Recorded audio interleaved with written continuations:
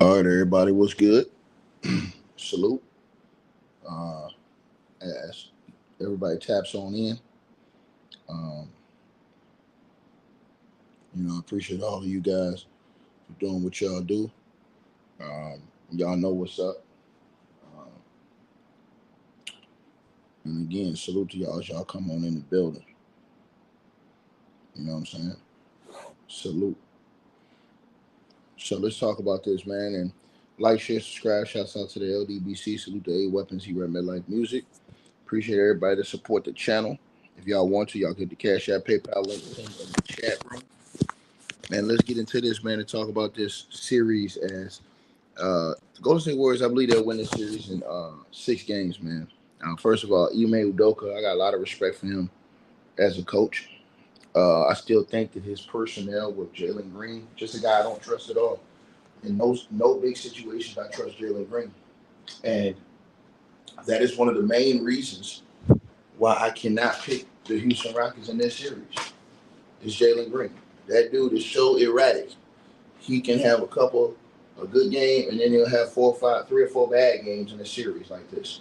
So in this series, I can only see Jalen Green. If it's 6 games, I can only see him having one very good game, a bunch of other inefficient games, and then one game where he jacks up a lot of shots, but you know what I'm saying, doesn't really score too much. Like I said before, man, I'm not trusting the dude. I'm just telling you guys what it is. I think that the Golden State Warriors are going to get this series. I think they're going to go in there and get game one. I think Houston wins game two. I think the Warriors win game three. Uh,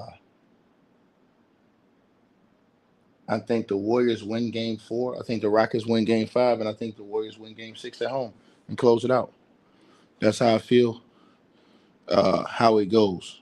That's my feeling on how it goes. Hold on one second, y'all. Y'all smash the like button as y'all come on in. Um, Devin, salute to you in the Cash App with the donation. I appreciate you, man. And he says, why doesn't why doesn't the Rockets have a chance? Well, I mean, I just don't see it, dog. I'll just be honest with you, man. I don't see it, man. I'll just be honest with you, bro. I don't see it. Hold on one second.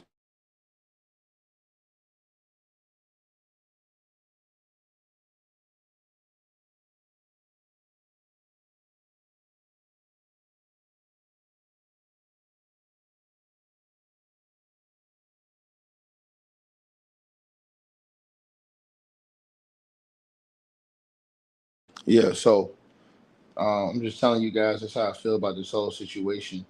Uh,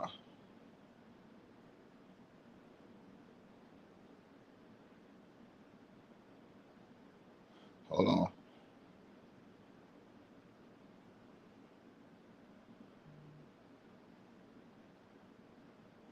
So yeah, it's most definitely the situation, man. I'm telling you guys what's going on, and this is the honest to God truth. Uh, you know,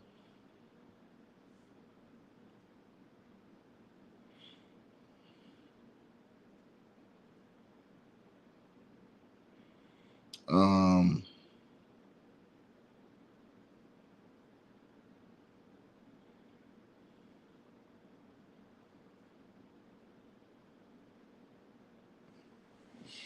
yeah, you said Kuminga.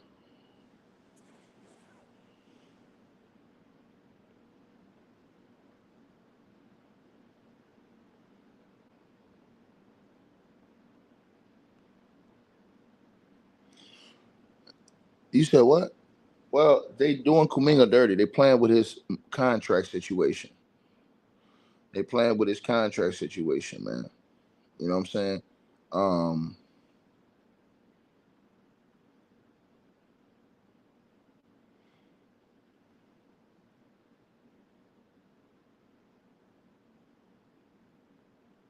right?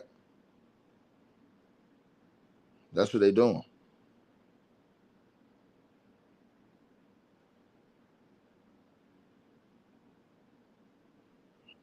Um,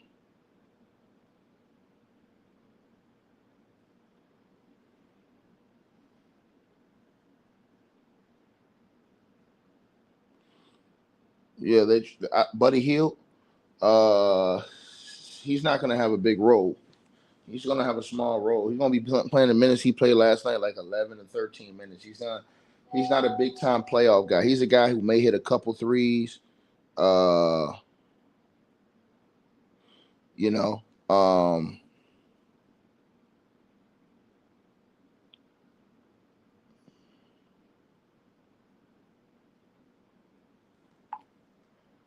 yeah, he's not gonna be a big threat. Um,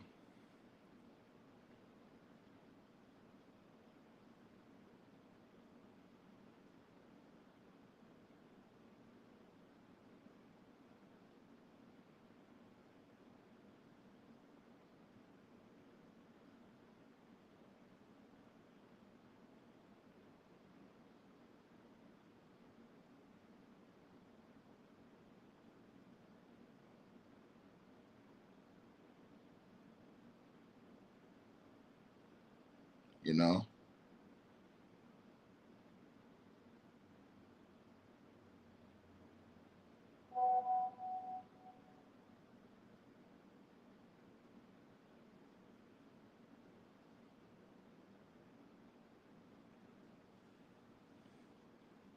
yeah. What up, y'all?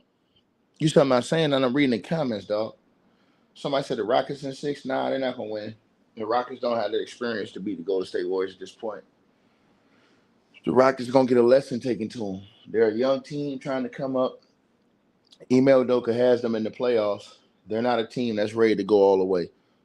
And this is not Rockets haterade. Just has everything to do with Jalen Green. I told you guys that dude is not the dude, bro. He's not that guy. And see, this is the thing. All these Houston Rocket fans are saying this right now. They're not going to say this after the series is over with.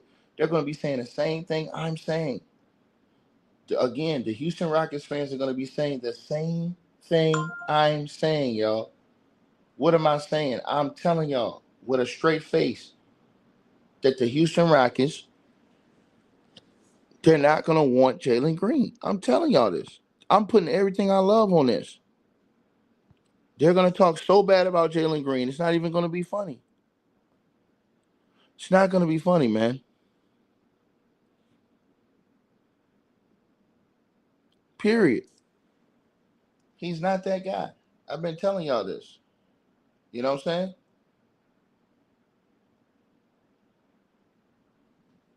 I'm just being honest with y'all.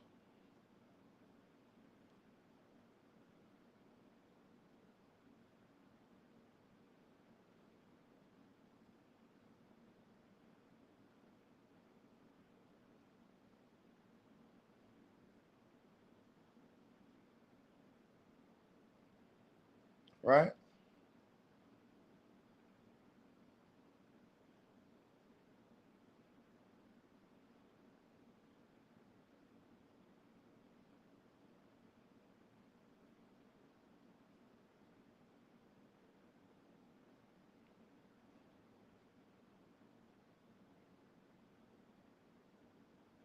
So I'm just trying to tell y'all what it is.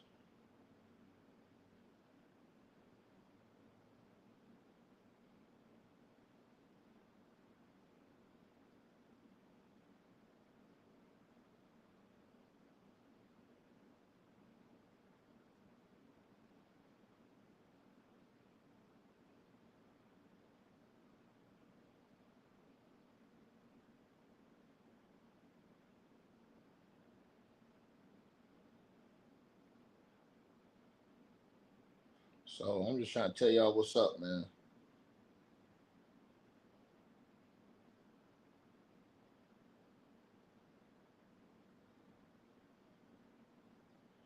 All right?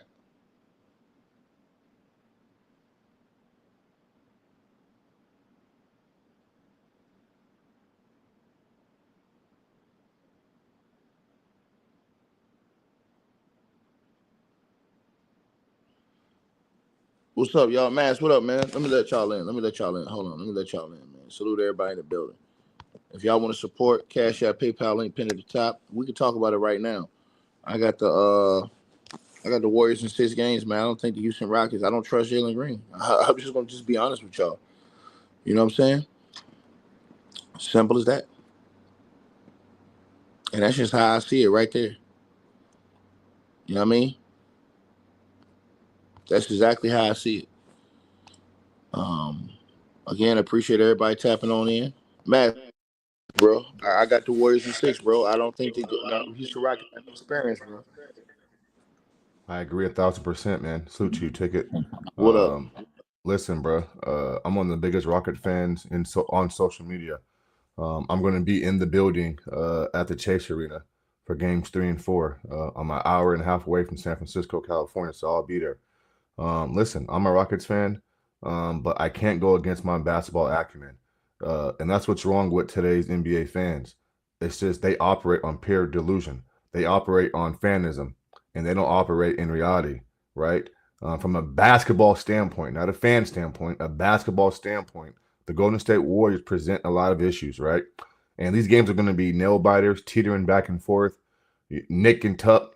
But who do you trust more to execute in the fourth quarter? I trust Jimmy and Steph Curry.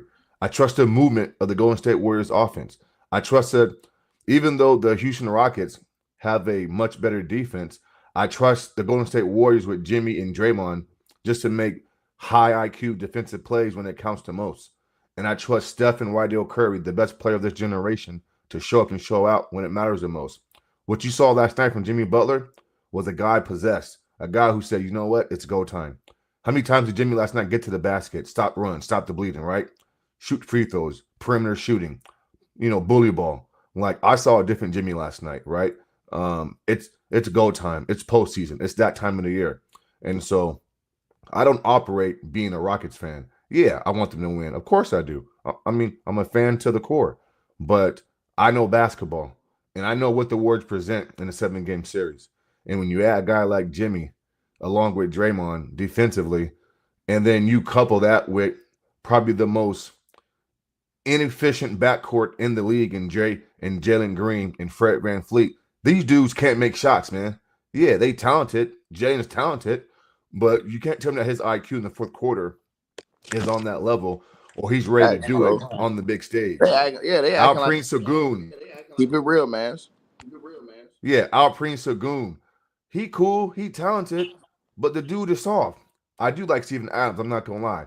Listen, bro, I think Amen Thompson is probably their best all-around player.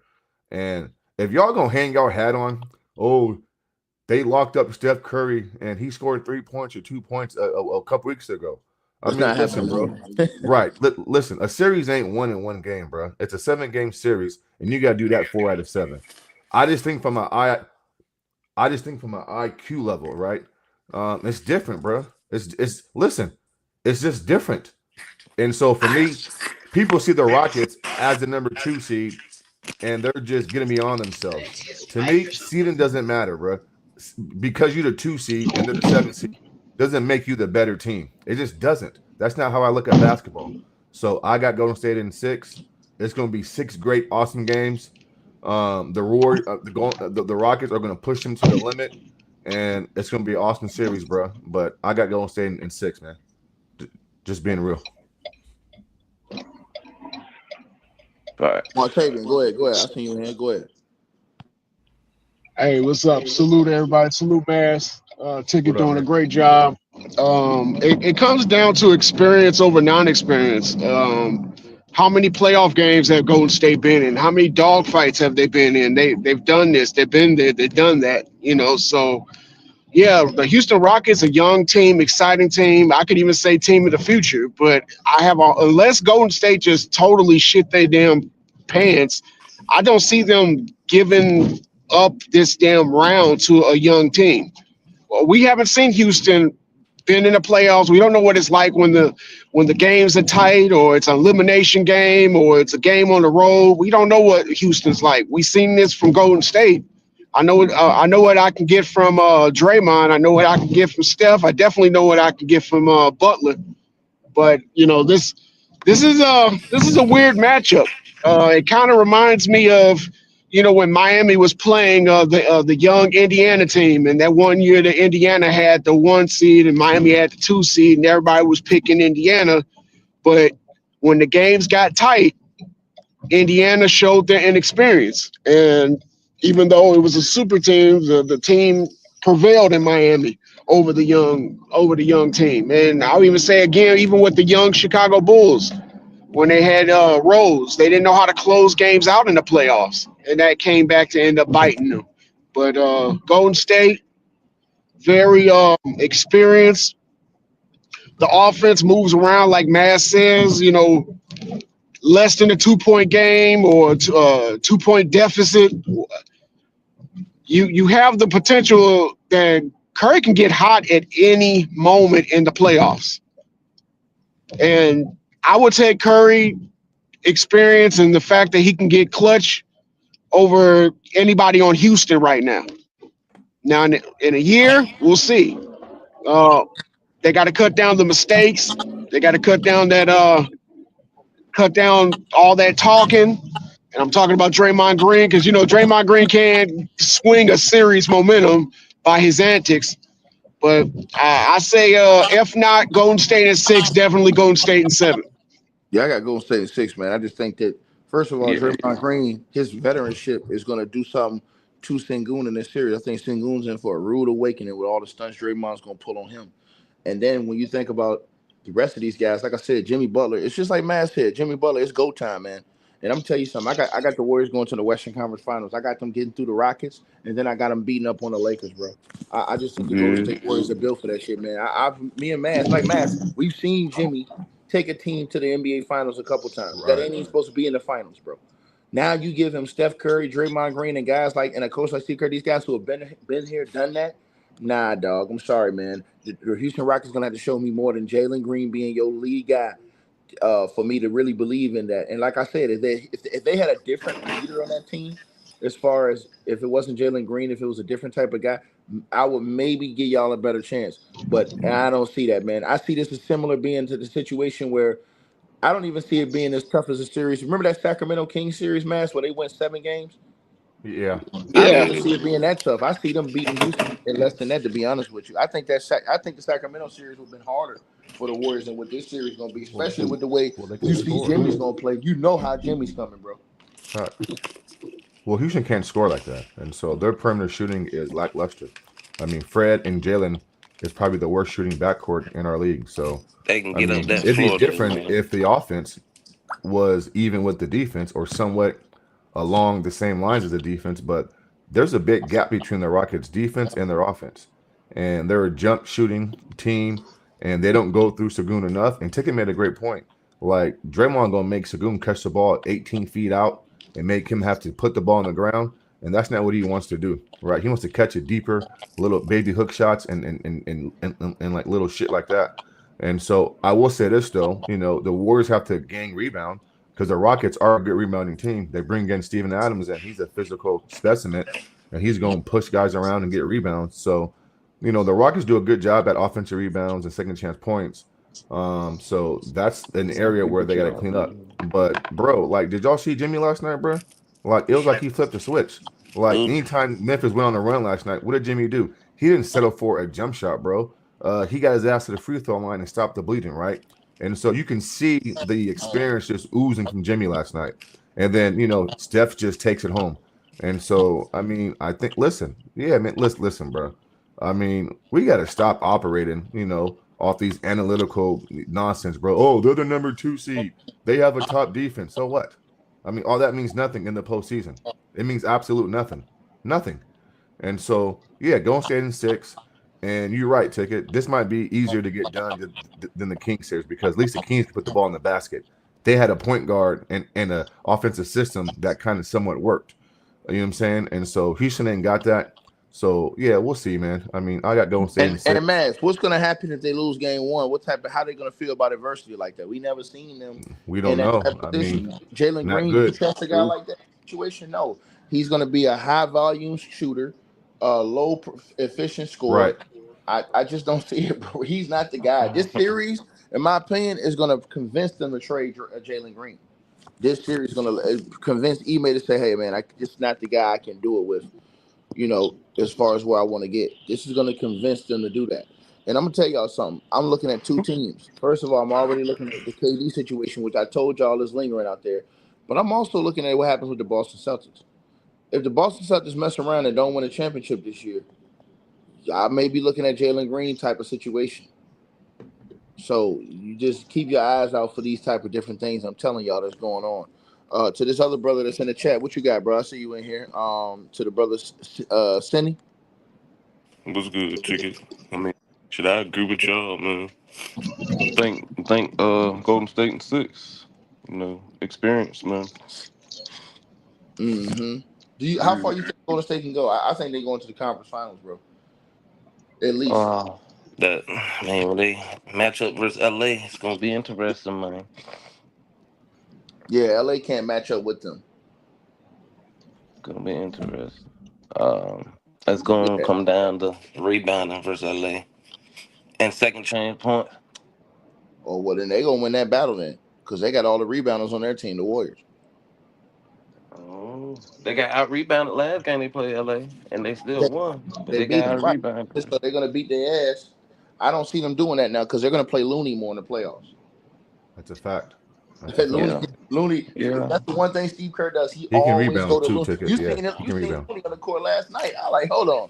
This motherfucker been like burying Looney all season. Now all of a sudden he stayed doing it because Looney will get you those 15, 16, 17 rebound games in the playoffs. For them to make it, Or 2020.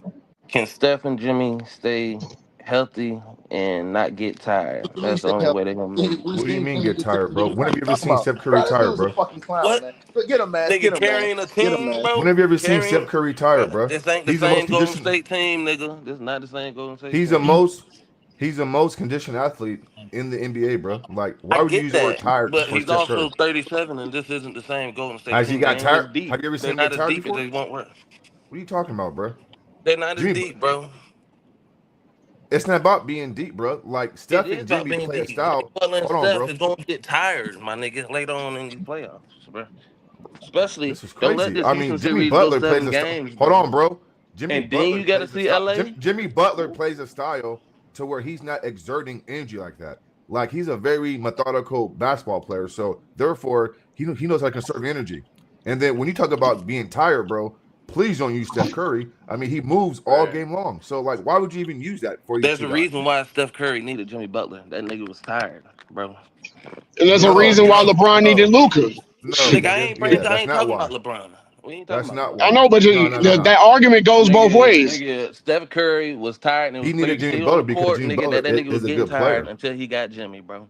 Tired. Like, What are you talking about? Bro, He was still the are you leader on the team with points, assists. He just he's needed something where confusing the being defense don't I roll get off of that. just him. I get he's that. Everybody confusing needs help. tired with like just But help. until they got You're using Jimmy the wrong Butler, word, Steph bro. Curry was You're using the struggling, wrong bro. word. I don't think he needed Jimmy because he's tired.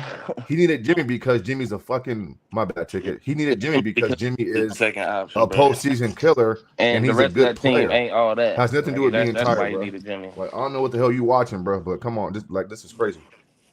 We Yeah, gonna bro. see, brother. We And gonna the see. fact This is crazy. they lost Clay, so they didn't keep Clay and then to get Jimmy. They lost Clay too, and look how just with Jimmy that whole team had turned around towards the second half of that season, man. And their defense That's too, ticket. crazy, And their bro. defense has Listen, been man, top 5 since Jimmy got there. these dudes Gave is Steph the break he clowns. Look, needed. so they Gave not Steph the only break he not hold needed, on, nigga. not only are the Rockets gonna have problems, but this team right here they're gonna have real problems, bro. Because I mean the Lakers are gonna have real problems when the Lakers play them because the Lakers cannot guard those guys. They got multiple Lakers got to dudes that get through Minnesota.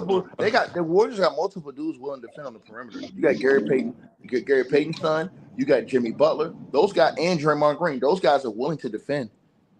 Who's going to defend for the Lakers? You know Luka ain't going to play no defense. You know And LeBron ain't Kerr's going to play not no been defense. playing Kaminga right now, Come on now. which is So weird. right. So no, what they they trying to do with his money. They trying to make sure they keep his contract situation Yeah, down for sure. and Yeah, manageable. politics. That's Yeah, all that is. They don't the because business of basketball. Yeah, That's right. crazy too, bro. That's all that is right there, Mass. And guess what, Mass? He's a situation that if something goes wrong, they can still call on him. that's a So, fact. like I said Yeah. before, guys, y'all cut this shit out, man. Man, nobody want to hear about no Vando, man. He ain't finna do shit with Steph Curry. I seen Steph Curry fry his ass, sir, in the comments. Nigga said Vando. Vando. Why do Are niggas you always guys say dumb, that, bro? man? Why they always talking about Vando? Bro, ticket. Vando They just can't need to even guard concentrate Brandon on staying Podge, healthy. The Lakers couldn't even guard Brandon Podziski, who hit 9 threes or 7 threes, bro. Like, what are y'all talking about, bro? Golden State Warriors move a lot on the perimeter. They set backdoor actions, off-ball screens. And the Lakers struggle with that. They're not a switching defense. And so the Warriors offense alone, that movement offense, is going to give the Lakers issues on the perimeter. You talk about Bondo, bro. What are you talking about, bro? I just saw a role player hit 7 or 8 threes versus the Lakers, bro. Like, man, stop this nonsense, man. Not only that, Mass, all that running around, that's gonna take effect on your offensive game because then you won't have the legs to shoot. Well, they're gonna become very predictable. I can throw a Jimmy or a Draymond on Luka, right? I mean, listen, we can deal with LeBron or Luka going off. You just can't deal with when they're both going off and then Austin goes off. And I mean, Reeves and the Golden State Warriors do a great job at stopping two of those guys, right? If I can make Austin subpar and have him average, and then I can put Draymond on Luka I prefer Draymond on Luka than Draymond on LeBron James because I feel like at times Draymond takes it easy on LeBron James. We know absolutely. So I prefer Draymond on Luka. The thing is, Luka going to be trying to draw those fouls and get Draymond in foul trouble. But yeah, I think Golden State can get it done versus the Lakers. Yeah, I can see that happening. Yeah, and I don't see it, man.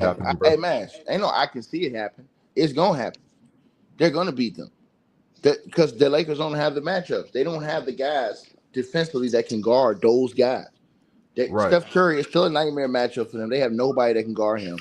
And now with the way Jimmy's gonna play, and this nigga CJ's in the chat room talking about some Roy Hachimura. Man, nobody want to hear about him defensively, bro. He ain't checking on Steph Curry. Right, that's a fact. And if you put him on Jimmy Butler, bro, like I said before, he's gonna be too slow to guard Jimmy Butler. Foul trouble. Yeah, Jimmy tends to play more downhill in the postseason, you guys. He shoots a lot more free throws in the postseason. He's around the basket. He's more physically asserting with aggression in the postseason. He doesn't settle for a lot of jump shots in the postseason. He does at times, but you're going to get a much, much more aggressive Jimmy playing downhill. The Warriors should be in the bonus early in these games, drawing fouls. They're going to be a tough out. And so, yeah, I agree. Golden State could get to the So you got them going to the finals, you said? Conference finals, bro. I think OKC might be. I mean, listen, I can see them beating OKC in the conference finals. I can see too. that. That's what I'm saying. Yeah, I can see that. Yeah, I can see that, hey, bro. man, if they get that far, they would have already been in a real good groove then. That's a fact. But if they get to there and they beat the Lakers, they'll feel like they're going to win the championship. That's going to be the toughest series in LA. And man, I'm going to be honest with you, bro. They can get through. They have a legitimate shot to win this year. I agree with you. Okay, hold on. They got a way better shot than the Lakers, in my opinion. Because the Warriors play better. The Warriors play better defense. Okay. They can shoot better. Yeah. I don't think Golden State can beat Boston or Cleveland though in the finals. That's just my opinion. Think Boston. I'll be honest with you. I think Boston has two handfuls with Orlando. I think Orlando can get Boston. No, I mean it might be a tough series, bro. Listen. Orlando been whooping on Boston ass. Orlando been whooping up on Boston ass the last few years, bro. I think 3 of their losses last year came against Orlando. That's a bad matchup. That is a bad matchup. But I gotta be consistent. That Orlando is a bad matchup for Boston. If you look at that, I gotta be consistent. But Boston in 5. What you say? Nah, I ain't no Boston in 5, bro. They don't match up. Bro, that's a 7-game series. Listen, I wouldn't be surprised if Orlando wins no 7-game series. I wouldn't be surprised. Not no 7-game. I would not be surprised if Orlando wins game 2. Orlando, they may get blown out one of those games. They can win game 2. That's cool. Right, and then when they go back to Orlando, it's gonna be hard for. They're gonna lose both games in Orlando. I got Boston. I disagree with that, man. I disagree with that shit, man. I disagree with that. Yeah, I don't. I'm not sold on Orlando. The Orlando Magic are real at home, bro. And they got a good defense. A top 2 defense. Orlando has a top 2 defense. And man, look at their matchups against the Celtics, though, bro. They're big. Those are nightmarish situations against the Celtics. It's not nightmare situations, but bro, it is, bro. Have you been watching them play? Yeah, I watch them play. I'm talking about against the Celtics, my nigga. Nah, they handle the Celtics.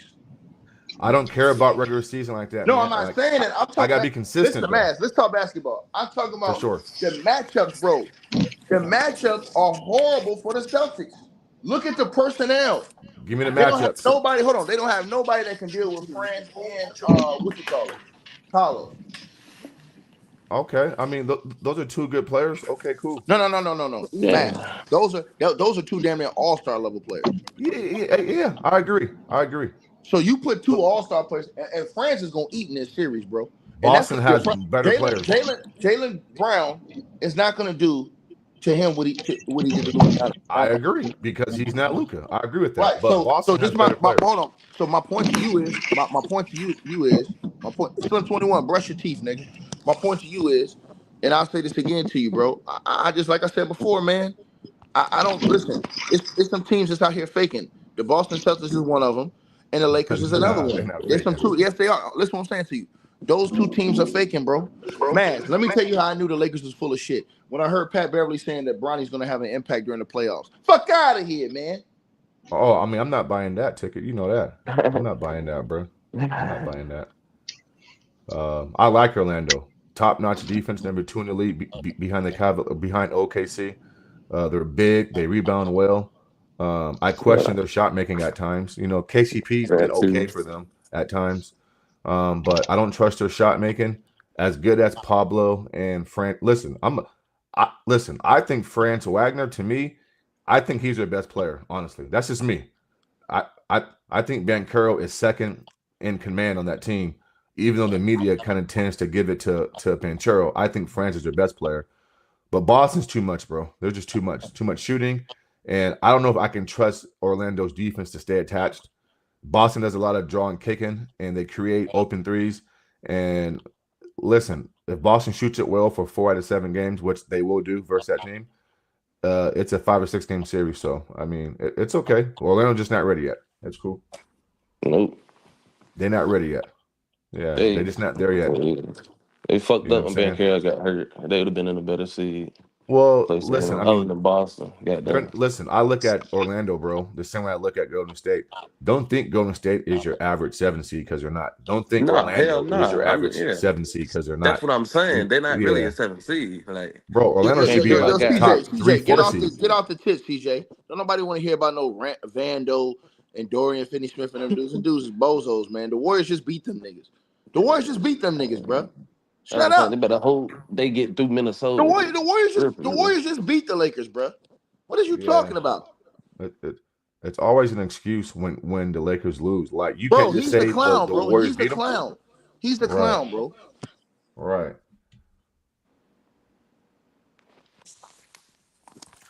Yeah.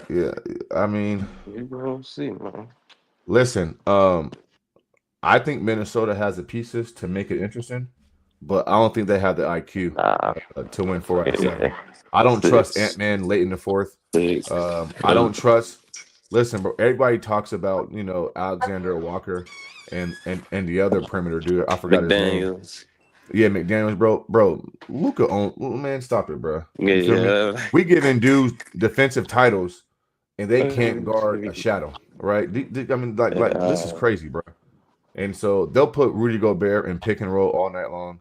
They're going to force him to go with Naz Reid. Bro, Minnesota might be one of the most dumbest low IQ teams in our league. So, no, I don't trust them. I don't trust them. They might get 2 games just because, or maybe 1 game. But nah, the Lakers should win that series in 6. Yeah, I don't trust Minnesota, bro. I don't. Ant-Man talk too much. He don't know when to shut the hell up, right? Just play basketball and let your basketball do the talking. He coming out tweeting and saying shit, and yeah, I'm cool, bro. And so, I mean, I don't think the Lakers is all that, but I think between the two teams, LeBron and Luka will make better decisions in the clutch than Ant-Man. I wish Mike Conley had a bigger offensive package because he's a high IQ player, but he's a miniature like guard. 38, baby. He's done. Yeah, and you just can't trust him to like take you home. And then you got Julius Randle. Come on, bro. This dude couldn't even score over versus Atlanta Hawks a couple years ago, bro. When he played for the Knicks. I mean, this guy, I mean, Julius Randle has all the talent in the world, bro, and he's a lefty. He just cannot. Bro, listen, I think Julius Randle is one of the most gifted players in the league, bro. Left hand dribble, can He dribble. I he mean, got the he has game. everything you want in a Yeah. player, right? But he don't rebound Yeah. like that, right? And he's just very low IQ. I mean, just dumb. And so, no, I don't trust Is him he in as Philly, dumb as bro. CJ? No, I think CJ is dumber, bro. I think CJ is He just one of got the to be most the dumbest. retarded dudes on these social media platforms, man. Delusional. Yeah, he got. Hey, bro, this nigga, all he do is jock strap sniff. He gonna get hit so bad with a dose of reality. And guess what, Mass? When they lose in the second round, they Yeah. could have had a better season with Darvin Ham. Darvin Ham went to the Western Conference Finals in year 1. So I'm sorry, Yeah, if the I seen Lakers don't that. get to Yeah. the conference finals in year 1, and Darvin Ham Well, didn't have Luka Doncic. Darvin Ham had a lot of guys that was injured, dealt with the Russell Westbrook situation that he had thrown upon him, all that stuff. mm-hmm. So Yeah. we don't had injuries that year, all these things. Meanwhile, LeBron James out here for the man playing every game. Get out of here, bro. Right. Nobody want to hear that. Them dudes is clowns, man. Like I said before, So them dudes is there's all a team out clowns. there. Bro, they all clowns, man. All them niggas. CJ, all them dudes is clowns, bro. I Yeah. can't never respect no niggas like that, bro. I can't. All them niggas They're not do is objective. D-Ride and jockstrap sniff, man. I hate They're them not niggas, objective. Yeah. right? There's a team out there who is actually scary out west. Ticket may disagree with what I'm about to say, Go ahead. but Yeah. I think that I think they're scary. Who you And talking I about? think the Clippers. They playing Denver. Yeah, Yeah, I agree. they No, playing Denver. hold on, Mass. Yeah. I agree. Oh. I knew you about to Hey, say. listen, Mass. I got Yeah. the Clippers beating the Lakers if the Clippers play the Lakers. Yeah, I I they're got think the scary, Clippers bro. Denver. can listen. I know the Lakers beat them in the regular season. I think the Clippers could beat. The only reason why I would pick against the Clippers is because titties over titles. I know how you get down in the playoffs. That's fair. James Yeah, Harden. that's fair. But other than that, I would pick the way the Clippers are playing right now. Bro, listen, that lack of interior is gonna hurt the Lakers in the playoffs in a slow down 7-game series. Right. Teams will destroy them in the paint. You know what I'm saying? Of course I do. Yeah. That's why I I was saying, like, guys like Looney that's gonna play in the playoffs, bro, he gonna be eating glass. He gonna be getting all those rebounds. And then here's the thing: you're gonna force LeBron to go down there and try and bang with those dudes, and man, that nigga gonna be so tired by the end of the series, man. You know what I'm saying, man? So, like I said, no. Listen, bro. I think you're spot on, Ticket, and right. I got the Clippers in 6 versus the Denver Nuggets. I think they beat Denver. It depends on how Jamal Murray looks, in my opinion. Okay. I got to see how Jamal Murray. If Jamal Murray's limping, yeah, they out of it. But if Jamal Murray's on top of his game, they're still going to be hard to beat. If he 25 plus. Well, how about this then? Oh no, CJ, we're picking the Lakers over the T-Wolves. Y'all, I mean, we already know we're picking the Lakers over the T-Wolves. Don't worry about that. That's a fact. We're picking the Lakers over the T-Wolves. We just saying that y'all gonna get y'all ass destroyed when the Golden State Warriors play y'all. Because like I said, me and Mass, we agree on this. I don't know how Martavian was thinking it was close or whatever like that. I don't see that as far as this Rocket series. Again, I agree with Mass. The Rocket scoring is a real question. That's why I told Greenleaf, I was like, bro, they got to go get KD, bro. KD, to me, that's the perfect team for KD, not a super team. Yeah, that Rockets team, KD do not need to be on no more super teams. He need to be on that tech team with the Rockets where you got great strict coaching with Ime. You have defense. The right type of role players around you. You know what I'm saying? Yeah. That's the type of team KD need.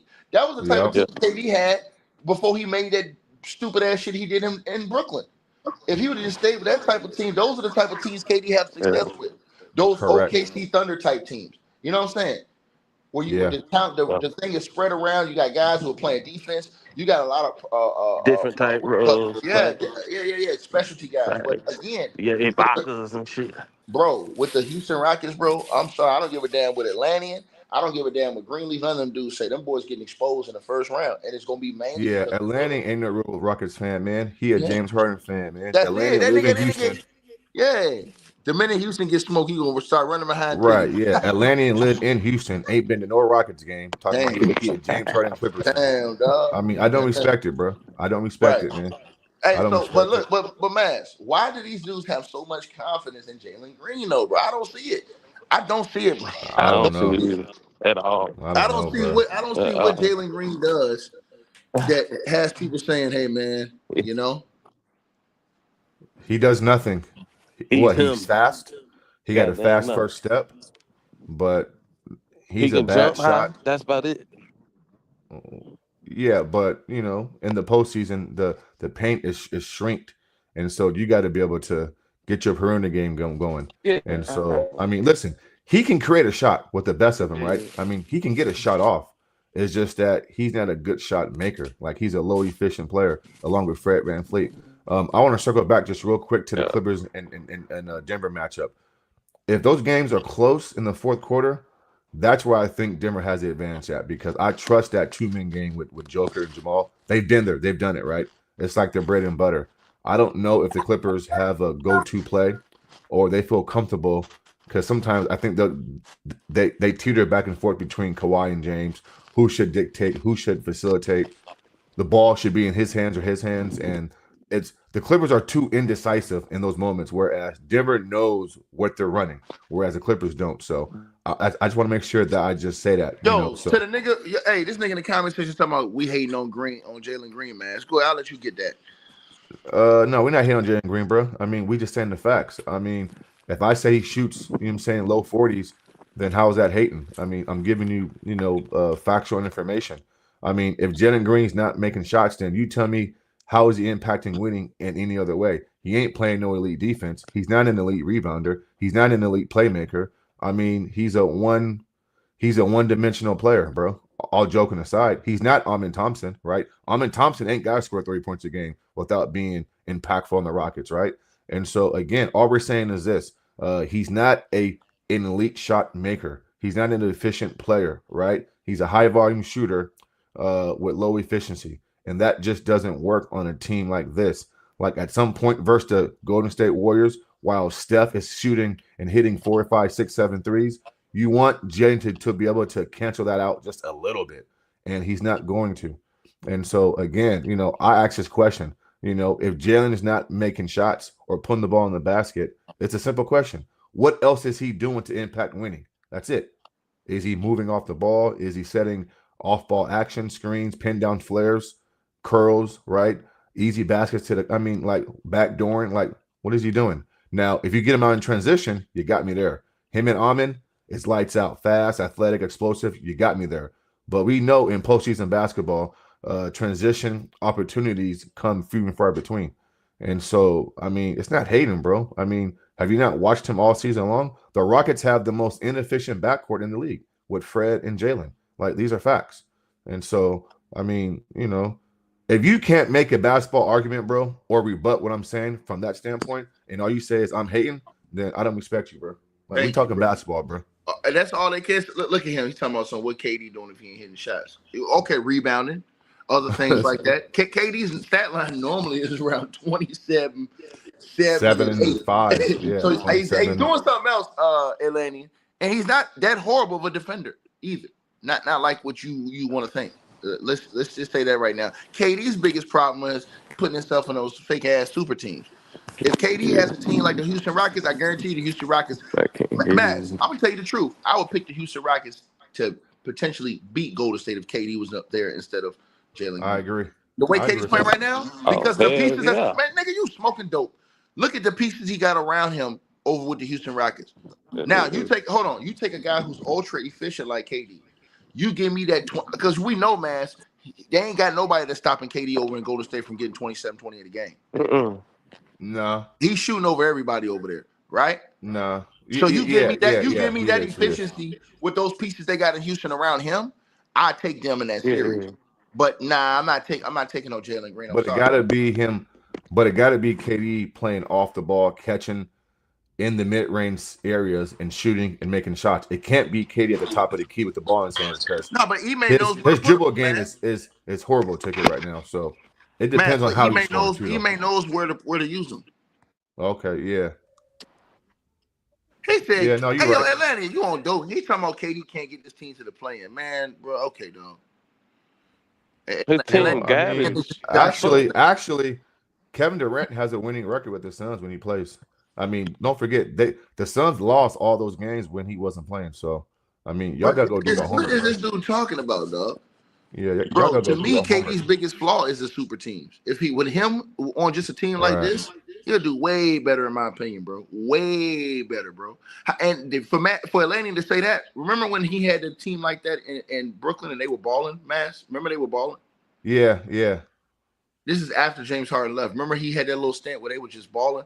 He had Mm-hmm. just all role players. Him, the dude that's over there, and what you call right now, the guard that's over there in Phoenix right now.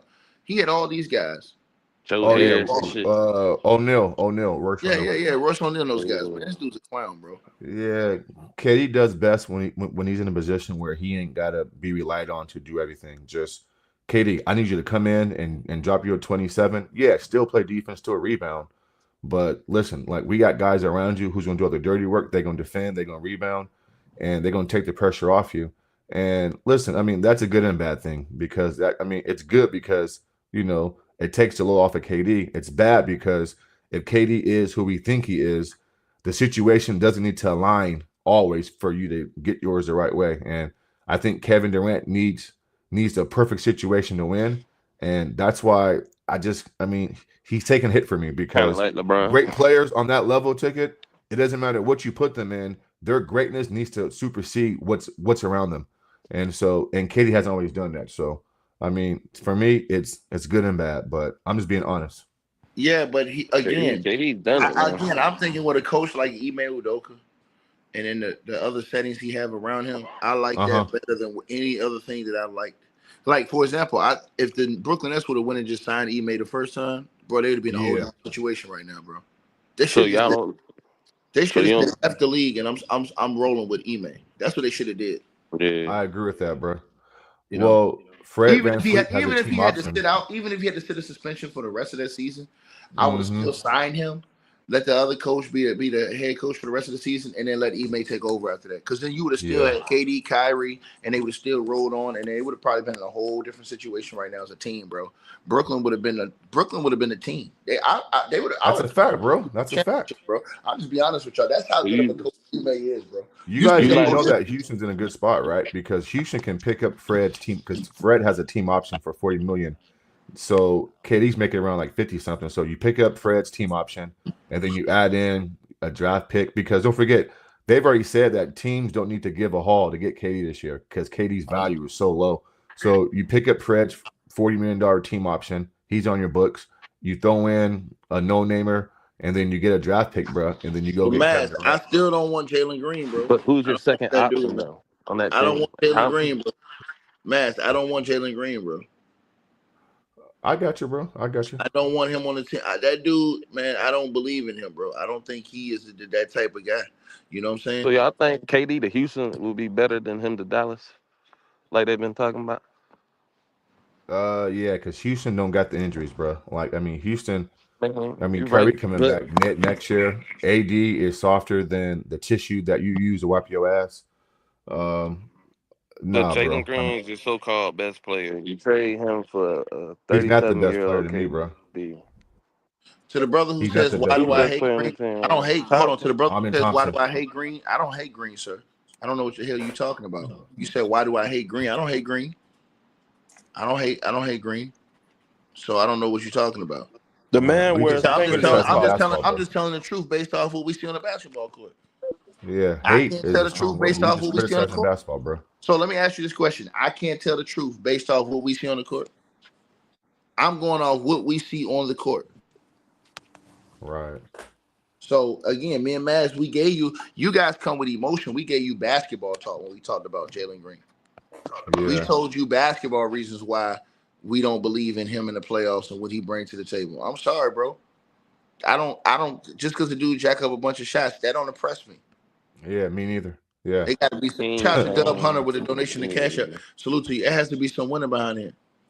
It has to be. That nigga even won a series? He ain't won a series. Hey. What up, BJ? I see BJ. What up, BJ? BJ down there. He said he has the Warriors as well. Yeah. Oh yeah, he can hop in if you want. Yeah. Big J. Yeah, you say you got the Warrior. Yeah, I mean, again, man, that leadership, and then like you said, we saw it last night again, man. Jimmy, and this is the thing about Jimmy, man. They always criticize him about the regular season, but then they let the players off the hook who ball in the regular season and for freeze in the postseason.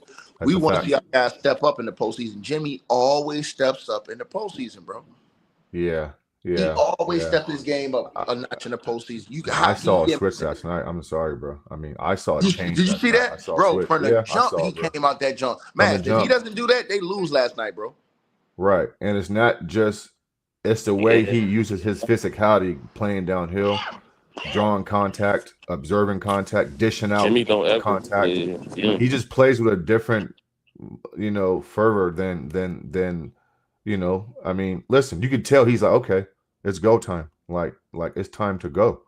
And so Jimmy's one of the few guys in the 20 league points in that the can first turn that half. switch on and do that. And so he ain't trying to go around you. He ain't trying to go above you. Jimmy's is just trying to go through you at the rim, drawing fouls. And see, the thing is this, fellas, in postseason basketball, a lot of things count, right?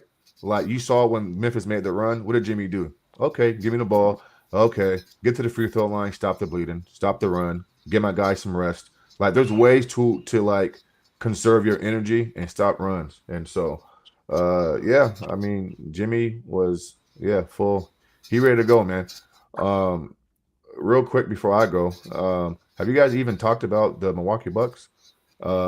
And what their expectation is? Is Dame coming back? What's his expectation? I'm happy about it. Dame is He's out. Okay. No, he's out for the playoffs, and I'm happy about it, man, because they play better without him. I'm gonna tell you something. They gave, and that was one guy who's supposed to be the Houston Rockets guy, and Kevin Porter Jr. situation. But that dude right there, Mass. That dude's a real deal, bro. He's serious business, bro. And you said Kevin Porter Jr.? Yes, he saved the Bucks. He's a good player. Good player. That dude was playing damn near All-Star level. Since he's been getting time with the Bucks, bro. He's a good player, man. Yeah. Bro, listen, he's mad. He was about to make $100 million. So are you saying that the Clippers gave up on him too soon? He was putting up 20. Hold on, with the Houston Rockets, he's putting up 20 a game. Remember, they were off the bench. Yes, I know. Yeah, I know. They paid him. This was almost 3 years ago. They paid him $80 million. Remember, he lost that money. That was his first big contract. Situation. Yeah. He would have been mad. And now going into next year, he'd have been eligible for like $200 million, bro. So he got fell off, and then they get him over in the Clippers, but the Clippers couldn't do nothing because you got James Harden playing in that position. Well, they weren't patient enough. I think they took his shooting struggles and says he's not playing well. No, and but you got to understand how you get in the rhythm when you're playing behind James Harden getting spot minutes. I mean, some of that could be true, but I mean, he still has to make his shots when he's on the court. He was getting spot minutes. Now you see when he got consistent minutes with the Bucks. Look at his shooting with the Bucks. Look at his play with the Bucks. So, what's your expectation for the Bucks, man? I mean, I guess that's what I'm trying to ask you. Hold on. So let's get to this round exit, man. Second round exit. Hold on. Excuse me, sir. He asked me. First of all, they're going to beat the Pacers in 6 games in the first round. Giannis Antetokounmpo, they got nobody match up with him. That is going to be a nightmare for them. And the Indiana Pacers, like I said, they're the worst defensive team in the league. One of them. They're going to get smoked fucking with Giannis. And then all those shooters the Bucks got hellified shooting. The Bucks are one of the best 3-point shooting teams in the league. So the Bucks got that with Giannis, with the fact that you got Kevin Porter Jr. now playing that he's doing way more than what Dame could ever think about. See what I'm saying? So, and to the dude said I'm hyping up Kevin Porter Jr. Nigga, I ain't lying, nigga. Have you been watching the games? Yeah. Nigga, Kevin Porter Jr., that nigga been averaging like almost 4.5 steals a game. For like he plays good defense. He plays good defense. Are y'all niggas not y'all mind? He's been giving you the anti-lame dollar. He's been playing offense and defense. He's been efficient on offense. This dude's been shooting 55% from the field offensively. He's having a good stretch. Yeah. Good stretch, man. He's been balling with the Bucks. Then check this out. He's shooting over 40 from the 3 with the Bucks. I gotta look this up, man. Because look it up, man. Hold on. Yeah. Look it up. But I agree. I got the Bucks losing in the second round to Boston or Cleveland, so I ain't worried about it, man. I mean, they're not that good to me. Nah, well, I know they're not. You never think they are. Well, I mean, I don't trust Giannis, bro, because he ain't got no go-to move when it comes to. What do you mean, man? Stop this. What do you mean? What do I mean, bro? Like, you know how I feel about that. You my brother, man. Stop this hate on Giannis, man. Stop this. If I can admit KD is a great player, bro, stop this hate on Giannis, bro. Yeah, bro. Giannis is gonna go down. It's probably second greatest power forward ever behind Tim Duncan, bro. And Maz, I'm gonna tell you What are something. you? What? Look at the Maz. Have you seen what Giannis has been doing, bro? He's gonna be third in MVP again this year. He's gonna be Maz. He's gonna be third in Defensive Player of the Year award this year. That's gonna be like the fourth year he's been that, Maz. Hold on, Top three hold on, bro. MVP and You Defensive can't Player. just say what you said and then I just skip over it, bro. Hold on, you Maz. said he's going down as the second best power forward ever. All right, let me give you the numbers behind Tim Duncan. Let me give you the numbers. Maz, I'm finna give you the numbers though, bro. All right, go So ahead. when you look at Giannis, when you look at Giannis, right, bro, the last how many years? I'm gonna say the last 7 years, man. Okay. The last 7 years has been one of the greatest stretches we ever seen in NBA history. You know what he's averaging this year, Maz? I don't care what he's averaging. 30 and a half points, So what? rebounds, and 6.5. It's a soft league. No big man. It's a soft league. Maz, we gotta stop this, man. Maz, we gotta stop this, bro. But why did you just say that he's going down as the second best power forward ever? Maz, the man's averaging 30 and a half points per game. 30 and a half, right? 30 and a half, right? 30 and a half points, 12 rebounds, and 6.5 assists. So, and I want you to think about this, man. Think about this. He leads the league in field goals made per game. Okay. He leads the league in free throws attempted per game. So he's getting to the free throw line all the time. He's finished top 5 in MVP every single year for the last 6 years in a row. If he didn't win it. He's finished top 4 in MVP vote, excuse me. He never finished worse than 4. The last 8 years, man, he never finished worse than 7th in MVP voting. Okay, that doesn't impress me, but he's been what? Man, stop this, bro. You have to let me explain it, bro. Man, KD hasn't even done that. Let me explain it though. No, I'm saying, but KD has not. Hold on, KD has not done that. I don't care about finishing 7th in MVP. No, voting. I ain't say that. I said that stuff don't impress me, man. I said, man, in the last 6 years, he's finished in the top 4 MVP. He won 2 of them. And the other 2, he finished 3rd and 4th in the other 2 respective years. He finished 3rd 2 times and 4th 2 times. Then he's finishing the Defensive Player of the Year ranking all of these last 6 years in a row. And at top, he's been top in that pretty much. Okay. Then, what else he do? Man, bro. Crazy, bro. First team All NBA every year. First team All NBA every year, man. Oh, okay. What that mean? And he's gonna be that again this year. So what? Bro, this dude is man. I gotta say it to you, dog. This dude is 9-time All NBA. This dude is what? All rookie team. 6 all defensives. Okay. 9 All-Star appearances. Okay. Most improved, 2-time MVP, Defensive Player of the Year, All-Star MVP, Finals MVP, top 75, and he got an in-season tournament MVP. In-season tournament. So where's he rank at right now in power forwards? He ranked right now? He ranks. Yeah, I got him behind Hakeem. No. Power forwards. Where's he rank at all time? Oh, okay. Well, it depends. You got in your eyes. The power forward or center. I mean, power forward. Huh? Where's he at? All time. On your list right now. With everything you name. You said where's he at on my list? Yeah, right now. No, I just told you. I got it. Well, I put Hakeem as a power forward. I don't put Hakeem as a center. Well, stop it, bro. Hakeem. I got Tim Duncan, Hakeem. Those are my power forwards. Like guys like Tim Duncan, Hakeem, Charles Barkley, Karl Malone, all those dudes. Dirk Nowitzki. I mean, keep going. Dirk. Yeah, but I got him over him. I got him over Dirk. Dirk hasn't done as much as Giannis has done. Woo, man. This is funny. Dirk, hold on, Maz. All right, man. All right. Hold on, Maz. Dirk has done more than Giannis? For the record. Hold on, I'm going to ask you a question, Maz. Has Dirk done more than Giannis? Yeah, I think that's right. You're a liar, bro. Hey, you're a fuck. Hey, bro, stop hating, man. I don't care about. First of all, Dirk don't have no defensive. Dirk don't have no defensive player of the year award. I don't care about those type Dirk of don't see that's the problem. You don't care about both ends of the court. Can I ask you a question? You're a liar, bro. You're a liar. Can I ask you a question? You're a liar. But can I ask you a question though? Go ahead, man. Why do you value awards that people who vote for it don't know But shit about Giannis basketball? got a championship in the Finals MVP just like Dirk. Okay, no. Dirk That's had- not what I asked you, though. Yeah, That's but not what I asked you.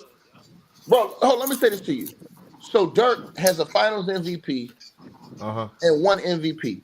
Giannis got 2 MVPs, a Finals MVP, and a Defensive Player of the Year award. But Dirk played against real power forwards. What are you talking Giannis about? is not doing that. Dirk definitely went up against better comp than Giannis. Dirk Man, played y'all against niggas real crazy power as hell. forwards. Okay, so hold on. The shit So show. Dirk, This hold is on. crazy. Let me get this straight. Let me get this Like, straight. Let me get this even straight. in their Hold on. Let me get this finals straight. run, Dirk Let me played get way this better straight. Let me comp hold in on. their Let me get finals this run, straight. bro. Let me get this straight. Let me get this straight. So Giannis playing against Embiid, who's one of the top centers in the league. Embiid. That's what I'm saying, man. Embiid was hold on. Embiid was an MVP. And Jokic, And Embiid the don't man play was, like and the that, man was bro. hold on. Stop it. And he was averaging 35 games. Let's start right Embiid there. don't play like that. For Come Then on, one man. season. Giannis smoked your misses boy games. Kevin Durant. Say what? Kevin Durant ain't no power forward, man. Like, Kevin what are you Durant was talking getting about? smoked by Giannis. Nigga, shut your mouth. Man, Kevin Durant led that series in scoring every. He What was are you getting talking smoked about, by man? Giannis. That's what What I'm are you saying. talking about? Nigga, Kyrie got Kevin hurt, Durant and was the Giannis best would not player have in the won series. if Kyrie never got Hey hurt. man, Nigga. if it was Everybody busting know his that. candy What are and you nuts, doing we'd right all now, have a bro? Merry Christmas. Bitch Everybody ass know nigga. that shit, nigga. You Brush your can't say teeth, that nigga. bullshit. Brush your teeth, nigga. Hey, this So man how getting you gonna come at smoked. the Lakers chips then? Brush your Like, teeth, nigga. Hey, Brush your teeth, nigga. so do you agree that Dirk played real power forwards in his time? Come on, I mean, Hey, say let's just be what? honest here. I mean, hold on. So bruh. Dirk played. I'm not gonna lie. Hold on.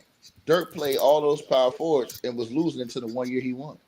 But the He year got the he 2 won, finals. hold on, man. Wait. He The got the year 2 he won, finals. hold on. The year he Bruh, won. he beat Hold LaMarcus Aldridge. on, man. Hold on, Then man. beat The year he KD. won. The year he won.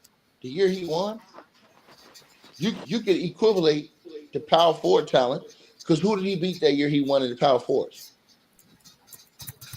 He had He beat LaMarcus Aldridge in he. round one. Then he beat No. He Pau beat Chris. Gasol in Okay, I'm round so about two somebody, yeah. right? Hold on, OKC. Chris everybody, hold on. Bosh, And Chris then he Bosh, beat the Pau Heat, Gasol. nigga. What you talking about? Hold on, Mass. We gonna Mass. Hold on. We gonna go through what Mass said. Right. We'll go through what Mass said. Right. So, Mass, let me ask you a question. The year Giannis won, what power forwards and what you call did he beat? Who did he play in the first round? All right, let's go back and look at it right now. Let's walk it down. Yeah, Hold on, this is we're gonna easy go look work. at that This is right easy now. work, guys. Yeah, I'm ain't no going. Hey, comparison, hold on, bro. Mass. What year was that, Mass? That was year. 20 year 2020. 2021. Nah, 2021. it wasn't 21, was it? Cause they won after the Lakers, bro, in 2020. I'm Hold looking on, it up Let right me Then see. it was now. the Bucks. Then it was Golden Let me State. see. Nah, it wasn't I'm looking it up right 2021. It now. was okay. It was 2020, 2021. Yeah. All right. So it was 2020, 2021 season. All right. Yeah, So I got Guess it right what? here. So hold on. So they played I the got it. Miami Heat. They played the Heat in the first Who's your round. power? Okay, so who's your power Okay. forward? A perennial All-Star, So we Bam give you Adebayo. Bam. Perennial Was he better All-Star, than LaMarcus Aldridge, and nigga? Was he one of better the than top LaMarcus defenders. Hold Aldridge, on. nigga? And one of the top defenders in the league. Bam Adebayo. I thought he played the 5. Let's keep So going. No, who Bam the was son? playing the 4. I did play Bam the was No, he guarding played him. the 5. No, He but played the Bam was 5, Hey, bro. guarding. we'll Bam give was him guarding Bam though. Giannis. We'll give him Bam was Bam. guarding Giannis. Okay, now let's go to the next round. The next round he played The KD. Nets. Right? So Yeah, he played no, KD. nigga. It was Blake Griffin, nigga. No, it Old was ass him and Blake Griffin. KD. Stop it. No, it was not. It was an old Blake Griffin. It was him and KD, bro. Cut it out. It was an old Blake Griffin at the It was 4, man. him Stop and lying. KD. He didn't even guard KD was Kevin playing Durant the like four, that. bro. Boy, KD was playing the four. this nigga hates him, bro. Yeah, he didn't even Royce guard KD like O'Neal was that, at the bro. This three, PJ nigga nigga. Tucker hating, guarding Kevin bro. Durant. This nigga hate. KD was guarding that nigga getting cooked. Man, no, he wasn't, bro. KD was Okay, cooking him too, though. We ain't about to do that. Man, be okay. quiet, man. Hey, and the Let Hawks, go. nigga, Sit your ass Who he Josh down. playing? Oh Collins, yeah. Hold on. So the Hawks, Josh Collins. they had right. He was hold on. John Collins was putting up 20 and 10 at that time. Man, no, he wasn't. He was wasn't. averaging 20 and 10 that season. No. What? John Collins was averaging 20 and 10 that season. What are you talking about? You guys, I have to fact check this, guys. All right, I got This it right is here. crazy. Hold on. I got it right here. That was the 2021-22 season. Oh, my bad. Yeah. John Collins was averaging 17.6. He was averaging 17.6 and 7.4 rebounds. Yeah, exactly. I know he was.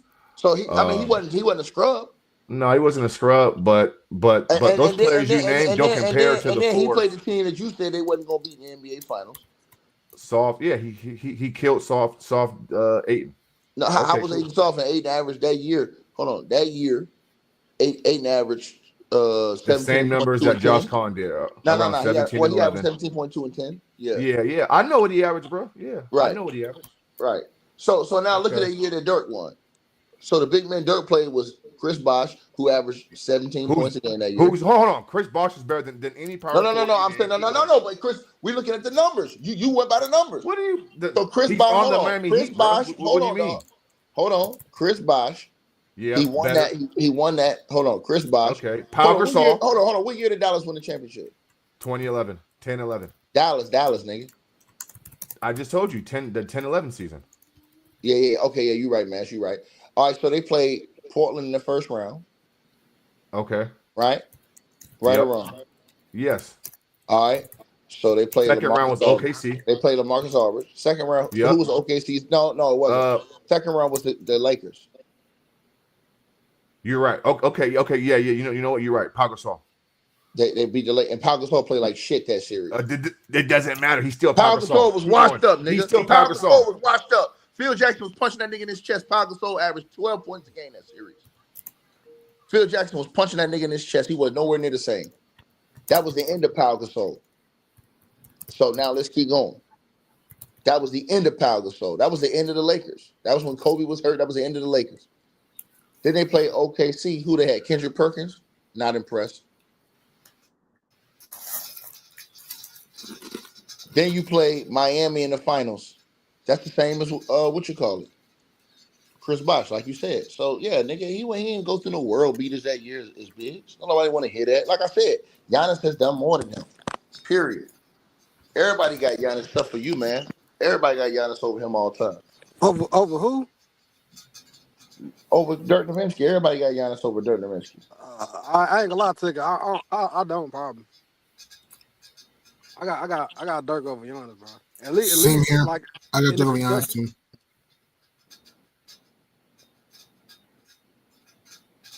Go ahead. Y'all go ahead.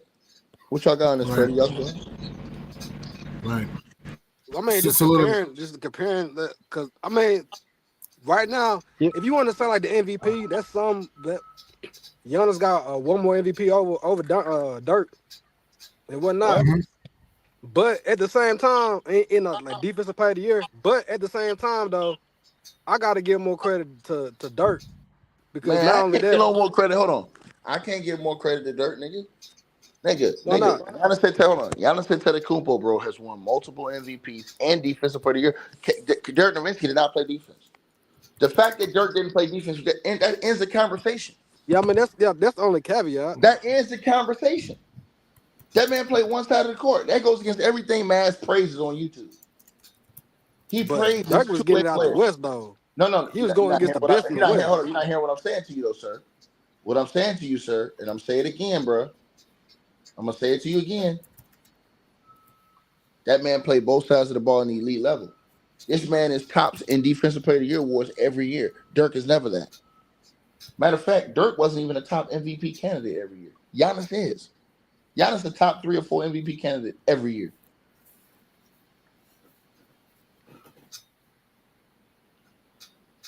Hey, Ticket. What up?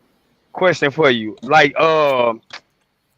let's just say you take a Joker for example, because I kind of agree with both of y'all. Like, do you hold like how I look at Joker? It's hard for me to put Joker like in the Hakeem Olajuwons, in the the Dreams, the Kareems, the Shaqs, because of competition.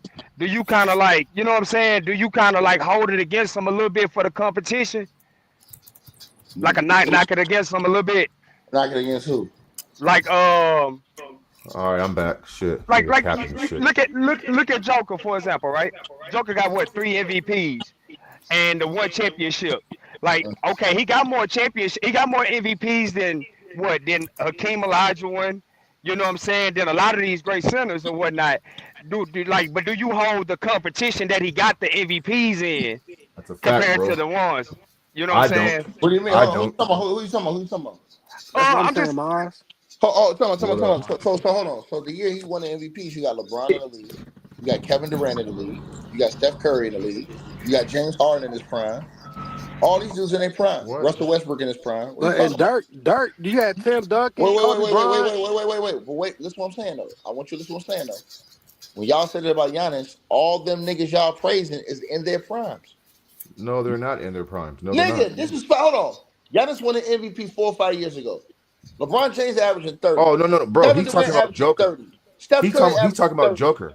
Joker was averaging. No. I was just naming, like, you know what I'm saying? Because, you know, like, you take the Joker, like, look at the competition. Like, bro, Joker ain't got to play against nobody for real. And not saying that he ain't great and it ain't his fault, but it's like, goddamn, where you comp at? You know what I'm I tried to make saying? Joker, my bad. Mean comp, bro. Cut it out. Y'all not, first of all, he beat a team Matt said he wasn't gonna beat. Matt said they was gonna lose that series against the Phoenix Suns. Matt said that. Bro, I thought we were talking about Nikola Joker, bro. I'm talking about Giannis. So when he talking about Joker, what do you want the Joker for? No. I'm saying the same thing with Giannis too, because of like the lack of niggas that's at his position. You know what I'm saying? You talking about his position? You can say, hold on. You can say that all the way in NBA history. No, you can't. Dirk played against Will Powell. Nah. Dirk had better comp. Dirk went against the greats. People try to use that against Michael Jordan. Oh, he it doesn't make it true, bro. It doesn't make it true. Right. So what you're saying doesn't make it true about Giannis. But I think it was more comp at the shooting guard spot than it is at the 4 spot, bro. The 4 spot damn near non-existent now. For real. And the 5. And the 5. To an extent, hell yeah, because shit, Embiid don't play. The big men in general, bro. You know what I'm saying? The big men in general. Hold on, bro. Hold on, my man. First of all, you full of shit, bro. You full of shit, bro. So let's break this down right now. Let's break this down. Let's break this down, bro. Let's break this down, right? Because that's what these guys are gonna do to y'all anyways. They're gonna do this to every era, bro. They do this to Michael Jordan. They say, okay, well, who was the guards Michael Jordan was playing in every series that was superstar? They're gonna say that. They're gonna say, oh, the big stars were at other positions. They were big men. Some of them were guards. Clyde Drexler was a guard. Right. But what about the other series he was playing, the Knicks? Oh, you had Pat Ewing. Oh, what about the Indiana Pacers? You know, okay, yeah. Well, Reggie Miller was a guard. Okay, cool. But Derek Harper. Right. But those guys weren't no world beaters. So now, as far as being superstars, so what we're saying is this. All I'm saying to you is this, bro. When we look at this thing, all the way up and down, when you look at Giannis's resume, he's over Dirk right now, bro. No, he's not. I agree with Ticket because offensively and defensively, bro. Defensively, and dominance. If you look every ranking in NBA history, everybody has him ranked over Dirk all the time, and that's easy because of the both ends of the court. I never seen that before. That's right. Look at it right now. You got show me that. You got him on defense. Can somebody show me that, please? Offensively, I got Dirk over Giannis though. No. Hold on. Dirk had a better offensive game than Giannis, but Giannis averaged more, shot a better percentage, and I haven't seen this list. I never seen that so-called list. And like I said, he was a way better defender. So once you talk about both ends of the court, that eliminates a lot of this other stuff. Mr. Maz deducts it from LeBron because LeBron hasn't played defense in 10 years. So, but you can't not give that to Giannis because Giannis does play D. But I don't think Giannis plays defense like that. So that's hold on. Is that I don't Ant think with the big nose? Is that Ant with the big nose that got pistol whipped at the bodega? I don't think that though. Come on in here, bro. Come on, big nose. And what list has Giannis over Dirk? Consistent. Every list. Hold on. All you gotta do is pull it up on your phone right now. No, they don't, bro. That's crazy. Hold on. If you pull up any all-time list, they have him ranked over Dirk. Hey, Ticket. Let me ask you this: What do you if Giannis played like in the early 2000s with them cats? Where do you think he ranking amongst them? Probably top 10. No, Giannis's game fits right in because he is. No, it doesn't fit right in. I don't think so. He's attack the basket, around the basket type of player. But he played. Well, how would he play against Ben Wallace? Say what? Ben Wallace. Well, how would we play against Ben Wallace? Ben Wallace, my guy. Let me tell you something. That's what I'm saying. Let me ask you. Hold on. Wait. Let me ask you a question. You know how strong Giannis Antetokounmpo is, bro? You know how strong Ben Wallace is? No. Freddie. Yes, I know him personally. Now, I've seen both guys. Now, let me ask you this question. Do you know how big and strong Giannis is? Giannis is way bigger than Ben. Yeah, he got about a height. Hold on. He got about a height. Giannis Antetokounmpo is 6'10", 6'11". Height ain't everything, bro. 250 pounds. Height ain't everything, man. Big Ben. No, you're not hearing me. Listen to what I'm saying to you. Giannis is way stronger than all these niggas y'all think. I'm telling y'all this right now. No. But he not. Hold I on, don't think. Tiggy. I don't think he is as explosive as Ben though. Hold on. And let me eat to this nigga Blacks right here. He says that Giannis not a great on-ball defender at all. Wrong. Giannis has the best percentage of one-on-one defense. Giannis got the best percentage one-on-one defensively in the top 3 in the NBA history. Asshole, like now look it up. Hey, Tick, let me ask you a question. One-on-one perimeter defense. Giannis is one of the best defenders in NBA history. One-on-one. Look it up, fool. Do you think Shaq stronger than Giannis? Who? Come on, man. Do you think Shaq stronger than Giannis? Come on, man. Yeah, of course. Hold on. Okay, so get to a point. So in the finals, let me say this to you. We know Shaq is stronger than Giannis. This is what I'm saying to you. Shaq was stronger than Ben Wallace. Ben Wallace's shoes was ripped out of the threads. His shoes insoles was ripped out of the insoles guarded Shaq. That's crazy. That's all we get to. He had. Hold on. That's everything Big Ben had. But all I'm saying to you is this. With Giannis was a freak. He had the strength and the athleticism, and the height. So some guys, they had, like, for example, Charles Barkley had the strength and athleticism. He didn't have the height. Right? Yeah. Right? Man, I don't know, man. You had a few guys. You had a few guys. I just don't know about that. Wait. You had a few guys like Shaq. The rest of those guys, they wasn't all like that. Some of them had the strength, the height. They didn't have the athleticism. Some of them had the athleticism. They had the strength. Some of them had, but they didn't have the height, like Antonio McDyess, 6'8". Yeah, some of those guys. Right. Giannis is 6'11", bro. Y'all niggas ain't never seen Giannis, bro. Giannis is a freak. That nigga is Cot Diesel. I've seen Giannis in person quite a few times, bro. And he big, man. He Tell the is big truth. guy. He big as fuck, ain't he, man? Tell the truth, man. He big as a motherfucker. He's a big dude, yeah. Right. So check this out. But he ain't Dirk Nowitzki, though. He ain't better than Dirk. Man, stop hating, bro. He ain't better than Dirk, bro. Stop hating, man. Crazy. Stop hating. This is crazy. Man, you hate, bro. You hating bad, man. Is that my boy Jerron Purtle on the channel? Salute to you, brother. I see you down there. Man, you hating. I just don't think that highly of Giannis though. He a great player. He a great all-time player for sure. But man, like I said, Giannis played both ends, bro. I'm sorry. He played both ends. I always celebrate a dude like that who played both ends to the highest level. He top 15 all time though. He don't play both ends no more. The Bucks been getting cooked all year long defensively. He didn't play both ends, man. No, that's not true. This is crazy. The Bucks actually been solid offensively, defensively. Their problem is. Man, I seen Al Horford play Giannis good. No, bro. you're not hearing me. I'm talking about I'm talking about their problem is the offense and the injuries. Period. Man, Dirk played real power forwards, Freddie. Real ones. That's what I'm saying. Like Tim Duncan. Man, yeah, I feel that. Come on, bro. Chris Webber. Rasheed Wallace. Tim Duncan.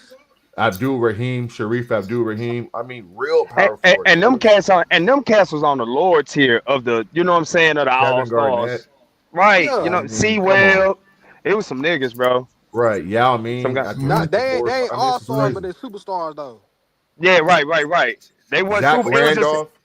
Zach Randolph would kill Giannis. Man, come on, bro. Because I stand 10 toes down on that Ben Wallace shit. Cause see, I just don't think that Giannis will be able to overpower. Cause like for one, they gonna foul the shit out his ass, and he get to missing them free throws, man. Like that ain't gonna work. They can play Giannis straight up, bro. 1-on-1, Imano versus Imano, bro. All that one-dimensional shit ain't gonna work. Yeah, Giannis ain't got no footwork. He travel most of the time. Come on, man. Drag that pivot foot. Hey man, we talking about real 6'10" power forwards. Jermaine O'Neal. Real kill. Jermaine O'Neal would kill. Hey, fellas. Antonio Davis and Dale Davis. Easy work, bro. Easy work. That's easy work. They'll beat him down. They'll beat him down. Easy work. I mean, like I say, he a great player and all that, but damn, man. True, I think Dirk to me. Oh no, I just want to ask Max because I heard him talking about the Rockets. Yeah. That's what really made me jump up in this. Bro. Okay, this is my thing, man. I'm a Rockets fan. I know, Max, you a Rockets fan too. We'd have been on there chopping it up before. Okay, yeah. So let me ask you this. All right, I understand that Jalen Green is, he an up and down player, but I'm looking at it. I'm looking at the Rockets from this standpoint. Athletic wing defenders that they can throw at Jimmy and Steph. I'm looking at the rebounding. I'm looking at the coaching because I think there's a Okay. coaching advantage between over Ime and Steve Kerr. And I feel like Golden State can only really play. They can only win a couple. Well, I ain't gonna say they can only win a couple ways. Watch it now, bro. Come on. He's still there? Yeah, I'm still here. I think Dirk. Even though I think. Okay, there he goes. Yeah, my shit went out. But like what I was saying though, like man, you don't think like in the playoffs, like even because when I look at the playoffs, bro, the playoffs really is structured for the Rockets. Tough, gritty, defense. They rebound, coaching, athletic, versatile. Yeah. They got somebody. They got a motherfucker like Sagoon that they can throw the ball down to. You feel what I'm saying? If they go down to him, you got athleticism on the perimeter. Uh-huh. You feel what I'm saying? Like I feel like the Rockets got a lot more. Now I get it. We ain't saying that. Rebut that real quick, bro. Yeah, shoot. Everything you're saying, you're 1,000% correct. If they go down to Sagoon, bro, because at times they get perimeter happy, and they got to fit Alpine the pinch post. They don't feed Alpine enough, and everything you're saying, I agree with, bro. But the Golden State Warriors have the ultimate equalizer, right? And that's that guy named Stephen Wardell Curry.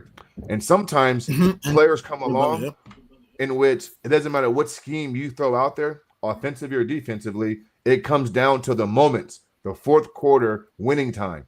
And you cannot tell me that Jimmy and Steph and Draymond, high IQ basketball players, shouldn't excel over Jalen Green and Fred VanVleet and Alperen Sengun. And so everything you're saying, I agree with, bro. Like, I can't argue what you just said. But for me, it comes down to the fourth quarter winning time and close games. I'm going with that team, bro. Agreed. And I'm a diehard Rockets too. fan, bro. I will be in Chase Center for games 3 and 4. I live an hour and a half away from San Francisco, California, bro. I'll be at the games. And so, again, but I can't go against the war. I can't go against Steph, bro. I just can't. Until the Rockets do it, I have to go with Golden State, bro. I can dig that. I can dig that. Hold on. Who you think, Gideon? Who you got in that series? I got Warriors in 6. I'm going Warriors in 6 myself. Yep. I would not be shocked 7. I'm going Warriors in 6 because here's why. 1, they're number 1 in defensive rating since they got Butler. 2, Gary Payton. You could gum stick Gary Payton on Jalen Green and could be attached to him. Also, you have Post, who you can send a postcard to Post because he can stroke that 3 ball at the top of the key. And mind you, Alp, Jalen Green, Cam Whitmore, Reep Shepard, these Jason, they've never been to the playoffs. They're the same amount of playoff experience as you and me. They're not gonna play though. They've never been. They're not gonna play though. I know. My point. I know. What I'm saying is that Alp, Green, Tate, etc. have the same amount of playoff experience as you and me. So I just don't see the Rockies being the worst. I could be wrong. Any team could beat a team. The games have to be played. Anyone could beat a team. Games have to be played. I just don't see the Rockets having enough because offensively they're inconsistent when you watch the games. And if I'm LP, you got to bang Draymond Green in the post. And also, he can't hit a free. So if I'm LP, you could try to stretch out Draymond a little bit, though, and Jabari Smith. Also, Jabari Smith is inexperienced, too. So I'm going Warriors in 6. I would not be shocked 7. Yeah, I don't know, man. I'm just looking at how deep because I hear y'all what y'all saying because y'all naming the 2-3 guys, but the Rockets ain't been playing like that, man. They are a legit team. You got Dylan hunching ass. You know what I'm saying? You got Dylan hunching ass. Dylan hunching ass going to come out there and get you 25-30. You know what I'm saying? You got a man. Like I said, I don't know who the hell they got there can hold a man Thompson outside of maybe Gary Payton. Athleticism, maybe you could throw Draymond on the motherfucker, like you know what I'm saying. Just as far as who can hold him. Outside of that, bro, the athlete. Oh, we throw Jimmy in there too. My bad, throw Jimmy in there. But outside of that, it's like I feel like the Rockets got a better chance of slowing them down than the Rockets. As crazy as it sounds, really you know what I'm saying? Because of the matches that they like. Because I'm looking at it like this: what they gonna do when they put Steven Adams and Jabari in for the second unit? You know what I'm Good saying? point. When The you Warriors gotta are sit small. down a What you mean? Draymond, What they gonna you do, gonna bro? get They creamed gonna in the run those inside guys in the off. paint. If you play Steven Adams and Jabari Smith, I mean, they're gonna put him in action, bro. And listen, we haven't even mentioned Dylan Brooks yet and the nonsense that he pulls at times. I don't And trust him so in the playoffs. Dylan Brooks is a a nutcase in technical the foul playoffs. here, a bad foul here, a bad mental mistake there, bro. Like Yo. those things. Listen, every possession counts in the postseason. So I think the Rockets will make more mistakes.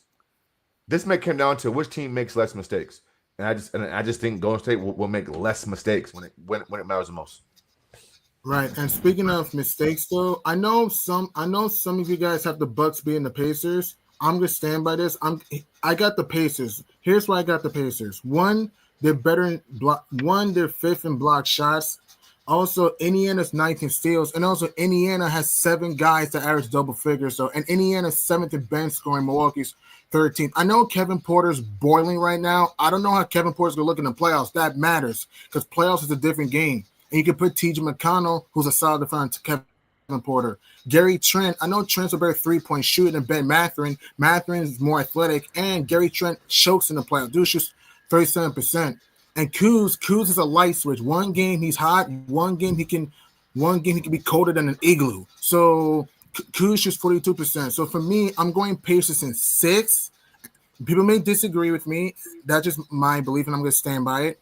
I'm going Pacers in 6, and I just think that. And also, I trust Tyrese Halliburton more than Taurean Prince. So I'm going Indiana in 6 because I think they're deeper off the bench. And to me, I do not know how Kevin Porter's going to look in the playoffs. I don't trust Gary Trent to be consistent in the playoffs. And AJ Green Kevin Porter Jr. is averaging 11 points since he's been with the Bucks. So I know. I don't know how he's going to look in the playoffs. No, but Dane though. That's what Dane about Maz. But you got to remember, he wasn't playing as many minutes as he's been the last 10 games that he was when he first went over there. I got you. So these last, I would say 10 to 12 games, especially since Dane's been out, that nigga been balling, bro. That nigga been averaging damn near 18, 19 points a game. I don't trust the Pacers. They're a dumb team. The Pacers are a dumb team. They play too fast. They don't understand time, space, and score. Halliburton wants to push the ball. Look at Maz trying to lower expectations. Maz, you a clown, bro. I hate you, bro. I don't trust the Pacers, bro. I trust Hallie more than Taurean Prince. I trust Hallie more than Taurean Prince. This is what Maz is doing. This is what Maz is doing. Maz is going to come in here. I trust T.J. McConnell in the playoffs. Hey, hold on. So when the Bucks beat the Pacers, he said, they was your garbage anyways. That I didn't expect them to win that. That's all he going to do. He going to downplay every opponent. They should beat the Pacers. I see this way. Hey, they should beat the Pacers. This is what he do, y'all. This is what he do. I don't trust the Pacers. I told y'all this. He gonna downplay all them teams. That's what Maz does. Nah, bro.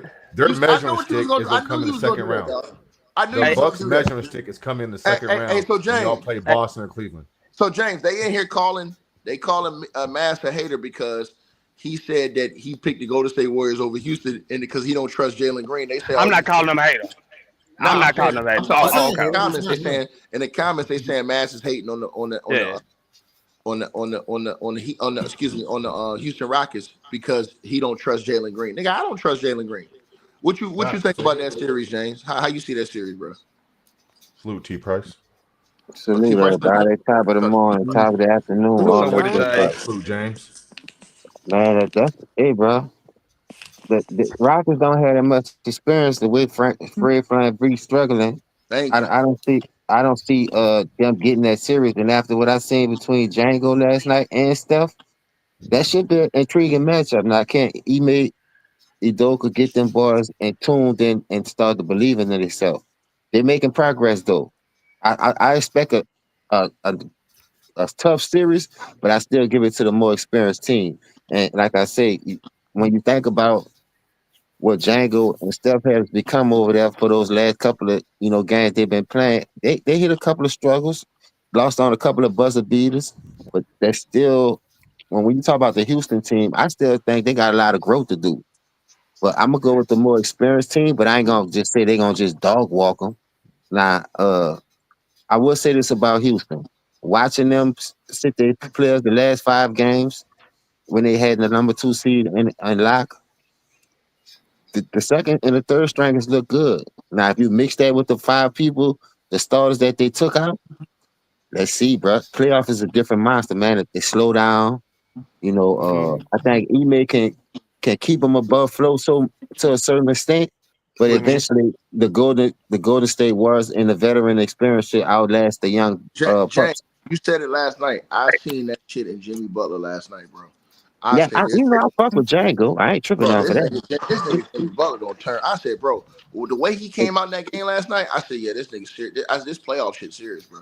If I see a Django that I seen last night, it's gonna be for any team to beat them. And then you gotta think about this: Steph with the soft cast, struggling in the first half with the 12 points. Then he turned it on at the end.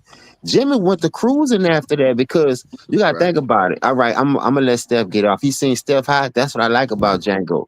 He didn't have that 1-2 punch. Bam was streaky, Tyler Hero was streaky. That was a young team. But to see what he did over there, now you got a veteran team, more experienced team around you. Man, I say, bro, I'm telling you, they can lack on these people if they want. Steve Kerr, you might as well go ahead on and get these people whatever they want because they just saved your job yesterday. Like the playoffs always start for Jimmy in the play-in. Period. Like they played the Bulls the last 2 seasons. They didn't even start the run to get in the play-in. It was the number 8 seed in the play-in. So the experience factor, bro, that has to play a part, bro. I ain't gonna lie to you. That has to play a part. People keep talking about, well, Steph been in the play in the last couple of years, and he been getting knocked out. Now he got Django. Why he ain't get knocked out last night? And Memphis was on their ass. Salute to the Memphis. I ain't gonna lie to you. I didn't like hold on right quick. 20 points. So that's what I'm saying. Salute to the Memphis Grizzlies. Josh spraining his ankle, coming back. Sean Hill Warrior. So I'm just saying, Baines going for 30. That wasn't no easy win for them. But you see the experience. You see the experience that Django have, the experience that Steph have. Dre might wind up getting fouled out, but that's gonna be a tough out for Houston, bro. It's like the old against the veteran. I mean, like the old against the young. If Houston can keep some kind of way and stay close, bro, Ime might can pull it out because I chose him over Steve Kerr. I like the way Ime got the ball. Coaching do matter. Y'all. So let's see how that shit play out. Whether the young dudes can prevail, but I'm still going with Django after what I seen yesterday. I'm not trusting no Jalen Green, bro. I'm sorry. I ain't talking about. Listen, even if Jalen Green not that old ticket, even if Jalen Green do struggle, that's just one player. Houston is well coached, bro. But he's a key player, though. Is what I'm saying. I don't think he's a piece. He's a piece because this is how I look at it, y'all. You think? You got multiple guys. Hey, my man, you got to be on some type of drugs if you think they're gonna win if he don't play well. No. I don't think they can win the series with him just going straight, just dud. So, Tigger, you saying he ain't gonna have no good game? Right. That's what I'm saying. Dude, I ain't impressed with that nigga, man. That nigga ain't good like that. No, I'm not saying he is though. But see, so when you get to a certain stage in your career, some you got to use one of these games for your stepping stones, right? You got to be ready to take that next step. Only thing I like about Houston, bro, they deep. They don't need one dude. They need him to play well to win, James. They can't beat Golden State and Jalen Green does not play great. I ain't gonna lie to you. He has to play very good. I hate they had to go through them to see what this is gonna be like. I ain't want them to play Steph Curry. Y'all niggas ain't gonna sit in here. We going in the fire. He has to. Hey, I like it. I like it. James, I ain't want Houston to play them, no dog. I like Houston, bro. If they're gonna beat the Warriors, Jalen Green have to play great this series, bro. I agree with that, but I'm saying you're not gonna tell me he can play okay and they're gonna beat the Warriors. Not gonna happen. Sorry. So what about Fred VanVleet? Fred VanVleet been playing poor. Man, I ain't worried, James. That's one nigga. He gonna have his hands full trying to guard Steph. Yeah, he's 5'11". Nah, we gonna throw him in on Steph. We gonna throw him in on Steph. Come on, man. I got Golden State though. I got Golden State winning this series just because. You think Steph gonna score 3 again next game? Oh hell nah. Okay, he talking no. 40. I don't think Steph gonna. That's my thing with Steph though. Steph is gonna have some up and down games too. No, he not. Because I'm gonna tell you why. I'm gonna tell you why Steph's gonna destroy you niggas. Because now Jimmy's in that full aggressive mode. Now that Jimmy's in full aggressive mode, Jimmy not gonna beat me by himself though. You cannot just focus on Steph. Hold on. Let me. All right, hold on. Now, my bad. Ticket, shoot. My bad. I'm just saying, with the way Jimmy's playing, Now it ain't just focused all on Steph because Jimmy's attacking, nigga. Jimmy's getting to the rack, nigga. You got Hey, to, I ain't you gonna have to lie. get some other Jimmy can get that series if Steph was the subplot. So I understand what Tick is saying. Jalen Green gonna have to be at an all-star coming into his superstar level in this series. But Fact. if I Steph agree. go out there and go 12 or 15, Jimmy can carry them to the victory. Boy, you crazy. You smoking But rocks. no. I'm saying this. I'm saying Django this gonna though. pull that bitch out of there. I'm saying, but this is how I'm looking at the Rockets though. Man, these motherfuckers got 2 or 3 motherfuckers that they can throw on Jimmy. See, if I'm them, I'm throwing the men on. I'm throwing the men man. Jimmy ain't worried on about Steph, and I'm Yeah, throwing. yeah, I ain't gonna lie. yeah. I'm throwing the house at goddamn Jimmy, bro. Yeah, I ain't yeah, gonna lie to yeah. you. Dylan You Brooks, rich Hey, on, yeah, you know you how many rich all on them times you've been motherfuckers. watching that dog since he I went to think Miami? Since Django got his own team, they've been doing Well, that all in he a bad Boston. motherfucker, Boston bro. had a I ain't bunch of gonna lie. He a bodies bad. and wings. And that nigga was cooking all them niggas too. Now, a couple of series, a couple of games, he shot poorly. He wasn't aggressive. Like, Tiki made a good point. He be pacing himself till the time is right. That's one thing I didn't understand about him in the beginning. Like, man, go hard and put them niggas away so you can get that rest at the end of the Hey, game. But see, playoff intensity, dog, you're going to have to play all 48 minutes. So I do believe Houston have enough bodies as far as wings to do that, but do they have enough firepower to go back at them at the same? Because we know what Steph and Jimmy going after seeing them two erupt yesterday. What that was 38 and 37 or something, bro. Y'all ain't got no two niggas that gonna go but my block for thing is block with this. them on that offensive But end watch like this that, bro. though. But hey James, I look at it like this though. Yeah, they did, and they had amazing games. But bro, they was supposed to lose that goddamn game because it should. For one, Shoulda, they woulda, should have coulda. never came. No, I'm Shoulda, just shoulda, saying. shoulda, woulda, coulda. That's facts. That's facts. That's Almost facts. doesn't count That's though, facts. fam. That's cool. Yeah, but like, look, just like how they gave up the game against the Clippers the other night. You know what I'm saying? And then I'm looking at the way the Grizzlies played, bro. The Grizzlies did not play good. Jared Jackson was looking weak. Only nigga that was really out Zach there Edey couldn't motherfucking shot. holding was Bane. Hey, And so let me ask you a question. Zach Why you think Edey all couldn't make those shots played a from major three. part? Huh? That's Gideon. What's up, Gideon? What you call them play What's going on, man? defense though? Who? That's it, bro. Even if they don't be all right on, I mean, like explosive on offense, Golden State got a defensive scheme that can get their offense going. Like, like when they pick their pots, your turn now. Jimmy didn't have that. Jimmy ain't know if he was gonna get that Bam today or Tyler Hero. You know what you get with the baby face assassin. If you give me 12, all right, I'm gonna hold it down for now on. You see how Steph erupted and then Jimmy just locked in on defense. You seen the block that Jimmy did? That was a big block, bro. That nigga Nah, hope. Jimmy was Look, hooping, homie. y'all talk about that chase down that everybody else be doing. Said, bro, Jimmy. When I seen that play, I said, boy, this nigga about to dunk that bitch. Shit, Jimmy said, not today. Jimmy went picked that bitch off the glass and some kind of way got the Bangs in that cone and Bangs hit that three. That's That what was I'm talking crazy. about. The That was effort, crazy. the defense, bro. That's why I like him. You know, I'm just saying that's why I give him his props. Django for real, bro. And not him and Steph. Right. They could go one for one. Look, you go, my goal. You go. And Steph don't play defense like that. So if Steph do have it cooking with the soft cash, Jimmy can just concentrate more on defense. Him and Draymond, what I'm saying. Him and Durant would just lock up. And I think they have enough veteran ability to lock them up. And Steph can carry. If Steph have a bad game, Jimmy still could go both ways and carry a team. That's all. Next. One thing I I want to feel you add though, in there, James. if I'm the Rockets, if I'm the Warriors, I'm slicing through LP like Kane Ham. If I'm the Warriors, like if I'm Steph, when you see the LP mismatch, Butler, when I see the LP mismatch, you just attack LP kind of like a truck, though, get him in foul trouble and stuff. Because even though LP can score, his defense can remain to be desired. So if I'm Chef Curry and Butler, I'm slicing to the 10 on LP exploiting the mismatches. But Rockets just don't switch like that though, big dog. They just switch them wings, but them motherfuckers fight I over know. them picks. They fight over them picks. I noticed that So too. You got a you good know what I'm point saying? right there. They play old school ball, bro. It ain't gonna just be no, oh, we gonna run down, pick and roll, get this nigga on me, and I'm gonna go. No, that shit ain't gonna go. That shit ain't gonna go. All that I'm saying though, this could be a trap game for them too. I'm talking about as far as Golden State if they take these dudes lightly. Houston, Of course, the Houston, Rockets are will- athletic. Houston have enough wings and enough bodies, bro. After what I seen when they rested their starters the last five games or 3-4 games of that season, boy, we talking about them dudes. They might be young, but they have the talent, bro. They They don't even have play them divided. motherfuckers, James. They like the if I'm you, Whitmores and everything. They don't even play them motherfuckers, bro. That's how deep they if is. I'm That's what I'm if I'm saying. you, Half of them niggas can't get on the court. Salute the Greenleaf. I was over there one night. He was breaking that shit down. And I'm like, man, why y'all don't play them? Man, why y'all don't play them? Shit, we too deep. Y'all too Too deep. deep. Empty the fucking clip. That's why Man, you got to empty the clip.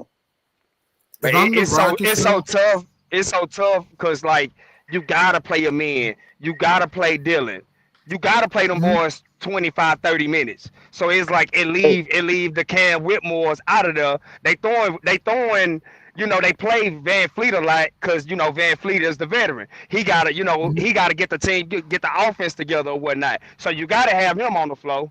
So it's just really ain't no room for them fellas like the Ships and Cam. Gideon, what you was if about to I'm say, Gideon? Udoka, right? If I'm Udoka, if you want to slow down Steph Curry, I'll put either Brooks or Amen on Chef Curry. You got to bother Steph Curry like butt acne. So if I'm Udoka, I will throw in Amen Thompson or Dylan Brooks on Chef Curry. That sound good, but what's good about that with Steph? I don't need the ball. I could just run around, So I'm gonna wear you That's out. true. I'm gonna get you in foul trouble. So now you opening up for the other dude. What the dude name is with the wild hair who been going off lately for them, the Oh, point guard or the B shooting pause, guard? B pause. Yeah, Yeah, B I pause, say, B bro, pause. he gonna be a key factor because I like how Mm-hmm, he been building his confidence stuff. It's just like mm-hmm, some just clicking with this team all of a sudden that I didn't see in a minute. Because remember, they was 25 and 26 before this trade. It was way yeah. back there. For them, they must be in a position for us playing or whatever. Nobody didn't expect them to win, but that's what Django do. That's the type of player Django is. And I feel to believe if Django could let Steph just be Steph, all right, if he got a bad game, I'm gonna hold it down. You just still take them shots, still stay aggressive. You're not gonna always hit him. I just don't see Steph going for no 3 points. If Steph could get you 15 to 20 points with that soft cast, I didn't see him erupting for 30 some points last night. And you could tell he was struggling, he was uncomfortable. You seen how he was grimacing on the bench when he got his hand caught in Mm-hmm. that jersey? Like that shit Yeah, hurt, bro. yeah. Mm-hmm. Yes, I like his toughness, bro. And everybody be talking about Steph ain't tough. Shit, he showed toughness yesterday. And when the rubber need to meet the road, they call him the babyface assassin for a reason. He changed the game for And a man, reason, bro. did he put the Grizzlies into hibernation last night? He was a monster in that fourth quarter. Chef Curry with the scat dog, he was a monster in that fourth quarter. And That Jimmy and niggas in the Himmy Butler, Hellcat get in and pulled off on them niggas. tell me about it. And then Himmy Butler showed the Grizzlies was boss, driving to the cup. Even his free ball was wet to start the game. His long ball was wet to start the game. Jimmy Butler, he was a beast. And another guy we haven't talked about that I thought what was an X factor? Two guys, Gary Payton and Quinn Post. They were dynamite Hey, last night. yeah, thank you. That was a huge 12 points off the bench. And then you got to Mm-hmm. think about it, he got experience with that team too, though. He really have experience with that team. That's another defender too, y'all. So I can understand why Ticket feel like Jalen Green gonna struggle. Golden State really have solid defenders over there. Still could throw Mm-hmm. Kaminga out there. You know what I mean? So I don't know. I don't know why he don't get no goddamn burn. And I know that team is not deep as Houston, but for us Kaminga to be getting shitted on like that, get no burn. Come on, man, and keep pivotal moments. You supposed to put those type players hold their feet to the fire just in case you need them, foul trouble, Mm-hmm. injuries, or whatever. For him not to be getting no burn Right. like they deep like Houston, that might come back to bite him later on in the series. Like not in this series, but for the playoffs. But you got to throw that Right. dude out there and let him get his feet wet. Right. Well, speaking of wet, though, since tonight's playing, who you guys have tonight? The Heat or the Bulls, though? Who you guys have tonight? I'm going Heat. You? I won't go Heat, bro, with the Bulls, bro. Them bitches like a little bad kid, always getting into something. You can whoop their ass 3-4 times, they still hanging around. And I, Hmm. I don't got my team winning, though. I ain't gonna lie. If they win, I'll be My surprised. my I, thing is this, though. If you talk about go ahead. yo, you good? I'm finished. If you talk about one game, I think Tyler Hero is going to be a superhero and is going to light up the world from the field. And also, don't be surprised if a guy like either Duncan Robinson or Allen Burks go nuts tonight. Don't be surprised. The Bulls, I know Chicago has bullied they're 10 out of the last 10 of the last 13 games. I get all that. My thing with the Bulls is the defense could come and go sometimes, and even though Josh Giddey's playing great, though, the playing is kind of different. I gotta say, Giddey, if he plays, how he's going to look in a game like this, though. So I'm going Heat tonight, and then Mavs and Kings. I'm going Kings. What about you guys? I tell you, I'll be at go the ahead, game tonight. Max. I'm actually going to the game tonight. Kings and Oh, Dallas. you in Sacramento, huh? I forgot you out there. Yeah, bro. I got season tickets to the Kings for the last 4 or 5 years. But I'm going tonight, and I'm gonna go to Dallas, bro, because I don't know what I'm gonna get from Sacramento. I know Dallas' defense is gonna be gritty.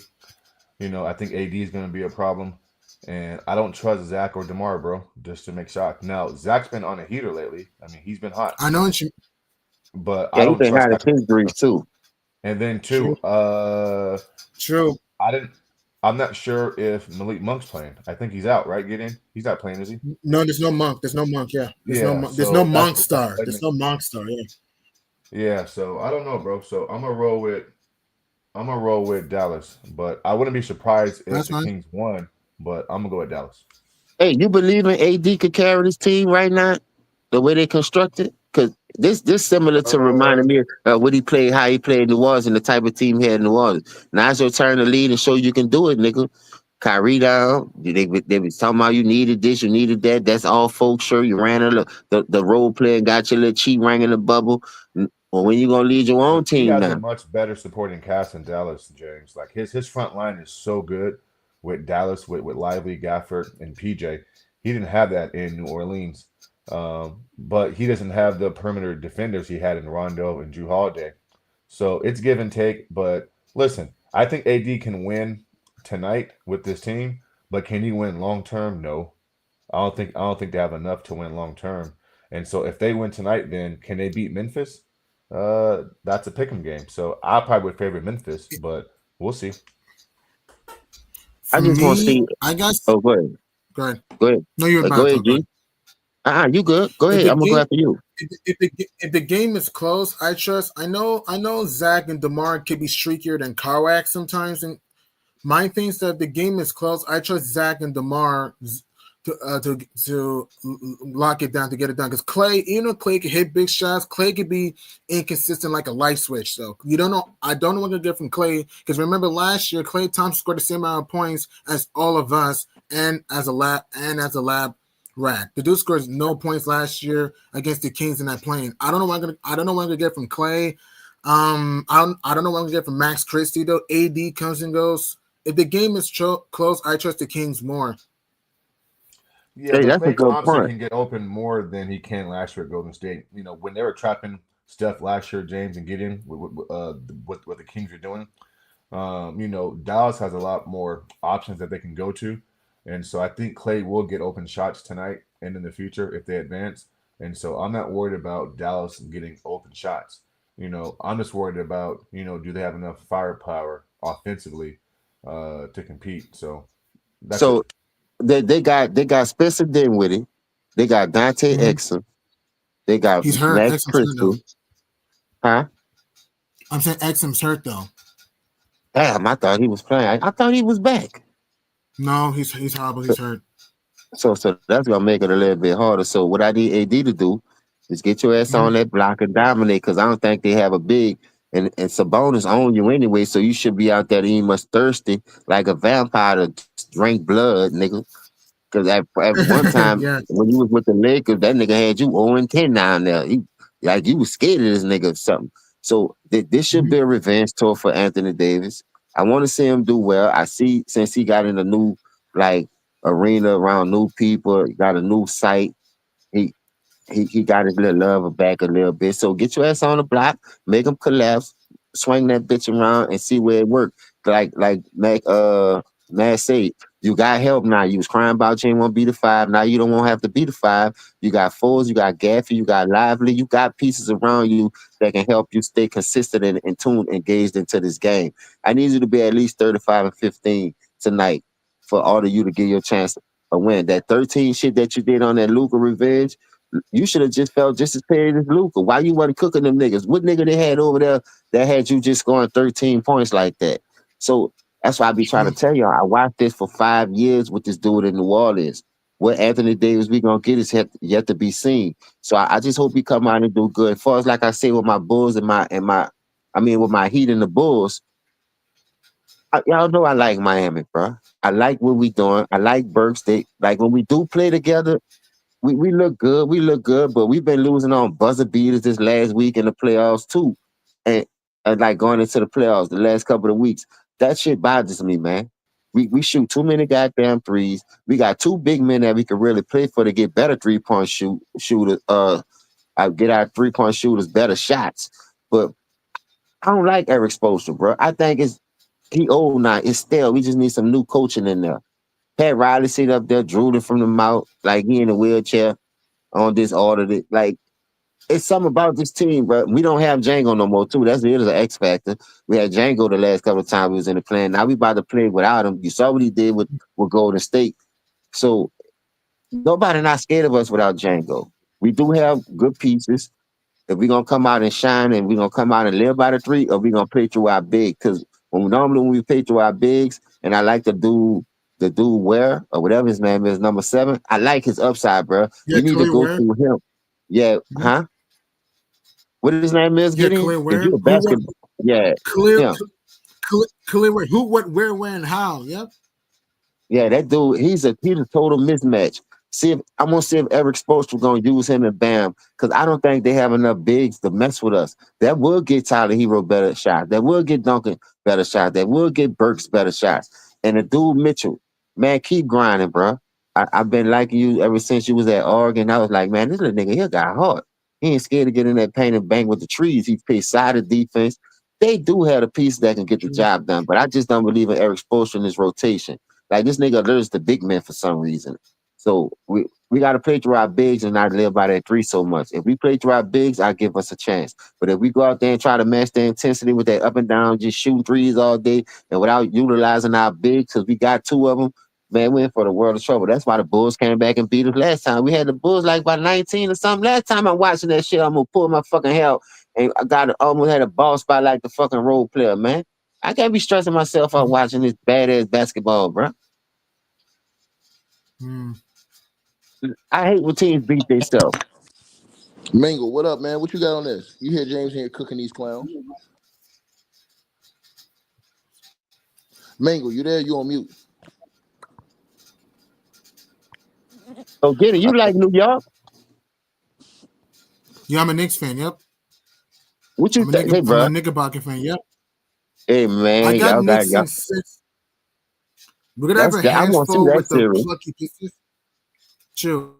We have a handful with the sharp Cade blade. I'm going Knickerbockers in 6 over the plucky Pistons. I'm going Knicks in 6 over the Pistons. That's a trap game, though. I want you to know that. I know. Detroit gives me the EBGBs because you have Dennis Schroeder who can get to the cup. You have Cade Cunningham who is a bucket. You have Tim Hardaway who can light the world on fire from 3 when he's hot. You have Malik Beasley who has been a thorn on our side with the catch and shoot long ball.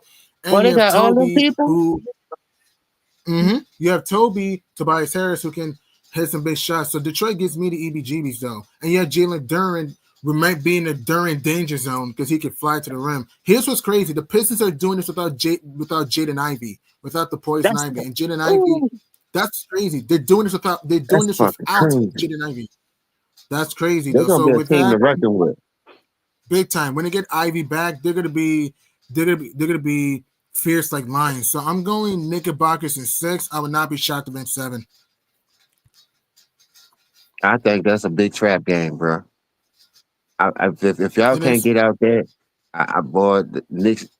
I think it's Thibodeau, bro. He ran them dudes in the ground too much. Just his coaching philosophy. But they have I like that. Y'all have depth.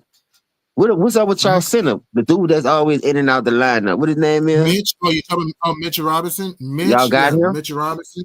He's back though. Yeah, Mitch is back. Yep, he's playing. Yep, Mitch is back. Oh, y'all gonna need him for that nigga Duren. That nigga's a beast. I like that dude right there. I like his passing his heart. Agreed. Right. I know. I'm just saying I like Durham passionate hard though. That's all I was saying. I think he gonna be the X factor in that series. Him and the Predator. Because I think they could I throw them agree. two at Cat and just like disrupt him. Mhm. Cat gonna pull him out and try to drive all day. But them dudes more athletic than people give them credit for over there in Detroit. And they can switch. Right. Right. I agree with you. I agree. If I'm New York, though, I would slide Mitch Zilla into the starting five. My starting five in that series against the Pistons would be Jalen Brunson, Deuce McBride, OG Anunoby, Karl Anthony Towns, and Mitchell Robinson. That would be my starting five against the Pistons. I'll bring That's a good Josh Hart and lineup. Mikal Bridges off the bench. Yeah, that's a good I'll bring lineup right Josh there. Hart and Mikal Bridges. Thank you. Yeah, I'll repeat it again. JB, Deuce, OG, Cat, and Mitch. That'll be my starting five against the Pistons because I want to bring Harden Bridges off the bench to boost our bench scoring. And if I'm Tibbs, though, here's a bench I would do. I'll either do DeLon Wright or campaign, Josh Hart, Mikal Bridges. There's also Landry Shamet, Preston Chua. And another thing, too, I'll use PJ Tucker sparingly. I'll use PJ Tucker sparingly. So I'll go like 10, 11 deep if I'm Tibbs in that series. Let me ask you a question. Is it a problem when people go 9, 10 deep in the regular season, but then they shorten their bench to 7 to 8 in the playoffs, and then when they don't get the job done, everybody will point the fingers at the players. But I feel like if you go 10, 11 deep, that's how you build chemistry, right? That's how you keep the cohesiveness going of the team. Exactly. So why would you shorten and take two of those rotational pieces out there, help you get to where you was, whether it was a high seed, fight out the play and get into the number 7 seed. I never was a fan of that type stuff, bro. I always was man into the clip. Like you got the pieces, so why shorten your roster? And then if somebody was to get hurt, I don't understand how they supposed to just get up in there and just turn on when you just froze them out the whole goddamn year. I agree. The more players you use, you'll be more fresher and fresher. The more players you use, your starting five become more fresher. So if I'm these coaches, though, instead of being stubborn and hard-headed, how about go into your Gucci bag and use more players off the pine, and use more players off the bench. Go 10, 11 deep, though, because it gives your starting lineup more chance to recuperate and relax and be fresh, though. So that's the thing right there. That's what I would do there. And the Clippers and Nuggets series, I'm going Clippers in 7. The Clippers and Nuggets series, I'm going Clips in 7. Because here's why. I do not trust Michael Porter. I don't trust Michael Porter in that series. And I don't trust their depth. So I got Clips in 7. So you're saying the Clippers finally get over the hump. You could go after that, Big Dog. I just want to ask Gideon in that. So the Clippers finally get over the hump. Because the Denver been their kryptonite for a minute now. Yeah, I know, and that's true. My thing is that this is a different Clippers team now. Now you have Bogey off the bench will give you a bucket. You have the high flying, jumping Jack Derrick Jones who loves to do first degree murder at the rim. Also, you got James Harden. I understand James Harden has had some inconsistent playoff performances. I don't think it's a choker because the dude does have 48 30-point playoff games and 11 40-point playoff games, so he's not a complete choker in the playoffs. He's just inconsistent when he uses the eye test. And the Kawhi-nator, the club, Kawhi Leonard, Kawhi is going to be an absolute animal in that series. And I don't know if they have a matchup for Kawhi. So with that, I got the Clippers in 7. They're deeper. I don't trust Porter in that series. And Russ, even though Russ can get to the cup, sometimes he can be a little too wild. So I'm going Clips in 7. Yeah, but Game 7 gonna be in Denver though. They can win. I think they can and will. I think they can and they will win a Game 7 in Denver. If Ant-Man won a Game 7 in Denver, why shouldn't the Clippers? That's if Ant-Man. That's last year, and that was Ant-Man, and that was the Timberwolves.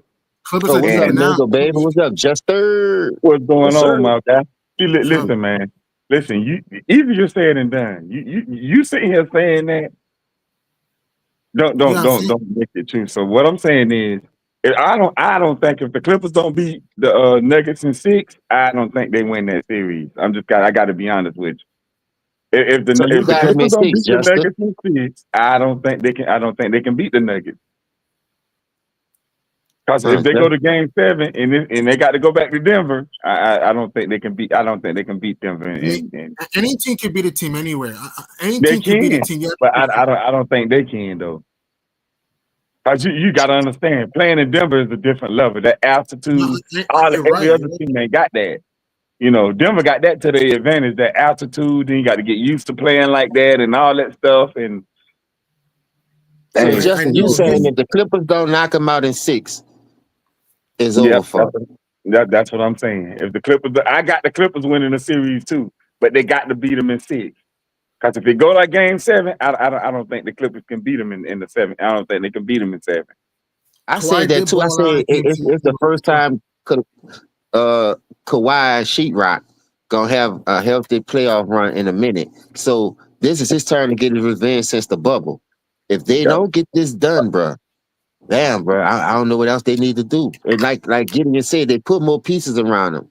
That you know they I like Norman Powell. I like Chris Mhm. Dunn. Chris Dunn came from nowhere, left field, solid minutes. Really What good I'm saying, guy. they got people to get him solid minutes. And I like what you saying, name is Bogdanovich. He balling. Yeah. I Yeah. like what Zubac Mhm. brings to the table.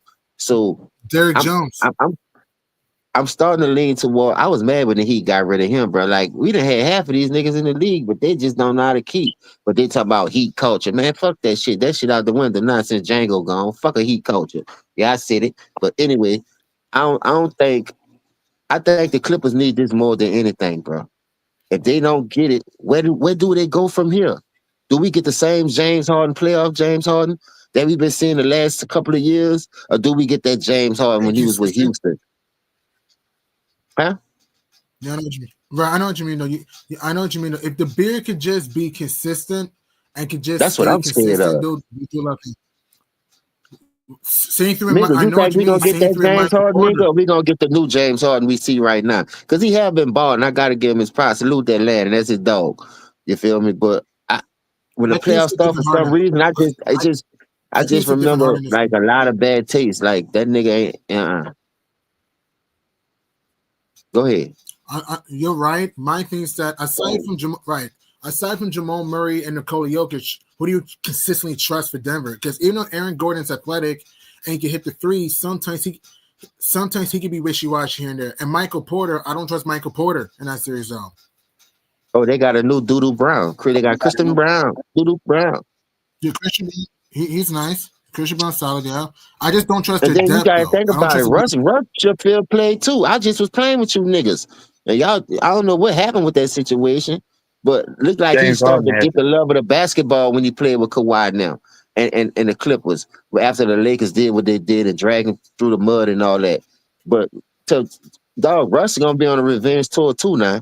And he still got that motive, he still got that energy, that He'll give but his all. it's what gonna be the happened is battle of James Harden and Russ to me. He'll give his Two all. OKC former players. Now let's see how that works. what happened to Russell Westbrook is James Harden. When the Clippers got James Harden, they got rid of Russell Westbrook. It was just that simple. Okay, that's a good point, Mingo. I like that. Yeah, that's basically Yeah, all they sure. have. So That's true. that's to fuel some Sure, under because you Russ can't have your ball fire. in the future. Russ already had the motor in the engine.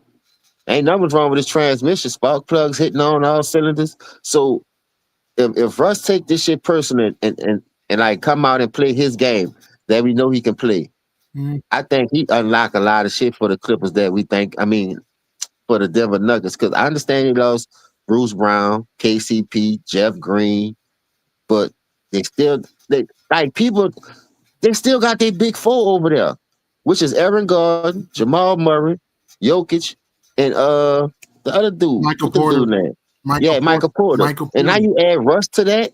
Come on, bro. They got a shot.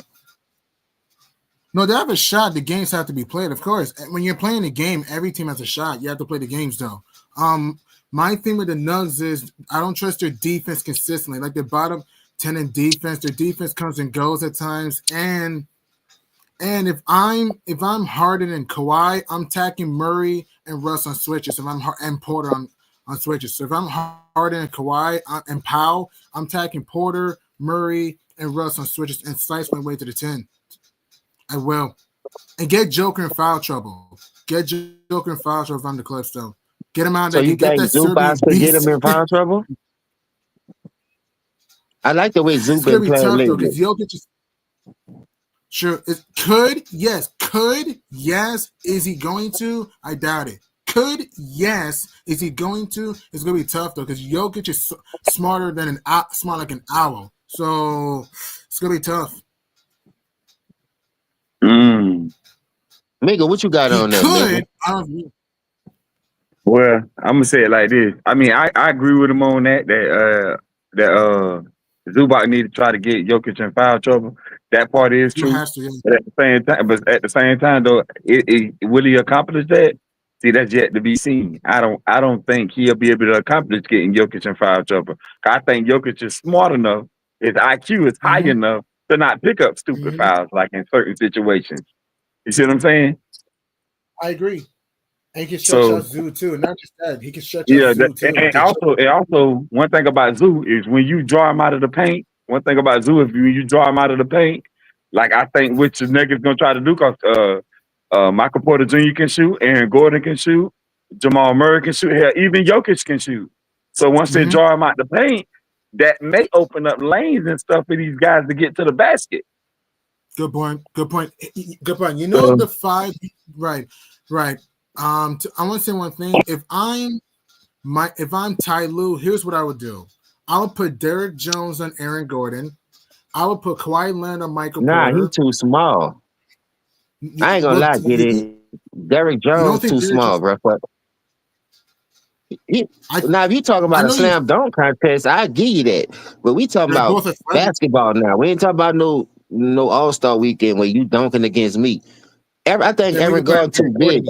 Aaron Gordon gonna bang him up on that block, bro. He too small. Who you put on AG then? Who you put on AG? Who you put on AG? That's a good goal. Look, like I say, you got pieces over there. Right. I wouldn't put Kawhi on him, but I'm saying I know that. Who else you could think of that you could really like put on that dude? Because I heard the Clippers got a deep bench. They didn't revamp their roster from years ago from when they played these people. They're not stack top heavy, so Eric Gordon be able to shoot that corner three, that wing three, and put you on the block. If anything, I'll put Derek Jones on Michael Porter, but I don't see him trying to just stay in front of Eric Gordon. Eric Gordon gonna put that nigga on a blender, dog. Eric Gordon gonna put that nigga on that block and bang him up. He too small. He's too small. Right. I don't. Right. What you gonna bring? And I'll put Norman Powell on Jamal Murray. I put Norman on him because Norman got the physicality. Norman ain't scared of none of them niggas. I like Norman Powell. That nigga, he the real switch army knife over there. Yeah, so Powell can hit Murray. Yeah. I try my luck with Powell, somebody else, or Chris Dunn, because Chris Dunn got the height. You know what I mean? He got the like. Yeah. They got bodies they can throw at him. Yeah, Ben Simmons. I forgot they got Ben Simmons too. See, he's 6'10". So you got bodies you can throw on them. So I'm just saying, like, I wouldn't put no Derek Jones on him though, and I like Derek Jones. But we ain't talking about the dunk contest though, G. We talking about real playoff intensity basketball. The game gonna slow down, and Aaron Gordon like to play on that block a lot. So he banging people up, and he getting them little easy putback dunks. So if you collapse when Jokic come, you collapse when Jamal Murray, Christian Brown been attacking the paint, Russell Westbrook been attacking the paint. That's easy lives for this dude. He could get in position easily over a dude like a Derrick Jones Jr. From what I see, that like he too big for that dude. That's all I'm saying. Now they might have a game plan. Just have them shoot threes. Everybody crashed the basketball. The Clippers have been playing good. I gotta give them their props. They look like they found a chemistry. Look like they found their niche, and they've been balling. Big win against Golden State. Big win against Houston. They've been beating solid teams. And the only reason why I'm scared of my team not beating the Bulls, because if y'all keep saying the role playing the Lakers in 5 and the Bulls and hawk them down by 19 and 18 back to back, I don't see Miami beating that team, bro. That team got more confidence than we do right now because they believe in their coaching. The coaching empty the clip. So we got a lot of playoff games about to come up, right? So the intriguing matchups, I want to see that New York and Pistons. I want to see Giannis get his revenge on the Pacers. So I'm looking at I forgot Denver was playing them. So you got the Denver and you got the what people fail to realize, if you look at that Timberwolves series, Timberwolves have bigs, right? They got Nas Reed, they got Julius Randle, and they got Rudy Gobert because he's scared that Draymond choke him out. How big he is, but you should have beat that nigga like the Russian beat Apollo. But anyway, I think if Ant-Man could get those bigs to stay down there, keep getting them second chance, attacking easy lives, Rudy Gobert gonna have to at least have 2 games with like mid double 15 and 12, 18 and 15. I've seen him do it in the bubble, like with Mitchell, the way he attacked, the way that team was attacking. So, bro, we got some good games coming up, bro. It's just hard for me to pick now because when you look at the storylines and the narratives, I try to keep that out of it. But they throw it in your face so much you can't help but to see what's about to happen. But I'm a type of dude, like I always tell you, I'm going against the grain. Y'all keep talking about them. Let me show you what I can do. Ant-Man been doing that. Luka and Kyrie did that. You know what I mean? If you look at some of the teams that have been making it to the finals, whether they lost and won, they've been doing that. Django and them, like I say, AC. Man, I ain't worried about no Bucks. Everybody keep talking about the Bucks. We swept them niggas 4-1 or whatever. The Bucks came back and got us back. But I'm saying, who we had we ain't got no bigs, bro. The only big that we had was Bam. They got Giannis, they got Porter, they got Chris Middleton, and they had Brook Lopez. That's 4 bigs that's supposed to be killing us at any given time. But that goes to show you when you have players like I don't give a fuck attitude. I like those type teams. That's how I look at the Bulls. Next man up. They got some solid wins, bro. I don't see us getting past them with the coach of Eric Spoelstra, unless we just have they just have an off night or something. I don't see it, but I got the Knicks and the Detroit. I won't see that. I want to see Dallas against Sacramento. Man say he's gonna be there. Cause without their backcourt player in Kyrie, bro, we talking about DeRozan and we talking about Zach LaVine. Now they come from the Bulls, they done rekindled again. I don't see their backcourt being able to go block for block with them. That's why I say Anthony Davis have to step up and be playing out his fucking mind. Now you got 2 4s or you got 2 5s. You've been crying about it since you was in LA. So go out there and give me 35 and 15. We might need that 40 and 20 from you because Sabonis been punking your stupid ass. So I need you to go for at least 50. 50 and 15, 50 and 20. Because Sabonis own you, man. If I'm AD, right. If I'm AD has to be the Davis demon tonight. He has to be the Davis demon on both sides of the ball. Stretch out, Domas from the top of the key, the baseline, and his 3-ball better be wet. And also, don't let Domas yin-yang yo-yo, man. Don't let Domas yin-yang yo-yo in the paint, man. Don't. So, AD has to be an absolute menace on the court on both sides of the ball. And you know another guy that has to ball out for the Mavs? PJ Washington. The Washington washing machine has to be running, though. So PJ Washington has to ball out, too. See, but that's what I understand. If you know you have a mismatch like that, that's where coaching come in. You see, they got one dude, probably Sabonis. Man, I would be throwing all them dudes. I would put him on the block, run pick and rolls, face ups, drive to the basket. The defense gonna have to collapse. That's easy live to, like you said, Gafford and Lively. PJ can shoot the 3. You're gonna have to make up for the Kyrie absence and the Dante Exum absence. I don't think Spencer Dinwiddie and Max Christie can really, hold the 4 down for the backcourt or go against the Levine and what's it called? So that's why y'all got to reverse that shit, slow the game down more, and y'all got to bang them up on that interior. We have yet to see that though this year. I seen it a couple of times with AD, but then okay, I mean y'all, how y'all talking? Y'all thinking the Mavericks gonna win that game? No, They're gonna beat the Kings. I got the Kings. I got the Kings. Okay, so, I got. So you saying the Kings gonna win the game? Okay. Yeah, I got the Kings winning the game because to me they're more talent backwards. Yeah. Okay. So if the Kings beat the Mavericks tonight, do y'all think they got enough to beat the Grizzlies when they play? No. They still got to get past the Grizzlies. No. Even if they win that game, they still got to get past the Grizzlies to make it to the 8th. Yeah, I know. They're not beating Memphis. Memphis is deeper off the bench. I trust John Morant more than Zach in a 1-game situation. I mean, I think the Grizz, man, they're gonna put the Kings into hibernation. They're gonna scratch and claw, no pun intended, against the Kings. Though, so I got the Grizz getting the AC, no matter who they play. So I got the Grizz being the Kings or the Mavs. With a banged up ankle with Jai Mingle, do you think he got a couple of days too to get that right? Because he could go through a lot of treatment. Do you trust the Grizz backcourt with Ja and Bangs, or do you trust the Kings backcourt with Levine and Rosen? I'm gonna say Salute Peachy Queen. Salute, baby girl. I'm gonna go with the Grizzlies. I'm gonna go with the Grizzlies because they done been in a lot of these situations, and the Kings ain't really been in these. Even when they had De'Aaron Fox, they ain't really been in a lot of these situations like that.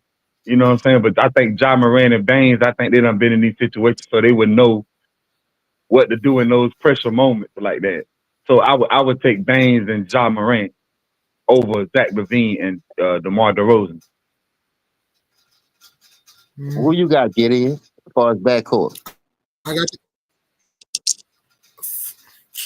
I think Sacramento has a better backcourt. I think the Kings have a better backcourt than the Grizz. I think in a one-game situation, I trust the Grizz. We talk about one game just to make the playoffs, gun to my head. I would trust, even though the Kings have a better backcourt, I think the Grizz backcourt to me will be better in this game. Does Ja ankle play a role in them not advancing? Because I like he showed toughness yesterday. And that game, bro, that game was like almost a championship game, bro. If you really look at it, them ball was swinging haymakers too. Nobody wasn't laying down. A healthy Ja, do he get over that hump? So what I'm saying is, I don't think the Kings defense is that strong, right? Then you still got Eden, and you still got Triple J down there. So that's gonna be an intriguing matchup that we're gonna see.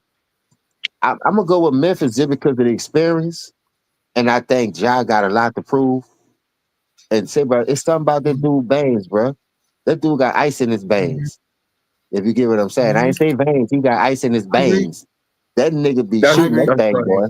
I caught on to it when you said it the first time. But what I'm saying is, okay, so any of these teams that come out the play-in, whether it's the Kings, whether it's the Mavericks, whether it's the Timberwolves, whether it's the Kings, the Mavericks, or the Grizzlies, or the Memphis or the Grizzlies, whichever one of these teams come out to play in, do y'all give them any type of chance against OKC? I'm talking about any type of chance against OKC. Of course, there's a chance. The game has to be played, right? But I'm saying, in your opinion, do y'all give them any type of chance? No, like, he's talking about in real reality. Come on, get it. Let's keep it real. Now, I will say this. I want to see Memphis. Out of all those teams, just because of the Kyrie injury, just because of the Dante Exum, I want to see a healthy team go up in there. I already seen AD a lot with the role player. I seen him in New Orleans, but Memphis, they got to keep building, right? And Ja being hurt, I don't think that's gonna hamper him because he showed, like I said, he had that warrior in him.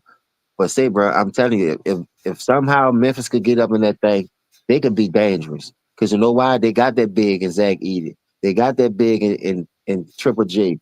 They can go inside out. I don't know why bigs just won't shoot threes all day. And if I was the Memphis Grizzlies, to make my job more easier, man, I'm feeding Zach Edey. He got a nice turnaround over the shoulder hook shot. You know what I mean? So why not make the defense collapse and make it easy for y'all? Instead of taking those hard contested threes, those I'm gonna get it out the mud ass three and step back 4-5 times, knowing that's a damn travel just to get back to the 3-point line and still shoot it, whether you make it or not. Like, you should want to make the game way easier. With the point guard play and the backcourt play that Memphis Grizzlies had with the inside play, I think they'll have a better shot.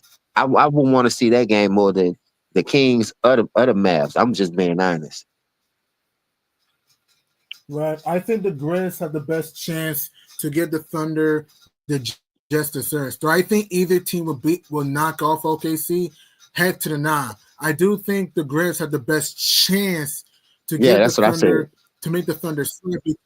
Right. I agree with you. I think the Grizz have the best chance to make the Thunder sweat because their depth because of the depth, and sometimes J-Dub can be hot and cold in the playoffs. So I think I got the Thunder beating whoever. I'm saying I think the Grizz, due to the depth, due to the rim protection, Jaren Jackson, I think the Grizz have the best chance to make the Thunder work in that series.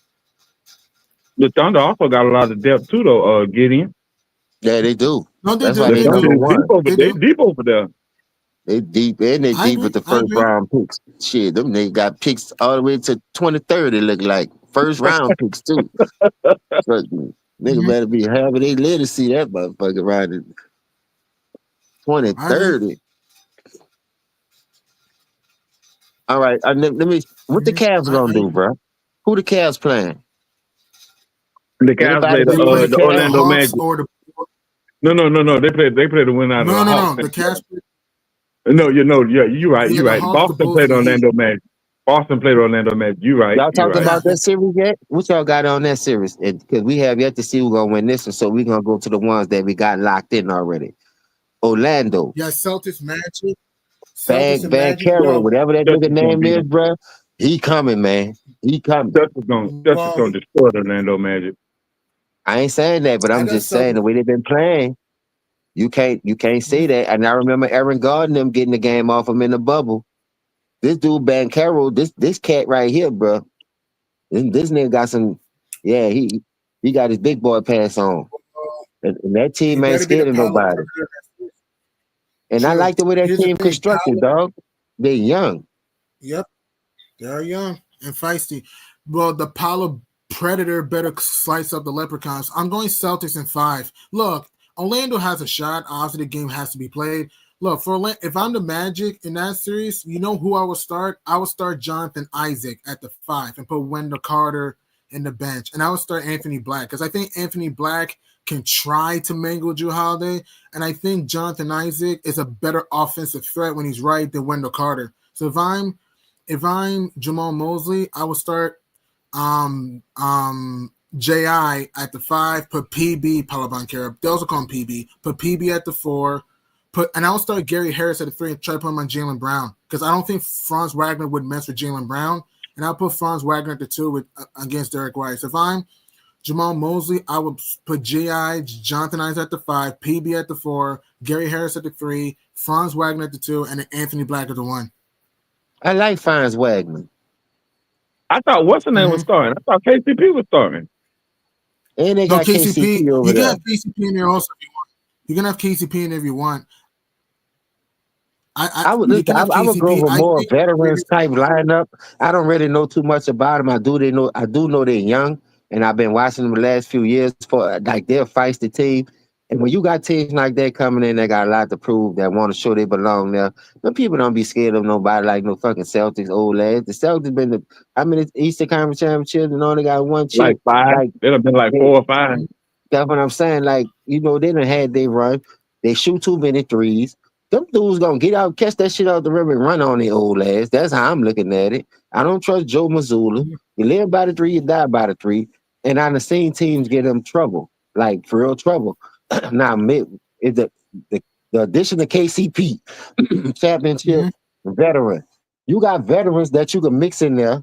And like I said, just keep growing. You might not hit on all of them, but I think that was a big sneaky pickup for them with the KCP. Yeah. And that's why them dudes balling out their mind right now. They balling over there with that dude. Like, you don't need no old veteran like a Chris Paul or the role player. Like they went got a nice little veteran that fly under the radar. They got a championship experience. And they listening. You could tell they listening. You could tell the way they play. You could tell the way the ball move, how they get up and down. I'm so a fan of the underdogs, bro. Maybe I'm just overhyping them, but hey, bro, I think they can make this thing a series if you ask me. No, I don't think so.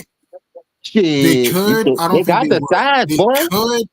They do. They got the size. They do. I agree with you. They do got the size. Orlando is one of the biggest teams. I let them shoot threes all day, Mingo. That's all I'm saying. Y'all want to live by the 3, die by the 3? Go ahead. I want to switch shit. If you get to the pack, you ain't about to shoot no minutes like that to be going to lay that shit up. If it do, I got somebody down there that can test, and I can come back at you with that. That's all I'm saying. If anybody that love to shoot threes, I'm not switching shit. I'm fighting over that pick, and I'm making it hard. So if I run you off the three, I can keep it even much closer now because we're going 2 for 2. The minute you start trying to switch and go under or go over that shit, them niggas gonna put up and start jacking that shit. I want them to shoot many threes as possible. What I'm saying. That give me a chance to get that bitch off the rim and run. And I know your old ass motherfuckers can't run with me. Y'all too old, bro. Y'all don't got that much left in the gas tank. I agree. This probably one of the first teams I've seen in a long time that really have a chance to like repeat. But the way the playoffs lining up, the way Cleveland been playing, y'all had Cleveland up a couple of times by 20, and the people hawk y'all stupid ass down. Young legs, 2 bigs, Mobley and Jared Allen. I'm looking at this team that's way younger than that Cleveland team in Orlando, bro. Them dudes is not scared of them niggas. They'll run up on Debo. That's all I'm saying. Debo who? Bitch, I ain't tucking my chain. That's all. And they can slip on that razor if they want. They're going to slip right in the tub of alcohol. Now, I ain't saying they're going to go on and win this championship if they was to get past Boston, because I don't think other teams going to take them lightly. But I have seen Boston take teams lightly, and they make the series way harder just by selling it for those threes. And if you sell it for those threes, I'm looking at Orlando backcourt. I'm looking at how that dude PB playing. I'm looking at how what his name is, Wagner. Man, them dudes is not scared of no fucking Boston, man. I'm telling you they not. Well, all I'm telling you is, even with all that being said, what you just said, and I get where you coming from, but ain't no Orlando is not beating Boston. Not today. No, they're not. Not tomorrow. Not next week. They're not beating. What's their season record there? Somebody in the chat pull their season record up. That's a tall task. That's a tall task for Orlando to beat Boston. I'm talking about a tall task. Hey, you remember? Listen, Boston is the champions. We kill the Cavs when they first got Spider Mitchell in New York beat them. Everybody, that team ain't this. You got to go through growing pains. So now look at the Cavs. Number one, Boston with all that experience. Cavs ran away in the East on their ass. And like I say, I seen them niggas have 20-point leads this whole season. I seen it last year when they were struggling with the same Orlando team throughout the regular season. Now they got more experience. They got more veterans. So y'all could keep thinking this shit is a fucking game. Ain't nobody scared of these old ass niggas, man. I'm with Boston the underdog. Boston is old in basketball years. They went to 5-6 Eastern Conference championships and 2 finals, and they got 1. So what I'm saying is that's wear and tear, bro. I like Jaylen Brown and all them. I like Jaylen Brown more because he played both sides of the defense and that nigga real off the court. Like the interviews he be doing, salute to you, JB. Keep pushing, bro. You talking about generational wealth for our people. So at the end of the day, I like him. Now I mean I'm gonna go against the grain or whatever, but I just see Orlando not being scared of that team. That's all I'm saying. Orlando been a thorn in their side throughout the regular season. It's like I know the playoffs a different monster though, Mingo, but you could go. But hey, James, you ever heard the saying? And my brother used to tell me this all the time. You ever heard the saying? You ain't got to be scared to get your ass whooped. But them dudes ain't scared of Boston though. Yeah, my brother used to tell me that all the time. So basically, all I'm saying is, Orlando ain't got to be scared of Boston, but they still finna catch all these L's though. All these L's finna be up on their record. They better not slip up then, Mingo. I'm gonna be watching them like a hawk. Like a hawk. I'm telling you like this. I got Boston in 4 or 5. You think it's gonna be that quick? Yeah, 4 or 5. Orlando don't stand a chance against Boston. Too deep. They way too deep. Boston starting lineup is better than most people's teams. They starting line. They got Drew Holiday, Derek White, Jason Tatum, Jaylen Brown, and Kristaps Porzingis. That starting lineup is better than most people's team. Like team. Oh, TP, I want you to do me a favor, T Price. Look up the season series this year with Boston and Orlando for me. Somebody give me that season series. So last year they didn't get a chance to play. But I remember last year Orlando beat them niggas damn near every time they played them. And they're in the same conference. I don't want to hear about that shit. And playoff is a different guy. And this is what I don't like about this. And see when teams like that get that kind of confidence in the regular season, you could be how deep you want. But once I got your number, my nigga, I got your number. It's up to me to dial that motherfucker. And I think Orlando got Boston number. No, I'm not saying they gonna win it, but you talking about gentleman sweep and sweep. I don't see that. Yeah. You know, and I know that the regular season is not the playoffs. You know that, and I know that. You've been watching basketball longer than I have. You know, and I know the regular season is not the. That's just like back in 2011 when the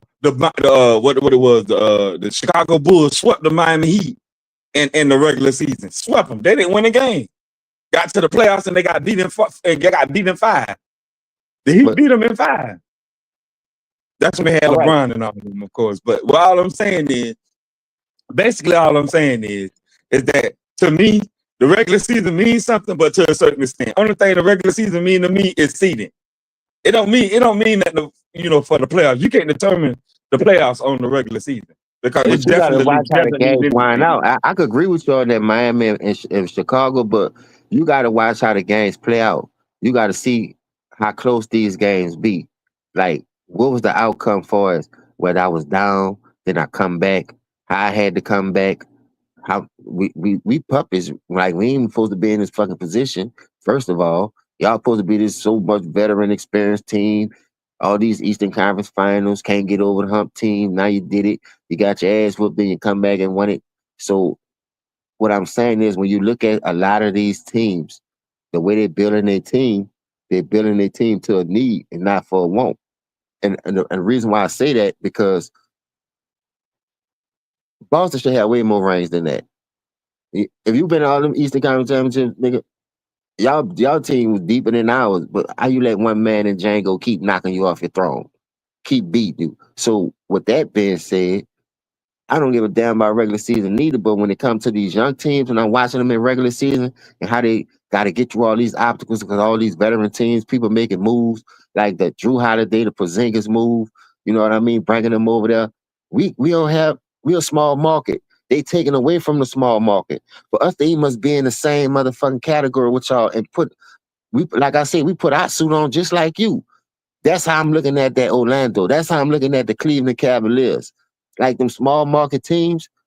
Dog, you think Cleveland coming back 19, 21 points down and they ain't gonna do that shit in the playoffs? That shit trickles, my nigga. That shit only thing they gonna do is build your confidence up more. Like I'm on the same playing field with y'all. I can beat y'all. That's called confidence. If you had a right coach, and I don't think Joe Mazzulla is that type of nigga because of the talent that they got. You think he really be coaching? Because if he did, they wouldn't be selling all them fucking threes like they doing. Shooting themselves out of games like they be doing. So I don't give a damn how deep your roster is. I like Orlando coach over Joe Mazzulla coach. He just don't have the veteran pieces around there. But like I said, when you added the KCPs and you added the missing pieces, like niggas saying Shrugs is out. Another backcourt player. Like they missing players too. Jonik Isaac been out a lot. In and out the lineup. For the most part, y'all been healthy and y'all still can't get the number 1 seed. Y'all still letting teams hawk y'all down. You couldn't beat Golden State. You let the babyface assassin whoop your ass and beat y'all 4-2. Like, I'm looking at that. If I want to see my team, Miami Heat, do what they did to them 2 out of 4 years and going to 4 of them things, like we was mano a mano. And look at our team. Our team ain't built like no goddamn Boston. You think Duncan Tyler and all them dudes is on the level of that team that Boston had, and we still was smoking their fucking head like a pack of cools? Young team, young legs, key veterans, good coaching. I don't believe in sport, but I'm just saying, if they sleep on this Orlando team, they out of there. You can't deny that. One thing about it, Miami just went on a hot run. It 4 years in a row, you talking about hot run? Come on, man, go stop it. Yeah, but some teams just going on. That's just like Joe Flacco when he was with the Ravens that last time. That nigga won one Super Bowl. Yes, that's what I'm saying. That nigga ain't been in no 4 Eastern Conference AFC Championship games, though. He got that little one lucky Super Bowl, but he ain't go to no 4 AFC Championship games. That's my point. Some teams get on a hot run at that. Some teams get on a hot run at the right time, and they go all the way. That's what Miami got on that hot run. They beat 4 years in a row, though. They beat the Bucks and they beat the. I'm talking when they made it all with the finals. No. You're not about to do that. When they made it all with the finals, they got on that hot run. They went to 4 Eastern Conference Finals. You talk about as a high run. Them dudes were doing that every year. Besides when they was injured and they I'm talking lost to about the Miami. Bucks. I'm talking about Miami. That's what I'm talking about. You not about to do my team that, bro. That 4 years out of 5 that Jimmy been there, that's not considered as no fucking hot run. Them dudes wasn't scared of no Boston. Boston was the better team. They was way deeper. We was the younger team. The only person we added was Django. And you gonna mean to tell me 4 finals, Eastern Conference Finals out of 5 years, because we lost to the Bucks one of them years, and 2 championships is a hot run? Stop it. When I just gave you the same thing. What I just gave you the same thing what Boston did when they built that team from Jaylen Brown to Jason Tatum. Them dudes went to like 5 Eastern Conference Finals in a row and they ain't make it to no finals because they was young. They had to go through growing pains. They was learning. Now that they've been to the last 2 finals, win 1-1. Come on, man. Miami Heat went on a hot run. Them dudes just was balling. And they wasn't scared of nobody. Django went out there and took that shit from Jaylen Brown and Jason Tatum. You ain't going to no 4 Eastern Conference Finals and no 2 finals. You talking about that's just a high run like it was happening 1 year. That shit was happening on a consistent basis, and we was put foots in their ass. That's why I'm looking at this Orlando team, similar built the same way. You got Banchero, taller, bigger, 6'10", get niggas in foul trouble, shoot the 3, play D, could drive to the basket, get to the free throw line. That opens shit up. Now, whether you play a part in it, the only thing I'm saying is Boston will go out there slipping if they want. They're going to be sitting right here with me, sipping on some Crown or some Jack and Coke. I'm telling you. Nah. And I'm going to share it with them. I ain't tight with my liquor. I'm going to pull up. Down. Watch. And another thing, Orlando is not the Miami Heat either. That's another thing. No, Orlando was giving us problems. Orlando used to give us problems. They just ain't never faced us in their playoffs. Watch it. Just watch the series. Watch how Boston do them. You're gonna be like, man, this ain't even no series. I'm gonna be like, I told you, this ain't even no series. They're gonna be out there doing them real bad. Boston. So you think how many? Boston about to shoot 60. Boston about to shoot 63s to beat this team, man. And if Orlando is listening, the last 2 years, y'all been doing great against this team. It's just that now y'all finally get to put it on paper since the bubble. And remember, that team in the bubble took a game. They had Aaron Gordon. And Aaron Gordon wasn't the player he was now. But I'm just saying, I'm looking at that team right there. Boston, if they make Boston shoot up 50-plus threes, because they trigger happy, they going to pull them. And that's all I'm saying. Live by, die by. You ain't going to make all of them. And if I can get that ball off the rim and run like I've been running, transition points matter. Defense, you act like Orlando don't play solid defense. Now, I ain't saying they got the defense of a top 10, top 5 player, but them dudes be locked in, dog. I don't see Boston going in there sweeping them people or beating the people like that when they struggle the last 2 seasons with them. They struggling for a reason. It's just not a coincidence, Mingle. And I listen, if I had to pick, I'm not saying this to say Boston gonna lose. I'm picking Boston, but I say you can't you cannot ignore this team, bro. I got Boston winning this series because I want to see Boston in the Cavs, to be honest with you. That's who I really want to see. Now, if Boston happen to go against the Bucks on an 8-game win streak, I think the Bucks will get them. You got 2 teams in the East right now that could get them. I don't believe in the Knicks. I don't believe in the Pacers. They should beat Orlando for their veteran experience. It depends on how many threes they shoot. What style of play they're going to go out there and play. Not without Dame Lillard. The Bucks can't beat them without Dame Lillard. I know how Ticket feel about Dame Lillard, but they can't beat them without Dame Lillard. So you don't think the Bucks could beat Boston without Dame Lillard? No.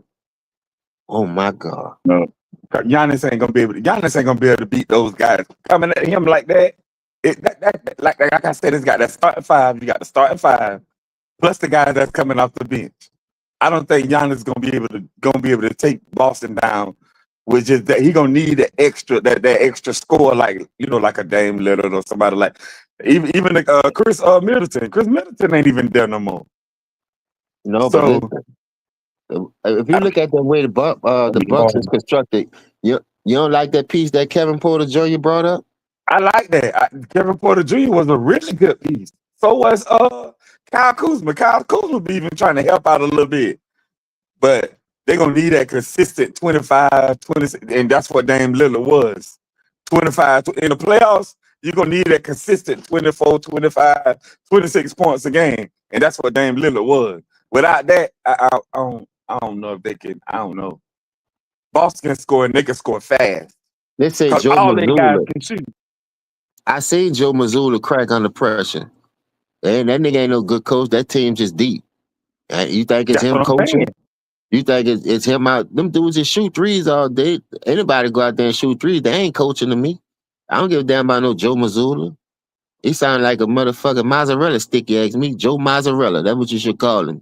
Because you put Joe your ass in that Mozzarella. fucking fire, that cheese is going to pop out that fucking crust. And that's what been happening. That's why I only got one ring. I don't want to hear that they stole Udoka ring. It's cool.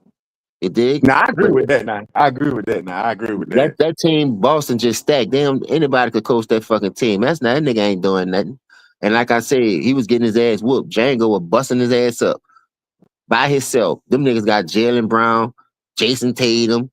They got Chris Porzingis, old ass Al Horford, sitting by the wino stove, begging for change, sipping on Thunderbird.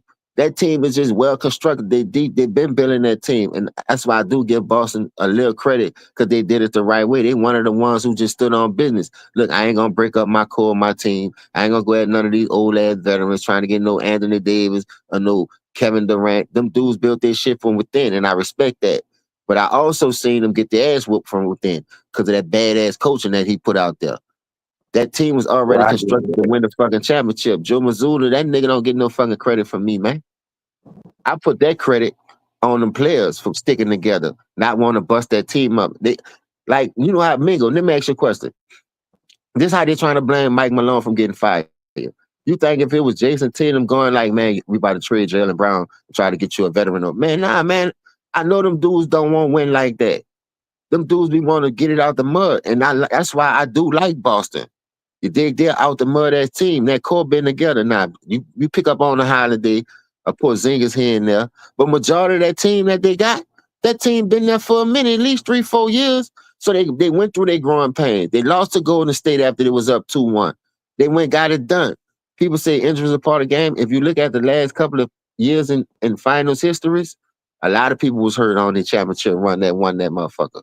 You see what I'm saying? So fuck Joe Mozzarella sticks, whatever the fucking name is. That nigga Mozzarella ain't doing nothing for me, man. That team just built different.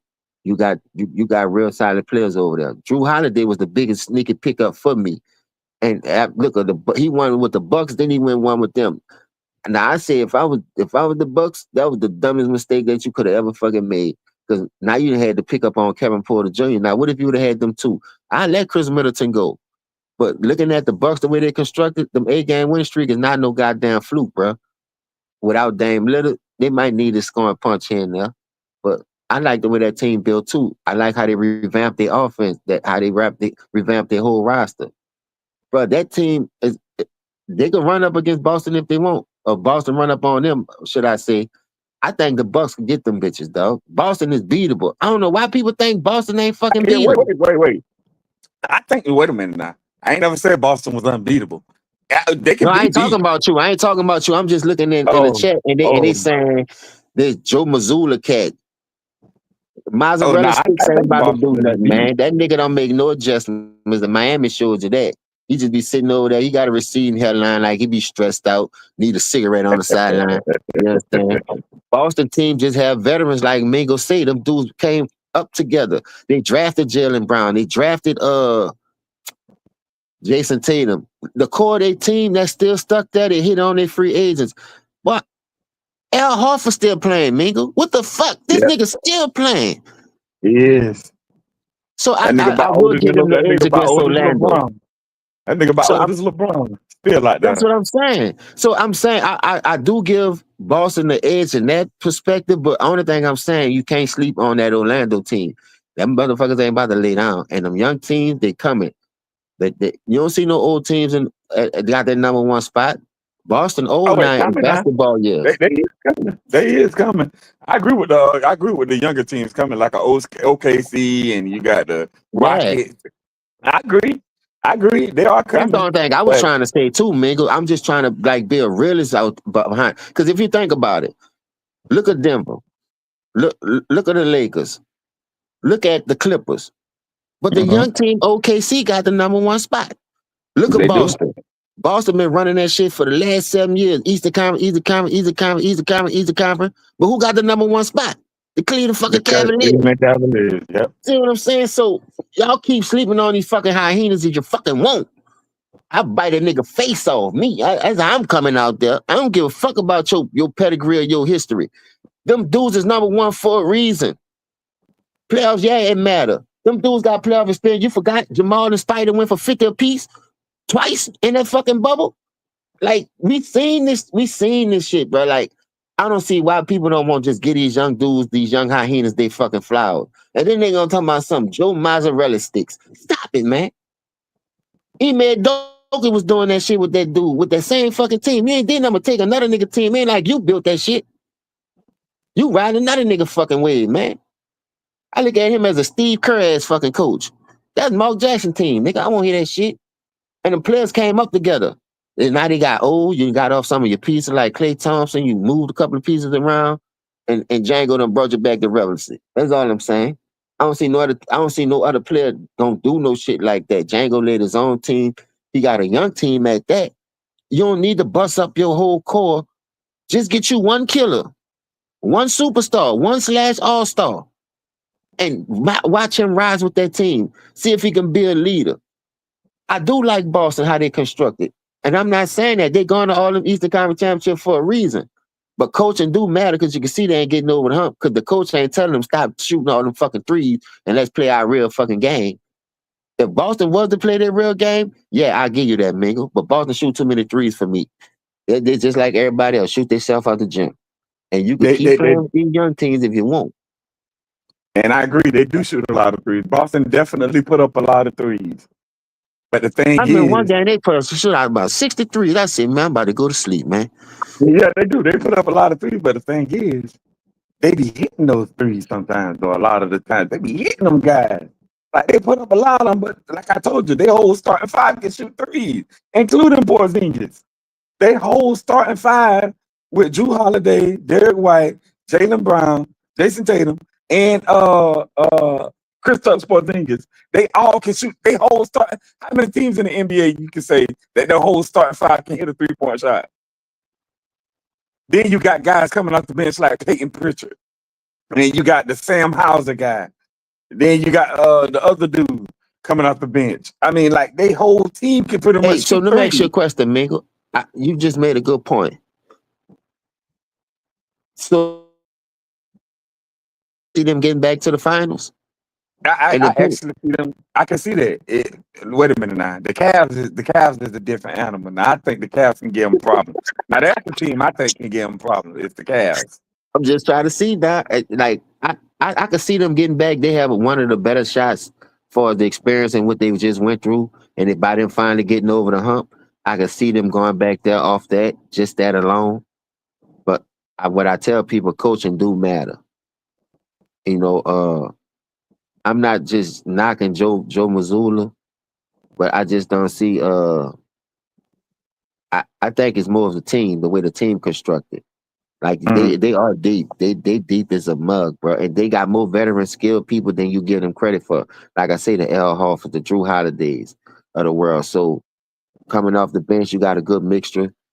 I just hate when Boston beat themselves. And the only reason why they beat themselves because they shoot more threes. But then when they play their game, drive and kick, get to the first free throw line. Like I have seen them play the right way.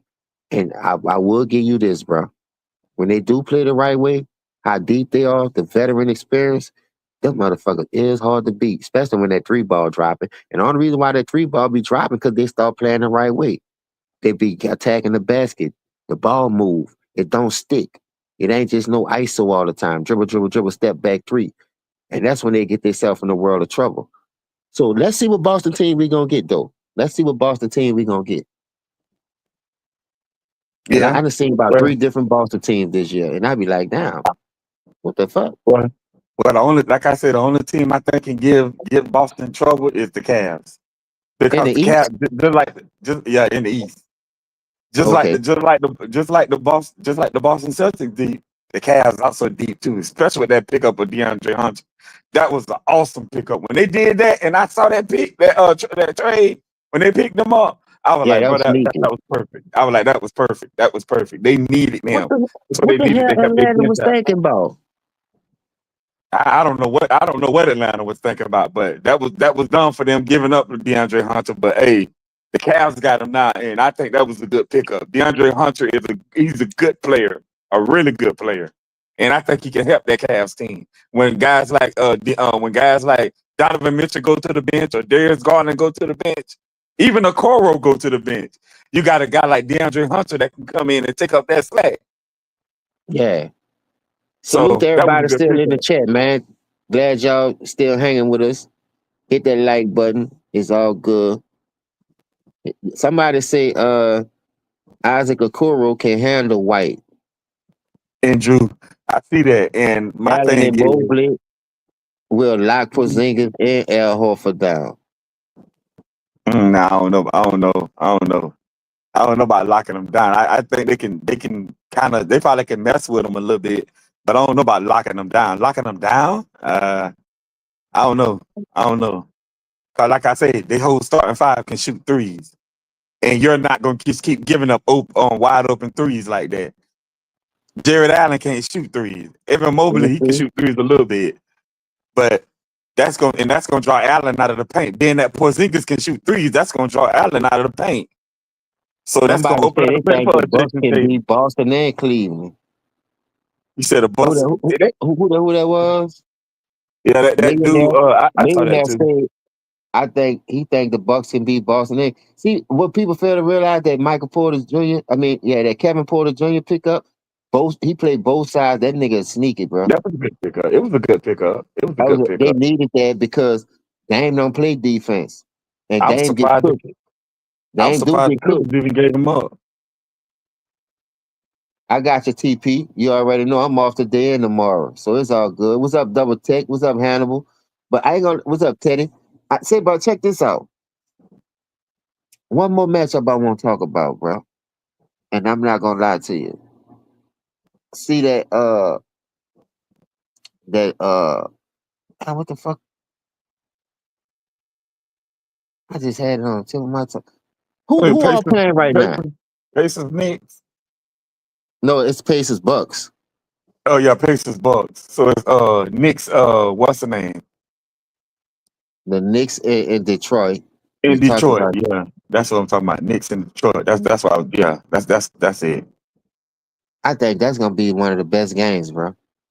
So you think that's gonna be the best series, Knicks in Detroit? Yeah, for us first round matchups. Because Okay. It's gonna be an underrated. Everybody already know what the Bucks and Indiana bringing to the table. We already know what the other teams, Lakers and Timberwolves. We seen them. We seen the Timberwolves mighty whop them, even though they got Luka. But I'm saying when you look at how the Pistons just come from the dirt, the dead, I just can't see like where the fuck they come from. Like y'all, didn't they have one of the worst teams in the league just a couple of years ago? Like they was bottom feeders. And Yeah, it they only was. took them 2 years, a year and a half, maybe to just turn that thing around like that. Bro. Now that's what you call. That's what you call. I think that's who. Speaking of that, James, I think that's who should get Coach of the Year. JB Bickerstaff should get Coach of the Year for what you just said. I think he should get Coach of the Year from bringing Detroit from what they was to now. Yeah, I think that. I know OKC coach. They don't won 68 games, and the Cavaliers they won like 66 games or 65 games, whatever it was. But man, what JB Bickerstaff is doing is amazing. Kenny Atkinson, he the one who coached the Cavaliers, but I'm just saying what JB Bickerstaff is doing is amazing. I'm just saying. Hannibal say they smoking on that Knicks pack. The Knicks can fuck around, go up in that bitch slipping if they want. My nigga T say Cave is healthy. Is the reason. Yeah, Cade is healthy. And somebody say Mobley and Allen. Oh, that's Hannibal locking up No, T Boston Price, front that's T court. Price. Old head pocket, that's T Price. Yeah, That say the K is the healthy is the reason. Let me see Donovan Mitchell, but this can't be another postseason disaster for him. Teddy, I believe that, but I think them niggas just that deep though. I think he got Garland over there. You don't have to press no more. I think Garland is the real thing that can unlock Donovan Mitchell. Like who he had? He had old ass Mike Conley in Utah. Mm-hmm. And then like right now, Darius Garland, whatever. What his name is? I said it right, Darius Garland. Yeah, that's his name. Darius Garland. Yeah, That's his name. he an underrated player to me, bro. I like his confidence. I like his style. Now, to me, they one of the smaller backcourts. I will give you that. It's like they small. Like I don't see like you going against a Jalen Brown and Jason Tatum backcourt type player. Them dudes like 6'3", something look like 6'4". Them niggas look like 5'8", 5'9" when they be out there together. But I don't know if that gonna play a major part. You laughing, Minga, but I'm just saying. Nah, they are small though. They are small. That's a small ass backcourt. So yeah, they I'm just little. saying, like, if let's see if they can get over that. What's up, Zach? What's up, Mike? What they say? Why do y'all keep forgetting about Ime Doka? Y'all acting like he did nothing for the Houston Rockets. No, we talked about you. We could talk about him again.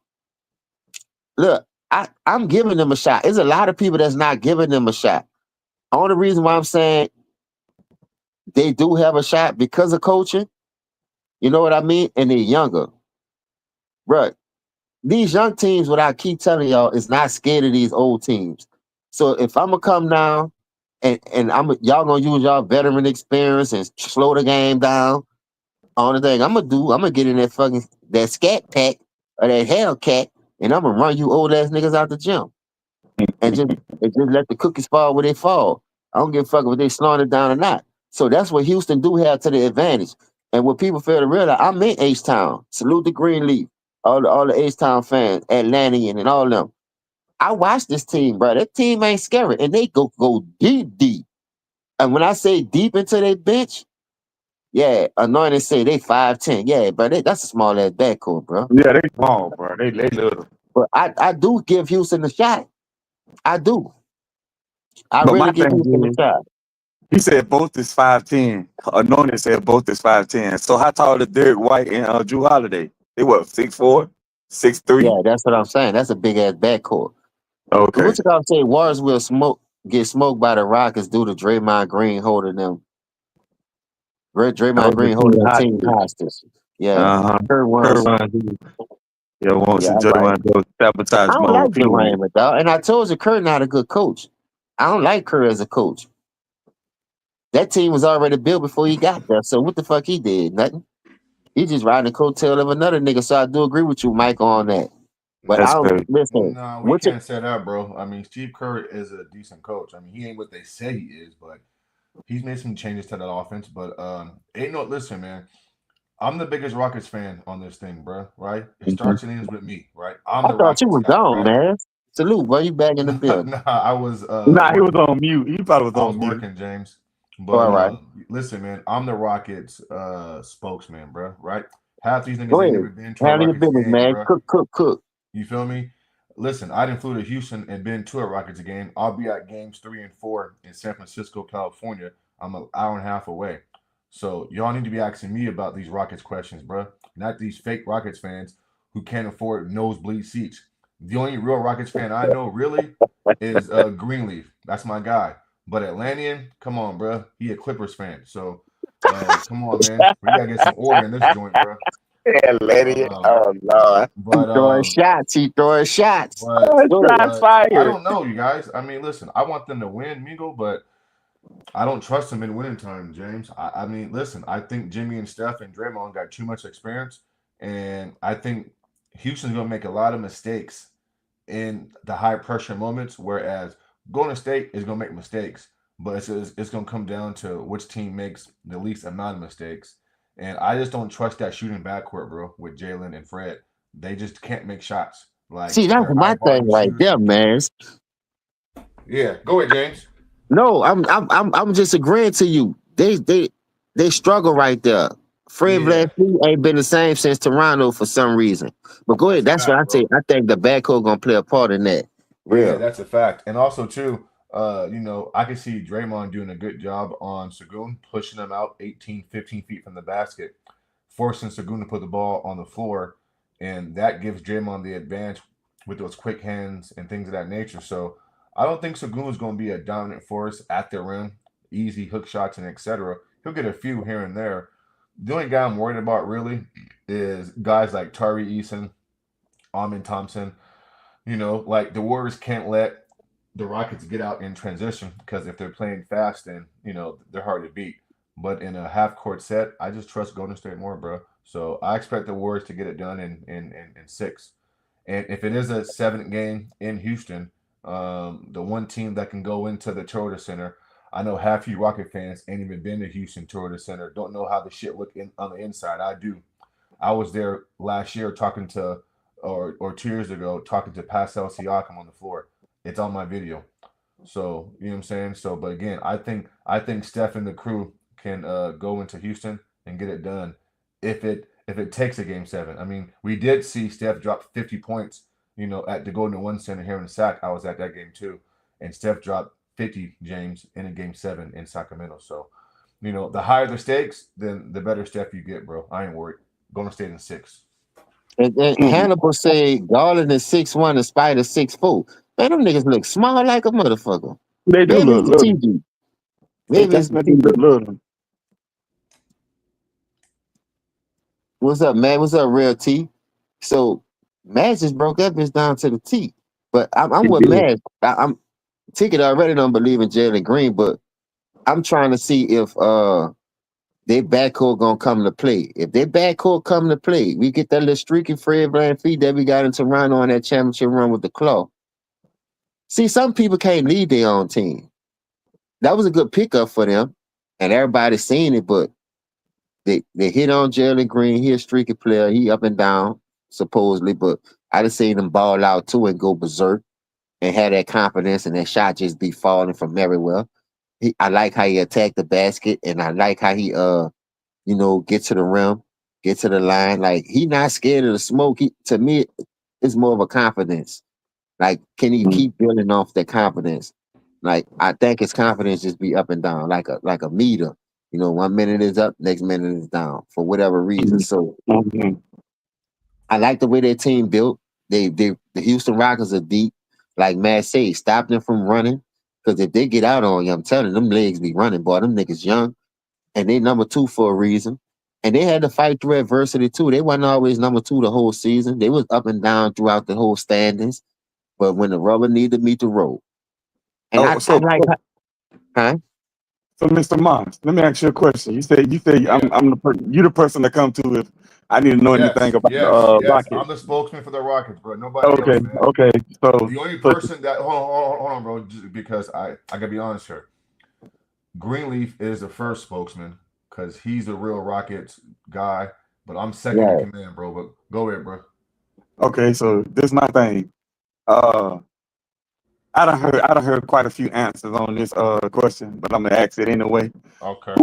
Who is the best player on the Rockets, or does it even matter? It doesn't matter, bro. It doesn't matter. They don't have the definitive number 1, bro. Their best all-around player is Amin Thompson.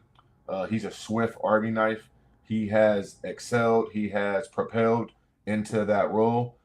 He's taken a huge jump from year 1 to year 2.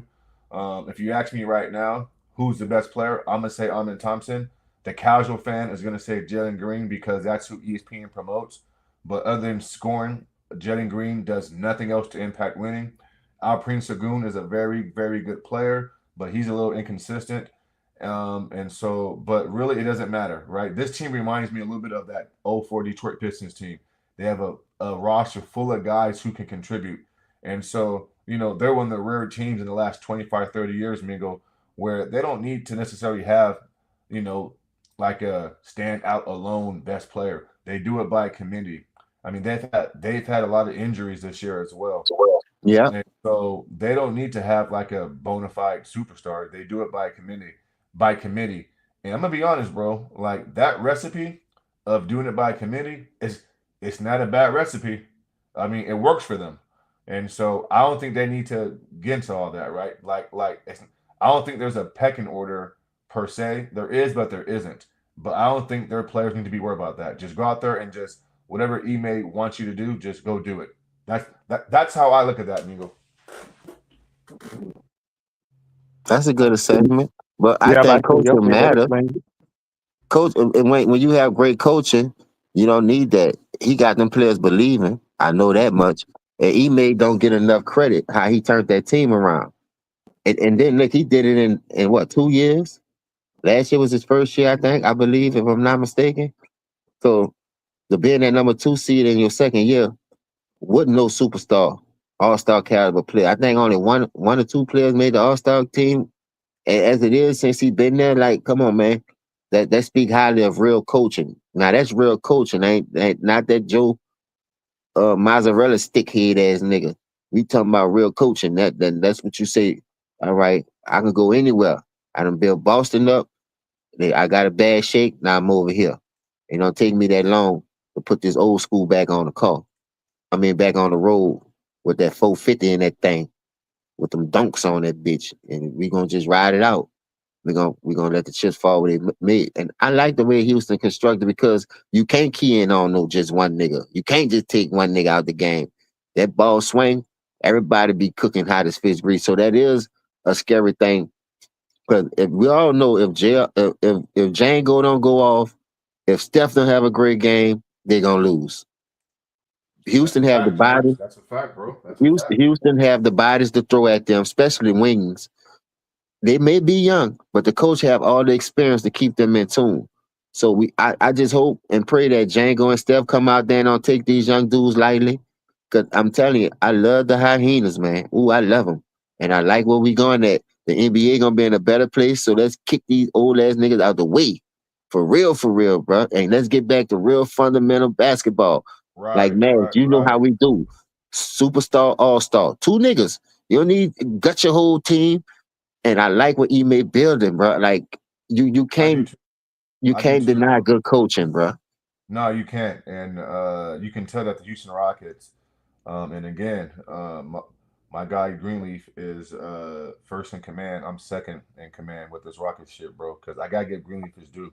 I'll be a bench player since I've been out here since '05, dog. I'm coming off the bench. I give y'all 10, a light lit 10. You heard me? I don't cover them the way he does, so I gotta give Green his flowers, bro. Because Greenleaf is covering every. What's up, Kev, baby?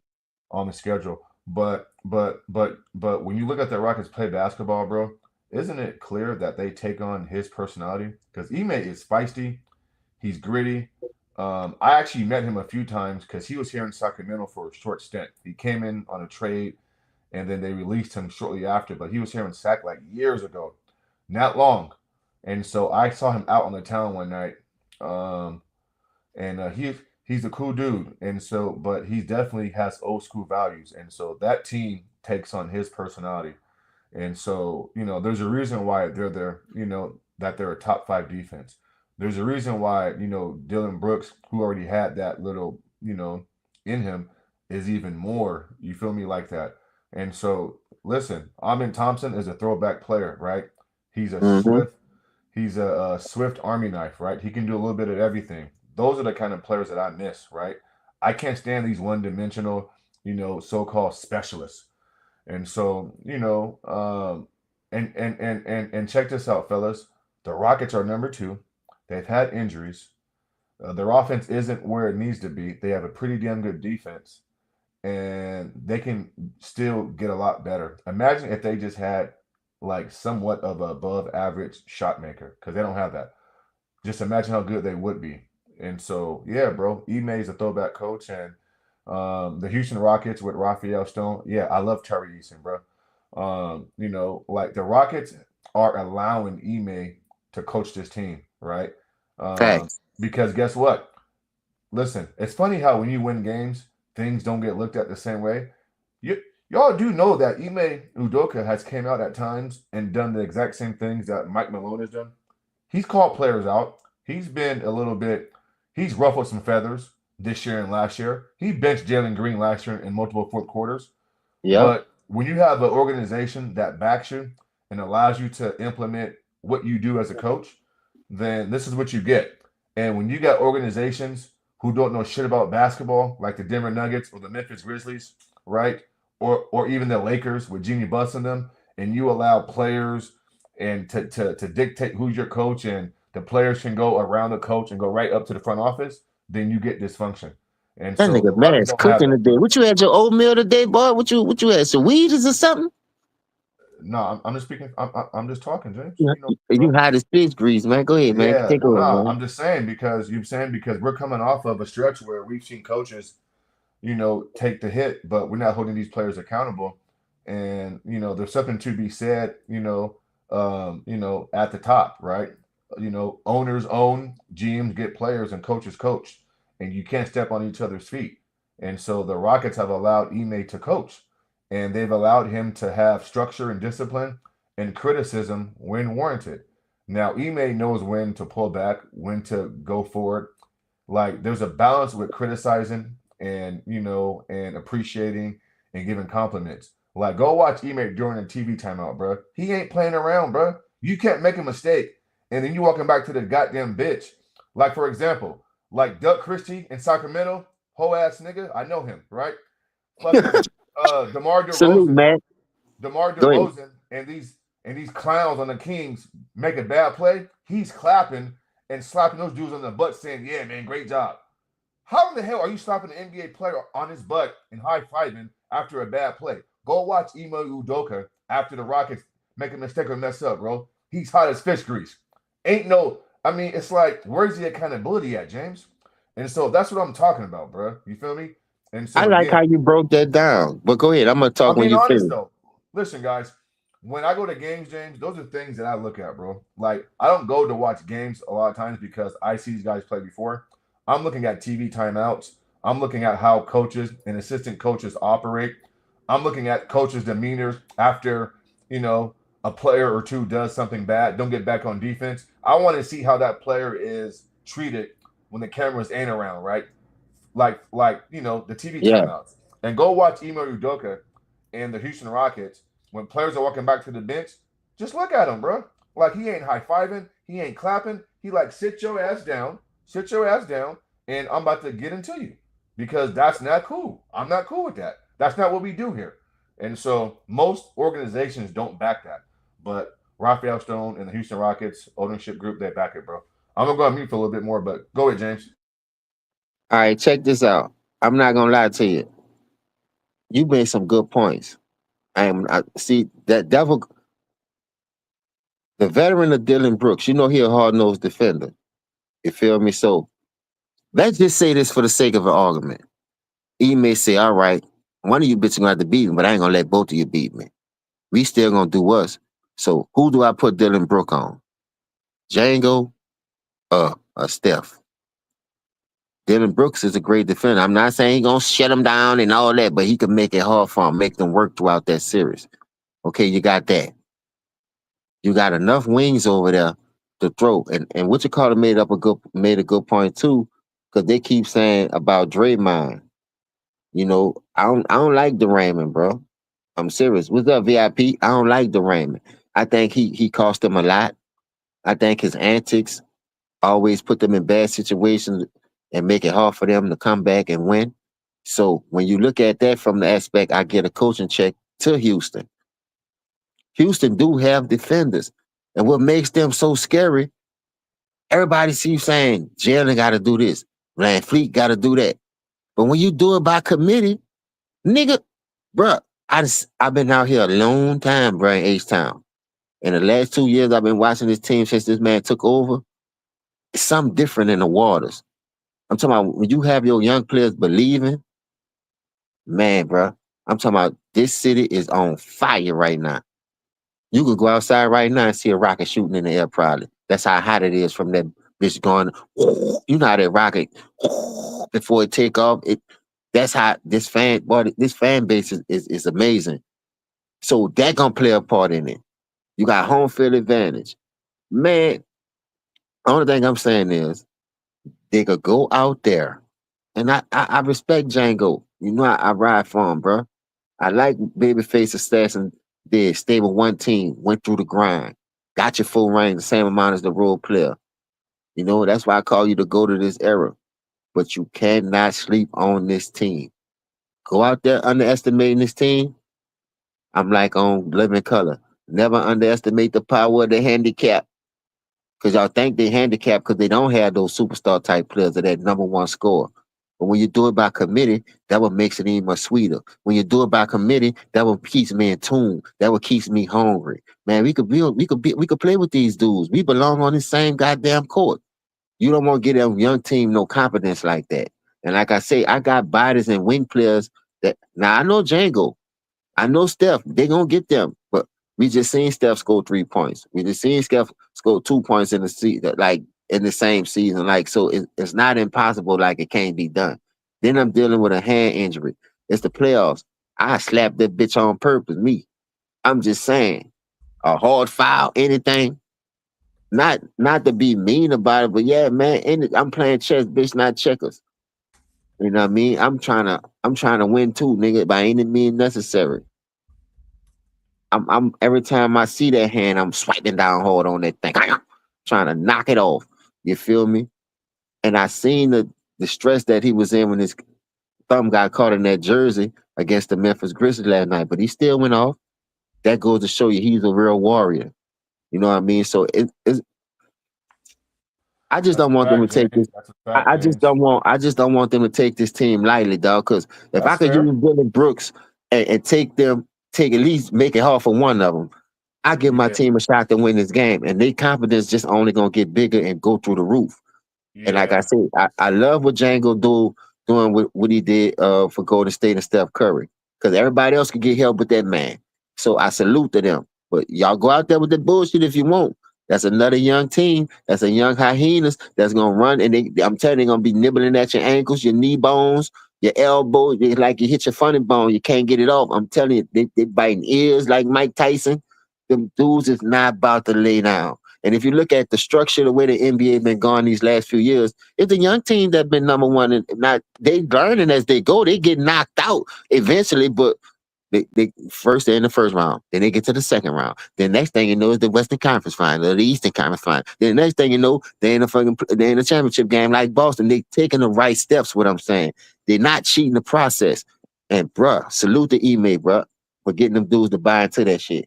Because we don't have good coaches in this league, bruh, and he one of them. So we got to cherish that. We got to hold on to that. We got to respect the game. Like y'all love to see real basketball competition.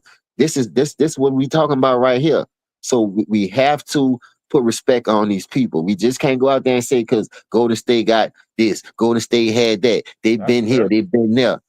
Man, I don't see no young teams laying down for them, bro. Ain't Yeah, nobody James scared of them is old giving. ass niggas no more. Yeah, James is giving a great rebuttal and a great flip side to the argument. A lot of us are picking Golden State because they've been there, they've done that, and Yeah, yes, Golden State is. I mean, Houston's young and we don't trust them. But then the flip side is, what if Houston comes into the series, James, and they're defending at that level and they are making shots? Like, I mean, listen, Houston can come in here and get this thing done in 5 6 games themselves. And so, I mean, just because I'm picking Golden State doesn't mean that, the flip side can't happen. I'm just picking Golden State to do, just to do that. But Houston is a team that most teams don't want to play because they wear you down. Like James said, like nothing's more irritating than like, you outside in the backyard and you barbecuing and the homies is over and mosquitoes is just biting you on your legs, your ankles, your elbows, and it's just irritating. And then they wear you down, and next thing you know, you and the crew are inside the house where like you're free of it. And so, I mean, I don't know. I mean, I'm going to roll with the Warriors, and because I'm a I Rockets got you fan, too. doesn't because I'm a Warrior because I'm a Rockets fan doesn't mean that I can't go the other way. I'm just, I'm just realistic in my viewpoints. And so deep down inside, I want Houston to win. Don't get me wrong, but I'm not gonna put my paycheck on it. But you Mm. make a great point, James. The Rockets are a feisty, gritty team, bro. And teams like that, most teams don't want to face that style of play because the Rockets just wear you down in transition. They wear you down defensively in a half court set. You got to deal with Dylan Brooks doing all type of awkward things. You know what I'm saying? Armin Thompson is everywhere on the court. He's a swift army knife. And then you might get a game or two where, Jalen got it going. Fred is hitting some big threes. You bring in Tari Eason. If they're feeling good about themselves, you bring in the rookie Reed Shepard from Kentucky. We know he's a sniper. You know what I'm saying? Cam Whitmore, Jabari Smith. I mean, it's just listen. Steven Adams is a bruiser. I mean, don't forget the Rockets do rebound with the best of them. And so, listen, even though I pick the Warriors, I think it's going to be a close series, far as coming down to the wire. And that's my only thing is if it comes down to fourth quarter execution and the game is nip and tuck and it's teetering back and forth, I just trust the Warriors offense to get a shot off or get a decent look, better than the Rockets. That's all I'm saying here. I mean, these teams aren't too far apart. I mean, really, I think Houston has a better team, right, from top to bottom, and the way they play. Golden State has Steph and Jimmy, which are, known players, but, the game's not played 2-on-5, it's played 5-on-5. So, but I'm going to go with Golden State in 6 still. But, James, everything you're saying, bro, I can't even push back on that because you're making great points.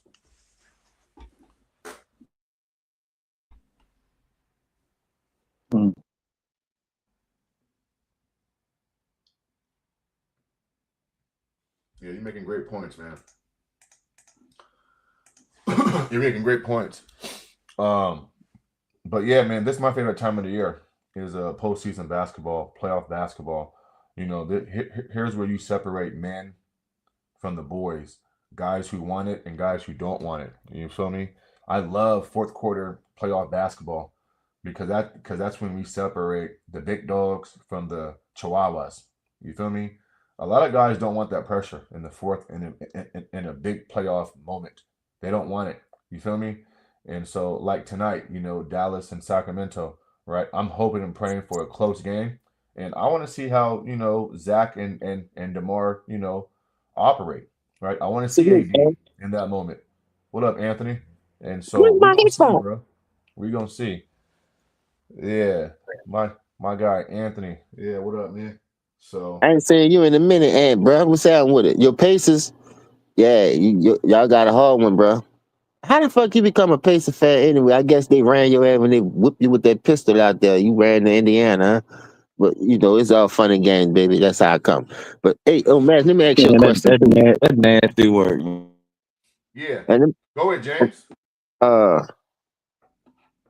Would you rather go into the playoffs with a team that you can't just key and hone in on one player and you play team chemistry ball with a great coaching staff, or would you like to go into a team like because you got two dominant players, like that ISO type shit? Because to me, unless you get drastic help from the referees, you get a lot of calls. Yeah. And somebody brought this up to me too, because Austin Reeves get a lot of calls, right, in the regular season, but he won't get no same calls in the playoffs. Right.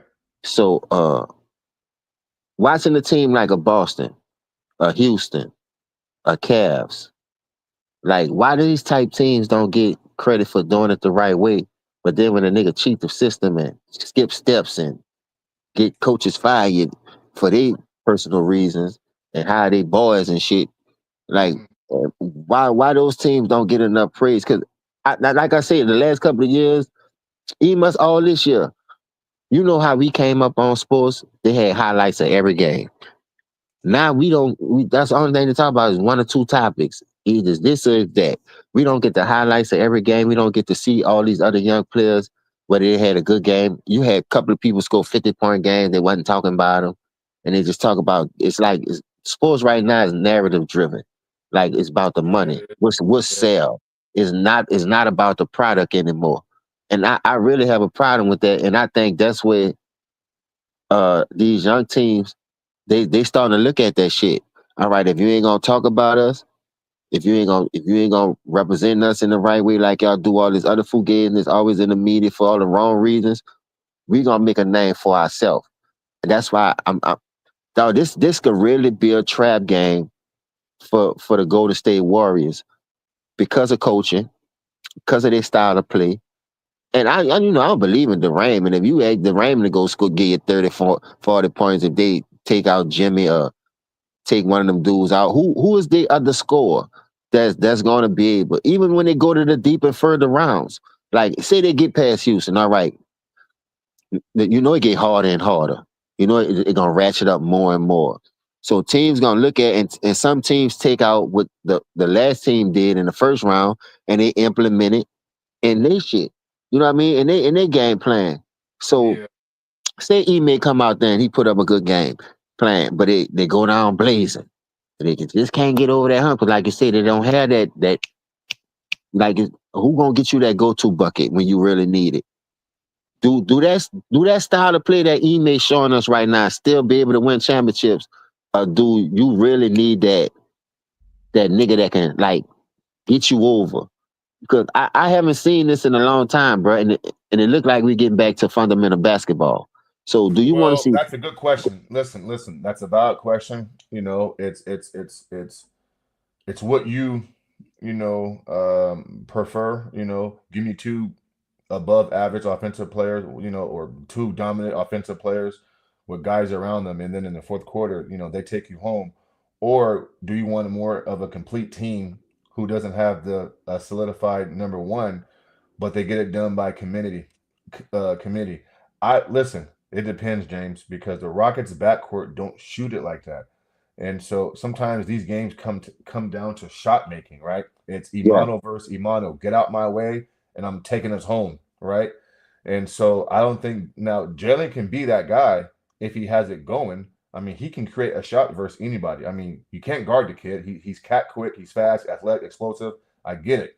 But all that doesn't matter if at the end of the day, when you pull up, like Kobe said, I can dribble 1,000 times. I can go in between my legs. I can make my little hezzy. But only thing that matters is I come back to the pull-up jump shot. Kobe Bryant said, quote, the most important shot in basketball is the pull-up jump shot, which means it doesn't matter what I do from A to Z.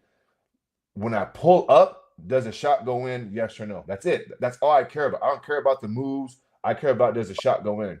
And so yeah, I think that is what Jalen Green suffers from. He's flashy. He's he's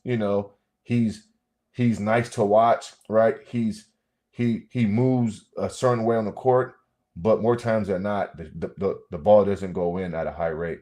And so I'm always going to ride with a guy like Steph or Jimmy because Jimmy's going to get to the free throw line, stop run, stop the bleeding. We know Steph can shoot from the parking lot.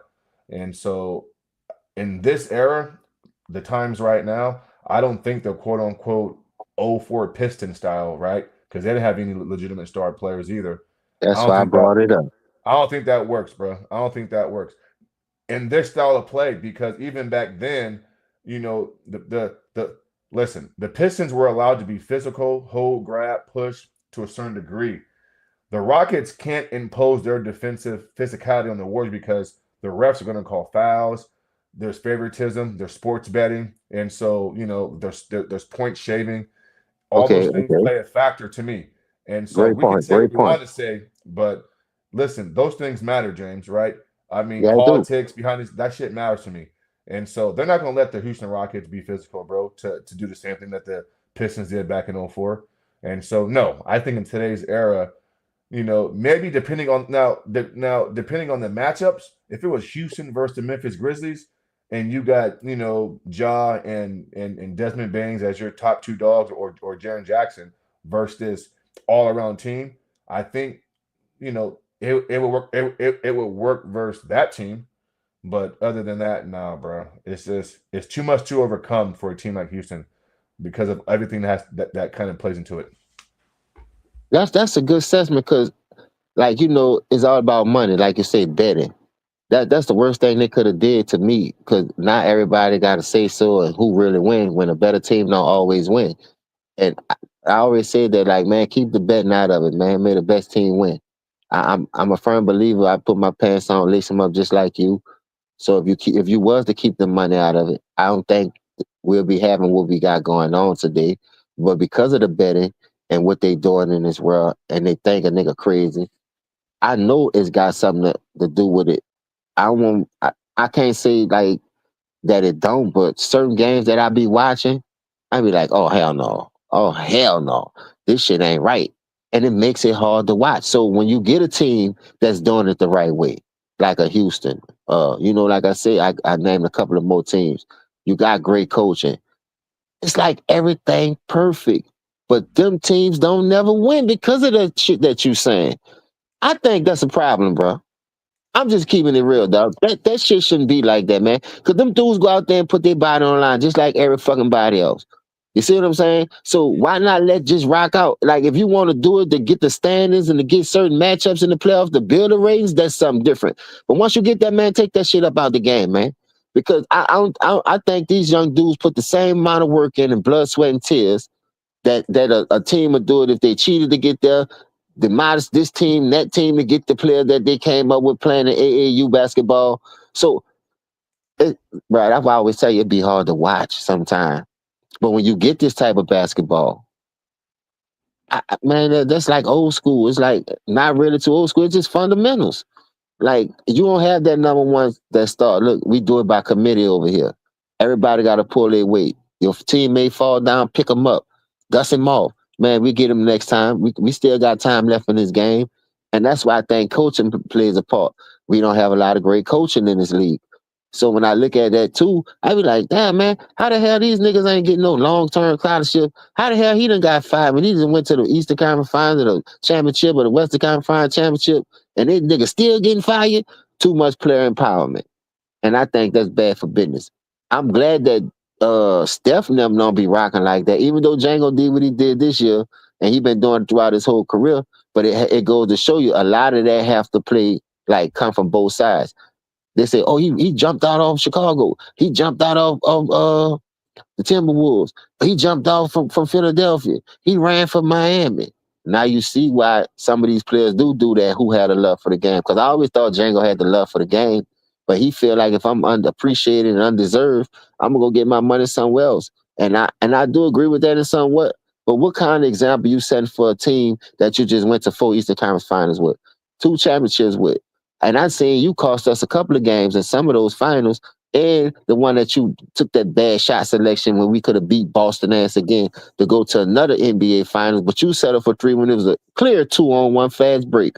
So where your fucking IQ at? Where was your motherfucking antennas like Cat Williams said on Friday after the Knicks? Draymond Green cost him in 2016? Hell yeah. Hell yeah. You know what, man? After I reassessed that, I can't say that no more, bro. I gotta be honest, because even though he missed game 5, Andre got hurt and Bogut got the Well, that's when the wheels start falling off, though. You can't say that. I know, but listen, I mean, but the Warriors still had 2 more games that they could have won, and they didn't get it done. So I got to put that at Steph Curry's feet, bro. I do. I put it at his feet, but I'm saying how they want to say it, momentum. Like it changed that whole series. Yeah, but we can't blame a role player though. I mean, we can say he's a role player. He's a starter. Yeah, he's a role player. But he's a starter. Stars can be role players. What does that mean? I understand that, but he's a starter though. I understand that, and he can be a role player. But they say his IQ is impeccable. They say he can bring up the ball. Players' IQ is impeccable. He's defensive player of the year and all this dumbass shit. Hey, bro. I can't. I put it at the feet of Steph because he's the leader. I do agree with that. He's the leader and best player. And listen to this. If I'm having a bad game, right? But you come out here and cost us a game. Yeah. Because you can't keep your composure. That's not on me. That game that you cost us, I had a good game that game. But you wasn't there. Steph Curry had. If Steph Curry was, nobody talked about this aspect. If Steph Curry was such a great leader, he would have had Draymond Green in line before that and put man, please, brother. Ain't no way in hell Kobe or MJ is going to allow Sasha Vujacic, Dirk Fisher, or Pau Gasol, or listen, Ron Artest on the Lakers was in line. I mean, as crazy as Dennis was, right? You saw the respect factor that Dennis Rodman had for Scottie, Phil, and MJ. And so I agree. Steph Curry did not command that type of respect from Draymond. Draymond thought he was at some point, on the same level with Curry, I believe. And so that's a knock on Steph Curry's leadership style, bro. So that's why I put that all on Curry, bro. I can't give Draymond no blame. Yeah.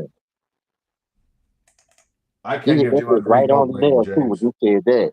That nigga Draymond thought he was a superstar. Then he just went for 37, almost 32, 15 and 9. He thought he was on their level. Well, why you ain't bring it home then? Why you ain't continue? That nigga, like, It's Well, something he about was this supposed to dude, bring it bro. home. I mean, he had a great game 7, but Steph and Clay didn't get it done, bro. Steph didn't get it done. Steph doing dumb shit behind the back passes and turnovers, and he had Kevin Love lined up on a 1-on-1 and couldn't get his shit off.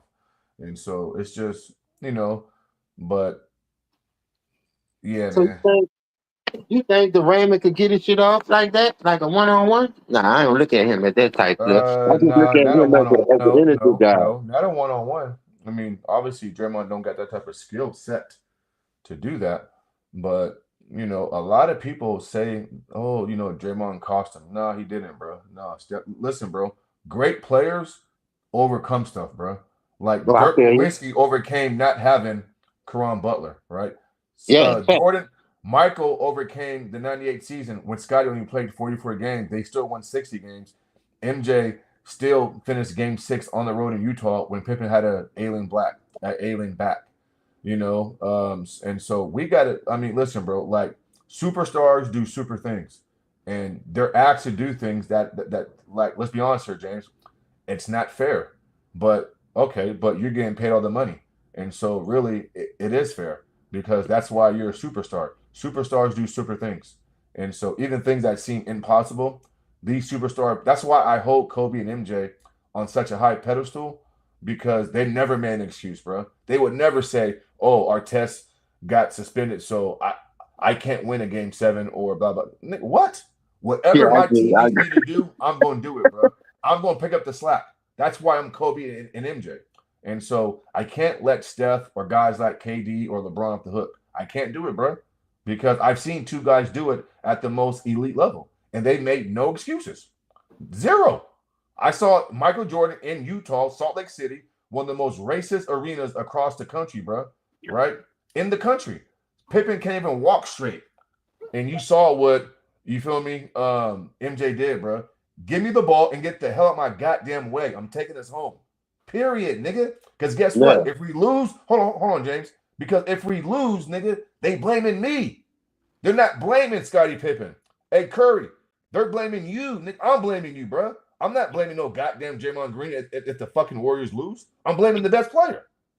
And so with that being said, bro, like Ticket says, to whom much is given, much is required, bro. Period. I'm just saying. Salute Lil Tay. I see Lil Tay down there, bro. So that's all I'm saying, James. We gotta get back to holding guys accountable, bro. And not lowering the bar or the measuring stick, bro. Like, James, you seen Kobe and MJ, bro. You seen that Tim Duncan. You feel me? You seen Hakeem Olajuwon, bro. 6 seed, right? Bro, no team in NBA history had a tougher path to the finals than the 95 Rockets, right?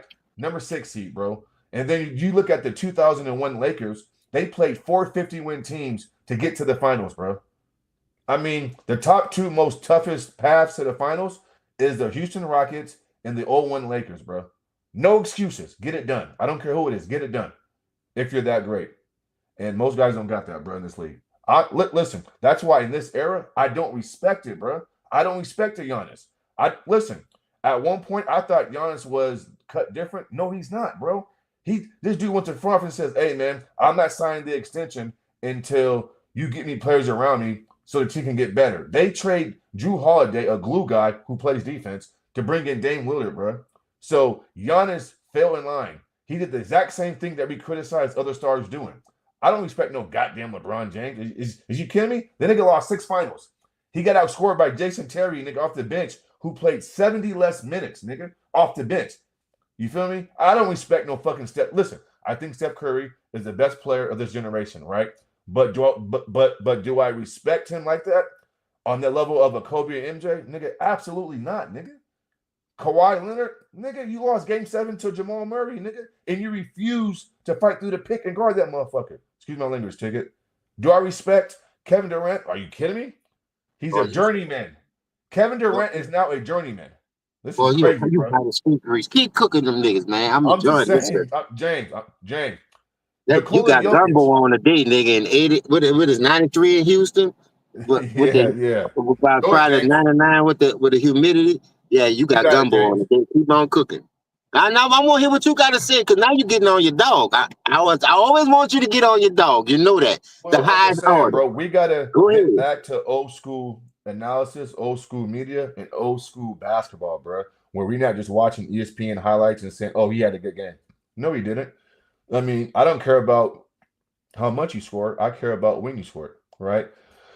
And so, even guys like Joker, right? Like, who's his competition? I mean, who's he going to against? Could you imagine him going against a David Robinson, a Patrick Ewing, a Dikembe Mutombo, or a Rick Smith, Alonzo Mourning, a David Robinson, Hakeem Olajuwon, a Prime Shaq? I mean, listen, the physicality in 2020 from an old, washed up dude who had back White surgery, Howard. Dwight Howard, slowed Yeah. him down, bro, and said, "Oh, he's too physical." So imagine a real center who has lateral movement, foot movement, who can contest, and all these things, right? And so, listen, bro, like I just don't respect this era, man, because listen, people killed Charles Barkley for saying LeBron doesn't want to compete. He was spot on. These dudes don't want to compete. LeBron James has now played with Luka Doncic, Anthony Davis. I mean, how much help do you need, bro? Like this is ridiculous. This is ridiculous. And so, listen, bro, like I would never respect, I would never respect 2016 and on. Never. I just can't do it, bro. I mean, listen, the foul call. Listen, like you mean to tell me I can't even guard my guy? I can't even touch my guy's elbow and he's in triple threat and I can't stick a hand out and guard him. So now you're putting me at a disadvantage defensively, and then any contact that's made or any resistance, I'm getting a foul call on me, the defensive player. Like, this league is so soft, bro. It's catered to offensive numbers, right? Sports betting has killed our league, right? I mean, I don't know if players are on the up and up or not. You got players getting busted for sports betting, Porter Jr.'s brother. I mean, all kind of stuff, right? You got dudes so-called on PEDs being praised for longevity. Like, I don't know what's what, bro. Like, how great are you if you're playing with all the best players? How can I tell you how good LeBron James is? And damn near half his career, he's played with all the best players, right? So you mean to tell me that they gave LeBron James back-to-back MVPs in 12 and 13, but the same goddamn voters told me that Steph and Clay or KD couldn't win MVP because they're on the same team? But you give LeBron James back-to-back MVPs, and then you try to use the MVPs to legitimize his place in history?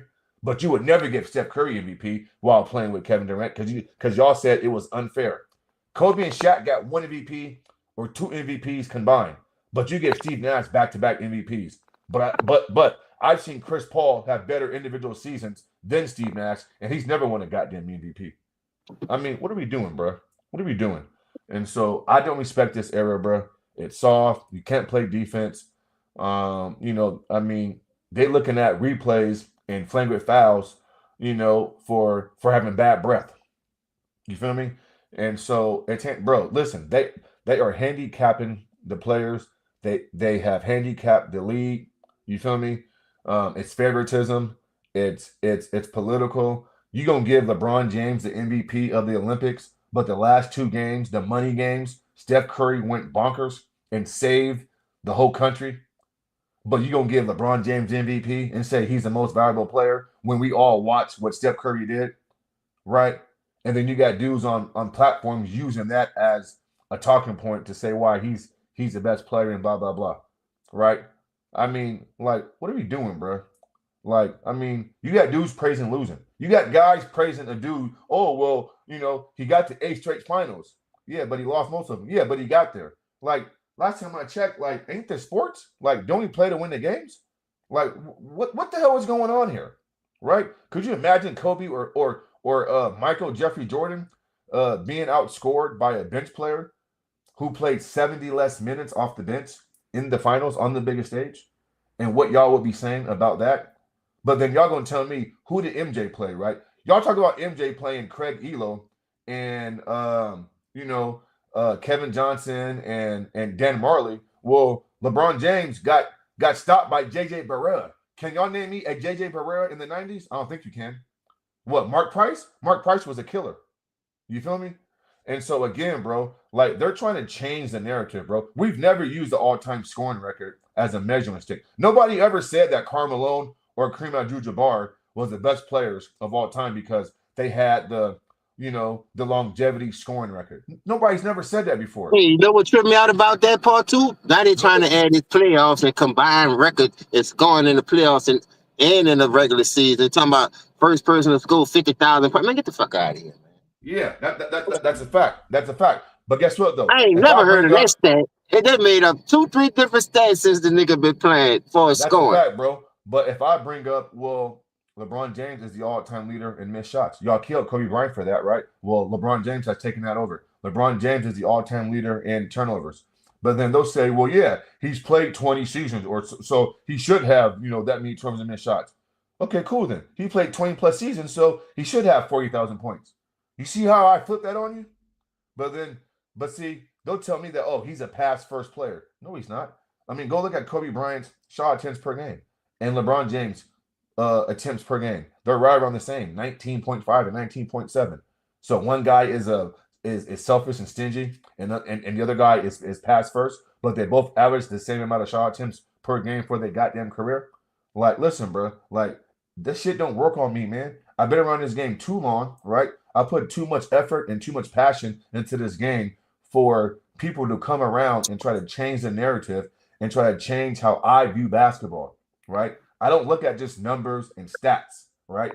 That doesn't tell me the full story. It just doesn't, right? It doesn't tell me the full story because a player can dominate a game without having stats, right? We've seen it, right? We've seen it. I mean, did y'all forget what George Karl said about Dennis Rodman? Dennis Rodman wasn't the best scorer on the 96 Bulls, but George Karl says that Dennis Rodman controlled that series with just his rebounding. Nothing to do with points, just rebounding, 8-9 the fast break, you know what I'm saying, controlling the pace.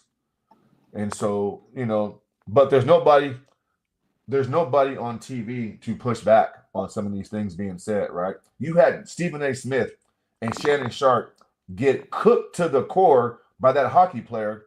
And when he mentioned MJ and Kobe, they had the audacity to say, oh, you can mention MJ, but Kobe Bryant, no. You can never mention Kobe Bryant. The audacity, bro. I seen that too, man. That shit made me mad. They are trying to erase Kobe from like our minds and the record books, bro. They're trying to erase him. And nobody on TV calls this shit out, bro. Nobody. This is why I could never be on ESPN or these platforms, bro.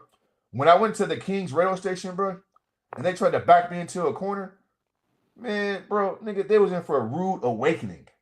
What? I'm not here to push the LeBron James propaganda, my guy. I'm a Kobe guy, MJ guy, and he doesn't measure up to the standard. So that's all I'm saying, bro. I'm old school. I don't yes, PK7. I don't facts, man, Shepard. Yeah, I don't respect this era, James. I know you don't either.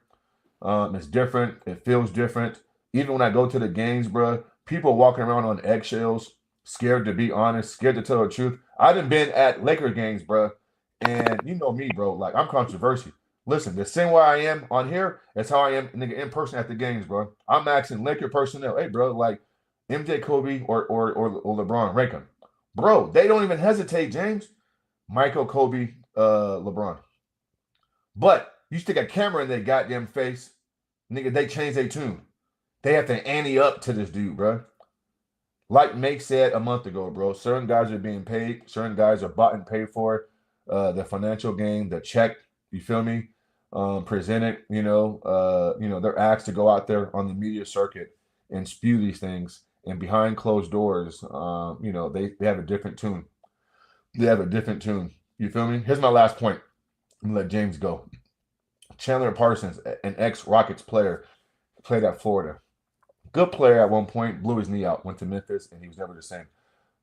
He has a podcast with Michelle Beadle, who got caught saying the N-word, but she still has a job on TV doing podcasts. You can't make this shit up. She was caught saying the N-word, but she still has a job. It's her, Chandler Parsons, and it's the dude that played in Houston, Philly, and even when he played with Kobe too, the little six man, Lou Williams, and Chandler Parsons made a comment like a few months ago and says, Kobe Bryant has no business being mentioned with the all-time greats, like the top 5 player of all time.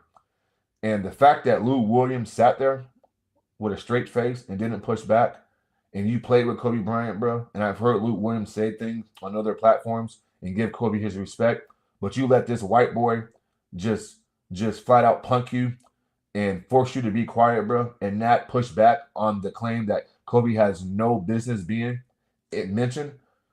That's where we're at right now, bro. You got Shaquille O'Neal at one point saying if LeBron James passes the all-time scoring record, he's the best of all time. Now Shaq changed his tune, right? You got Tracy McGrady changing his tune. So Paul Pierce and KG changing their tunes.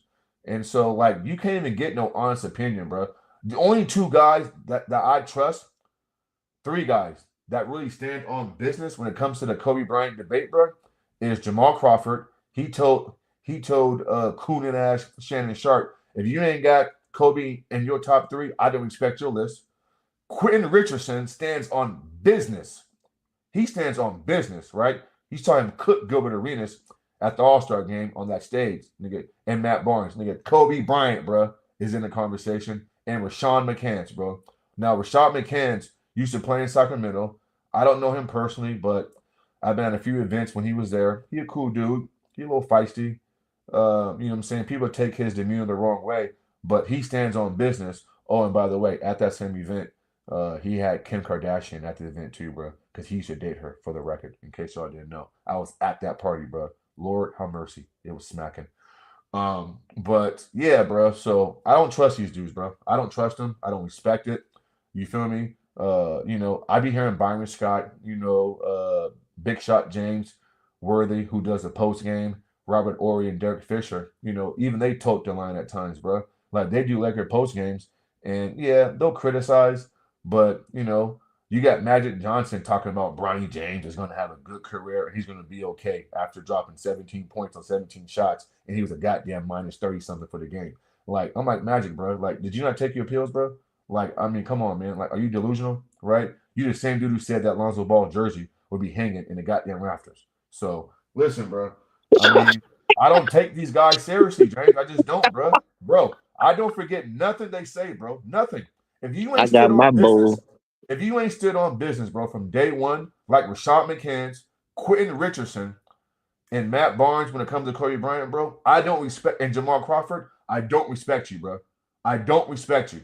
If you flip-flop at any point, I don't respect you. You got Kenny Smith on TNT when the year first started. This clown said that LeBron James is the second best player in the league. What? Come on, bro. You can't make this shit up. Go ahead, James, bro. Go ahead, man. You got it, Man, bro. where do I fucking start, boy? I ain't Go gonna ahead, lie. bro. I had my bowl and spoon standing in this line waiting for that gumbo. I ain't gonna lie, boy. You came with it too. It's with that filet seafood. What you got? Chicken and sausage? What? Chicken and Chicken, beef. sausage, shrimp, nigga. Fucking, nigga. No okra, though. No okra. No okra. The Holy Trinity. All that shit, bro. Hey man, I ain't gonna lie, bro. You damn, bro. Like I said, where do I start? And we've been preaching this shit for the longest, man. You know that. It's like I say, the narrative, the storylines, the bets, everything is messed up. So how can we tell who are the greater players of the best team? And I think, look, some of these players, and I hate to say it like this, bro, but sometimes you got to just keep it real. The truth fucking hurt. These dudes is out here getting their bag, going home. They already know. Like when it comes to the face of the league aspect, you got this corny ass nigga gonna sit up there. Why would anybody want to be the face of the league when all the thing they gonna do is shit on our game today? Because of you, nigga. Why would a nigga want to be the face of the league when all they talk about is you? But you ain't looking at that. I remember one topic on ESPN, bro. They said the Lakers to the Western Conference Finals, a first round exit. That nigga, everybody said what they had to say. Then that nigga Kendrick Perkins was like, hold up. Why we even talking about the Western Conference Finals when he's supposed to be the GOAT? You see what I'm saying? So soon they went to a commercial and came back, they just moved Western Conference Finals and put championship right there. Like another segment talking about this bump over and over. Like they trying to throw them in your face so hard. And they don't even see that shit hitting rock bottom. The views that went down in basketball at an all-time high. And you sit there and you wonder why these fans get tired of the shenanigans. And I like Curry because he did it the right way. We do hold him accountable. Like man, say I put that on him. But to me, if you want to be honest, since you said it like that, I say when Bogut went down, the paint became wide open. It was not too much of Draymond because he don't give you nothing anyway. And how can you let a nigga put his nutsack on your head? Call him a bitch and he snitched on you and now you signed to his clutch. I can't. Dog, that's just like me hanging with a nigga that robbed me in the game. Ain't no goddamn way, nigga. I ain't trying to kill you, but I damn if I hang with you. And if I do catch you slipping, yeah, it's up there. I'm gonna get you back. But that's the type of shit that we watching today in the NBA. A bunch of friendly bobbing, a bunch of this. All right, you can't beat them, join them ass head ass niggas. Like you said, a lot of injuries back in the gap, like the '98 Bulls. Jordan was still top one, top two with Dennis Rodman. He don't even score the damn ball. But here, this era need all this type of help. This dude could get all this help, but when Steph Curry get a KD, or Steph Curry get a Jimmy Butler, oh, now they cheating. They crying. They crying a river. You feel what I'm saying? If he could do it, why we can't do it? That's why I be so much praised up on these young teams because we leading the wrong way. Like we're not really leading by example no more. Whatever they put on TV, like it's hard for me. I just watch it just so I can have something to talk about and debunk what the hell they be saying. Because I say this, man, if you're gonna come on here and promote all this stuff on TV, like you said, y'all killed Kobe for having the most missed shots. But here, this man got everything. See how longevity work against him? But then y'all gonna also say longevity making him the GOAT. But y'all ain't saying longevity hurting his career because somebody getting paid. You can't pay me to lie to me. It's like I'm lying to myself. It's like I'm not going off what my eyes tell me. If I remember my son asked me, Dad, I want some LeBron James. I said, we don't rock role play shoes around here, baby. I'm getting you some J's. Just like that, left it alone. Period. And my son been rocking J's ever since he was born. And that's a ball for you niggas' ass. I could put that in a rap tune right there. That was a real ball. I'm not paying. A lot of like paying $200 for some steel toe boots. Something you can't win in. Then look at the Barbie doll. What about the Kung Fu grip? Nigga, you got knickerbockers on with a man purse, and you got high waters on with another nigga shoes on your dog the ghost of Chicago. Like, make it make sense. You cannot tell me that a nigga who quit on his team and lemon pepper Lou for some fucking hot wings and left the bubble, them niggas don't be taking that shit serious.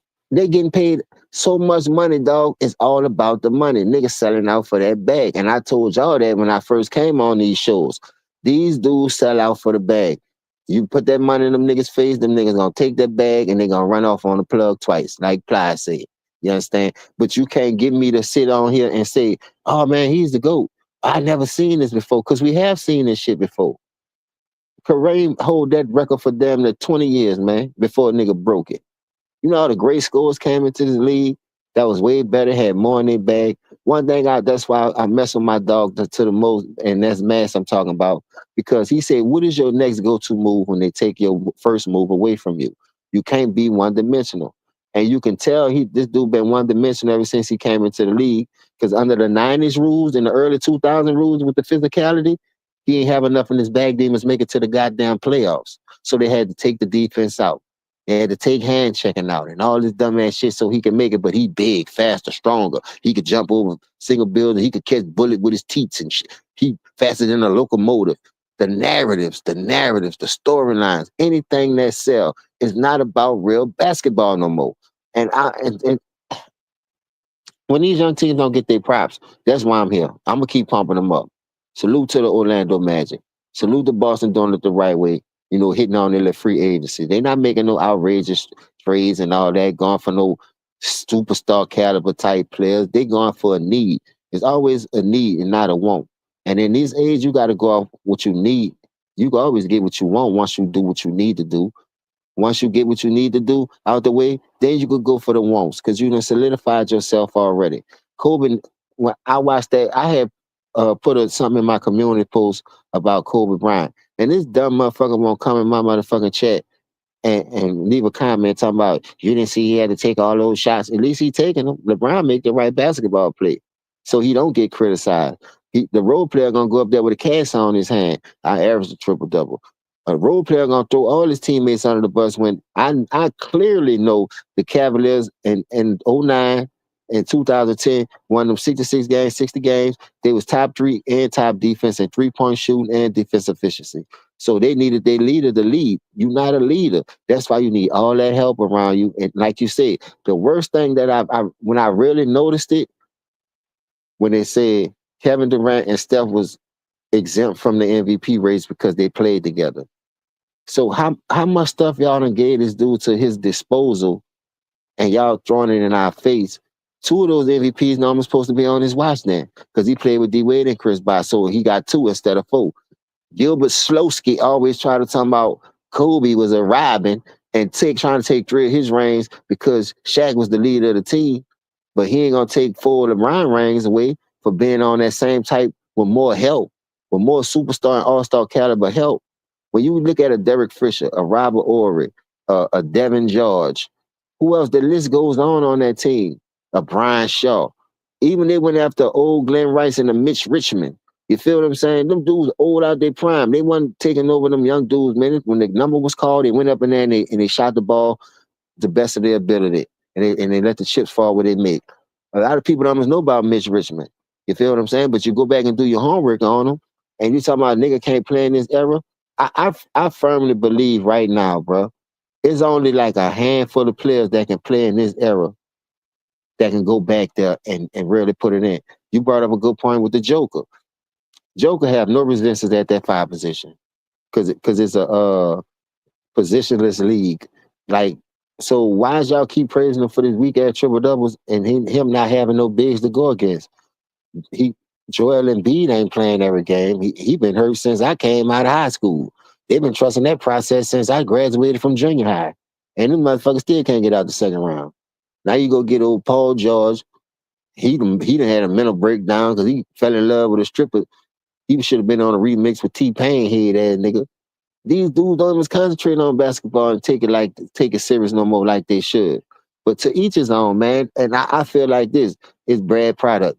That's like you going to the store buying bad meat. You smell the meat, but then you still cook it. What you think you putting in your system? Bullshit. Like for real, like that shit do not fly with me, man. I got to get that out of my system. And if I smell bad meat, I'm bringing it back. Nigga, I'm like, why people don't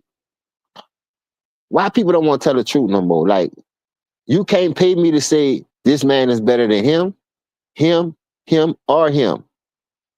And when did they start putting people with a losing record in the top 10? Anyway, you can go back in the history right now and look at everybody that's a top 10 player. And I know people lists be changing here and there. But I swear to God, name me a nigga with a losing record. You could go 1 to 10. That's it. I ain't saying go to 15, 20, 25. Just do the top 10 players right now and tell me who have a losing record in the NBA when they go to the final. With 3 or more finals. If you have 3 or more finals appearances, because you know how hard it is to get to 1. I'm giving you 3 finals appearances in the top 10. Look at all your top 10 players and look at all their finals appearances. This nigga the only one with a fucking losing record, man. You can't make this up. Like you say, I like what you said. You can't make this shit up, man. Different stroke for different folks, I guess. But look, let the good times roll. Because the hyenas, they nibbling, they coming, and they running packs right now. And they don't need no superstar. They don't need no 2 superstars. Them dudes building the team by committee. Like I always tell people, when you look at these Walmarts, these Lowe's, these Home Depots, these big old franchises, anything you can think about, like it's niggas big. They come together. And ain't no one person started that shit. And they came together as a team and become a successful company. Now, whether people sold their share at the end, look, I do ask him a question because they talking about he got 2% in one of the soccer teams. The dude who was talking to him played for that same team, but you own 2% of the team. You didn't must know that shit. Like, ask him about the Malcolm X book. I'm trying to tell you, bro, lies compound lie. And one thing I learned from my grandparents, especially father figures that was in my life, say, bro, You bleed just like them niggas, man. Don't be scared of nobody out here. This the game, bro. If they find you weak, they gonna start taking your dope. They gonna jack you every time they see you. So I had to become a fucking rough rider, stand on business. Go get my shit back. You ain't gonna nigga might catch you slipping, but go get your shit back. And it ain't gotta be with no gunplay all the time. Cause half of the time your mama know my mama, you just doing it because you think I ain't gonna do you nothing anyway. So I'm gonna play it like a G. But then if I go that route and I put it on the table and I can't get my shit back, then I'm gonna take it to that street justice. But I never had to do that because guess what? I know you already. And I know you just did it because you're sick and you need that hair on. But I'd be damned if I let you get away with it. So what I'm saying is this. When you put the product out there, on the court, on the field, on a diamond, anything, call the shit down the middle, dog. You not about to sit here and tell me half of Will's stats wasn't even much motherfucking accumulated and there wasn't even much taking records of it. So just imagine how far he'll be. All the triple doubles and quadruple doubles this nigga was getting, all the blocks he had before they started counting that shit. Like, but here we want this false narrative and say, because like you said, man, you brought up another good point. 22 years. Kobe played 20 years and got more wins than you got. Kobe was top 5, top 3 in scoring. Nobody didn't say he was the GOAT, but they put him up there in that category. Jordan had over 30,000 points. Malone was number 2 in scoring behind Kareem. He went to 2 finals leading his own team, built it the right way. Him and Stockton have been rolling since the 80s.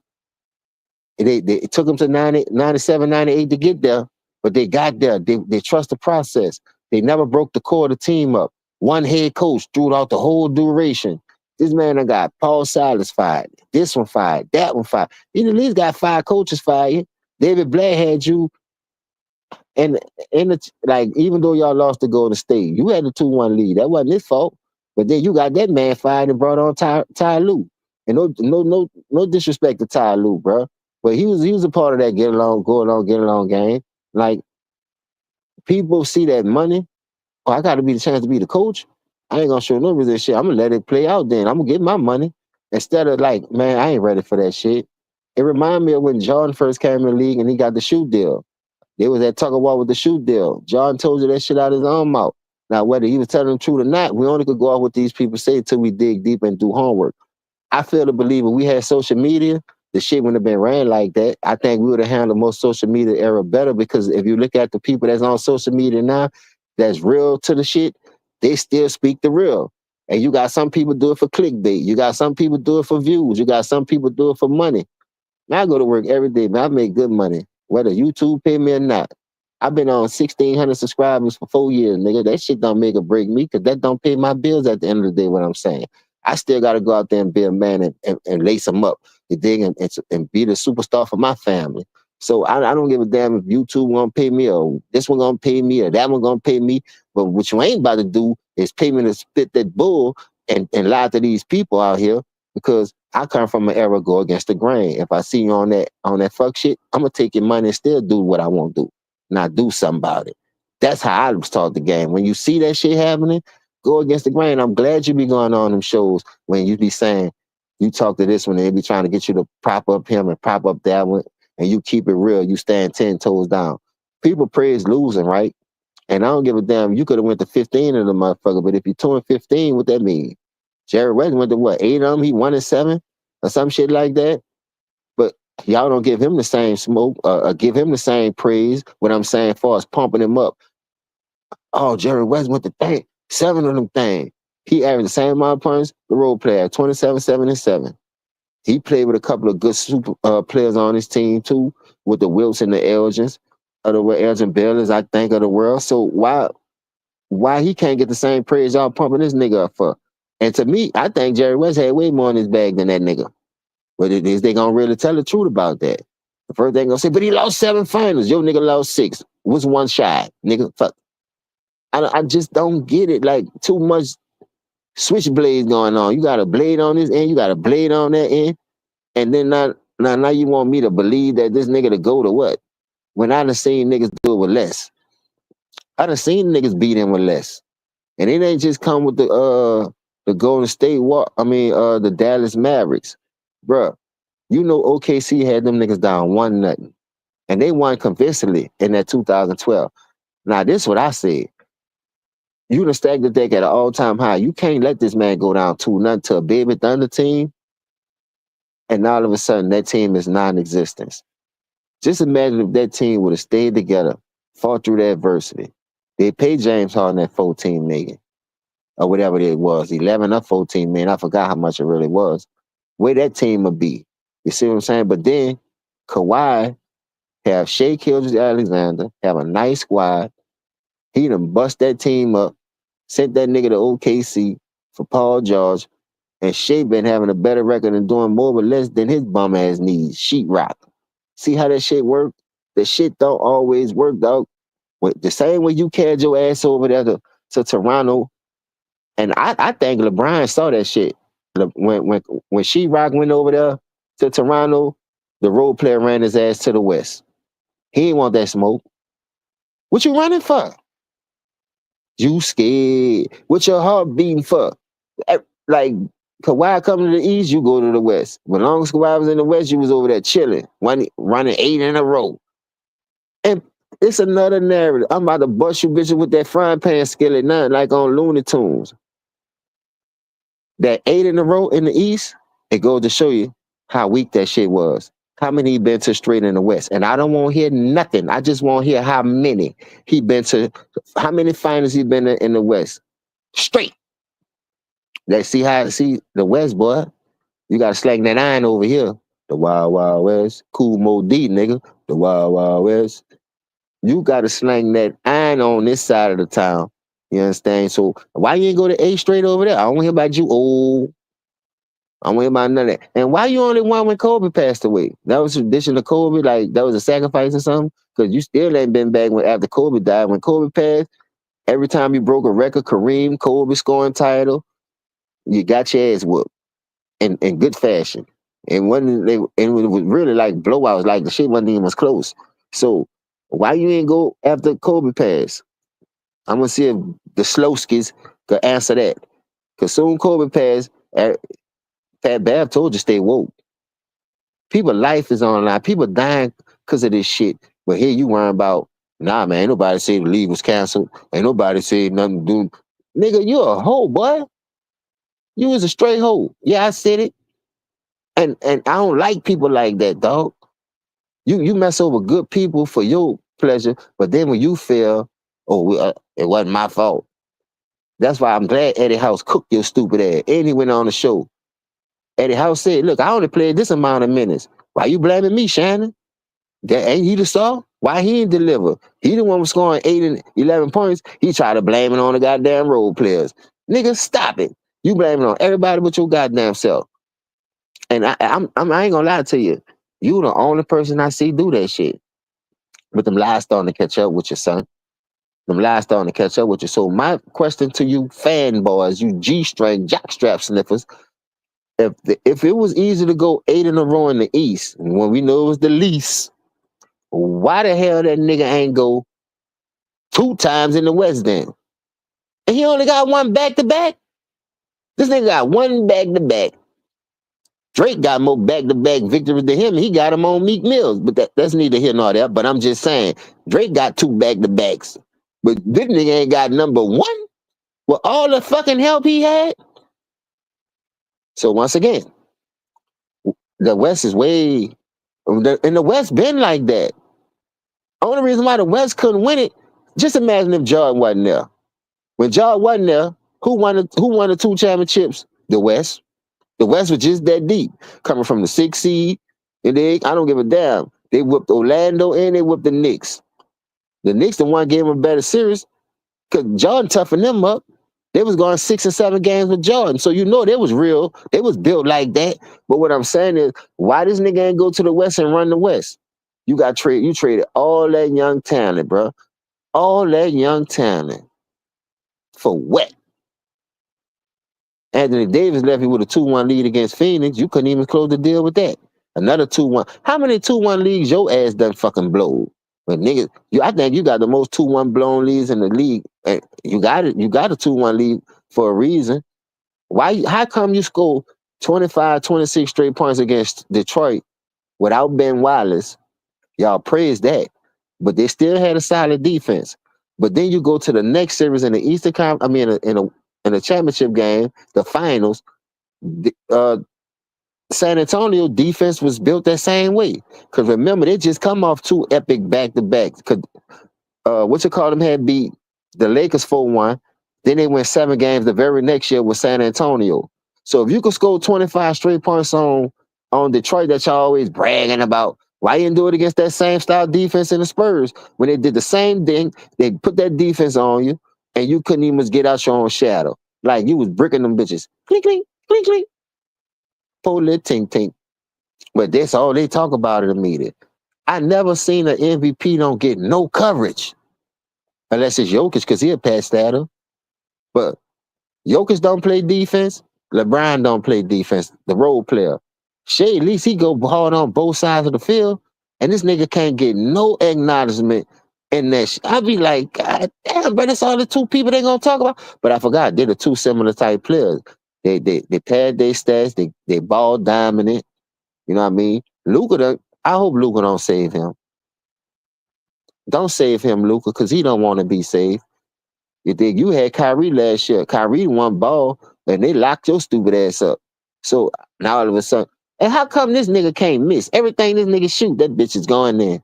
He can shoot that bitch from heavens, from Mount Everest, the Great Wall of China, the top of the pyramid. Everything this nigga shoot, it's like it don't hit no rim. It's all nets. So, say, bro, we gotta start looking into this stuff, bro.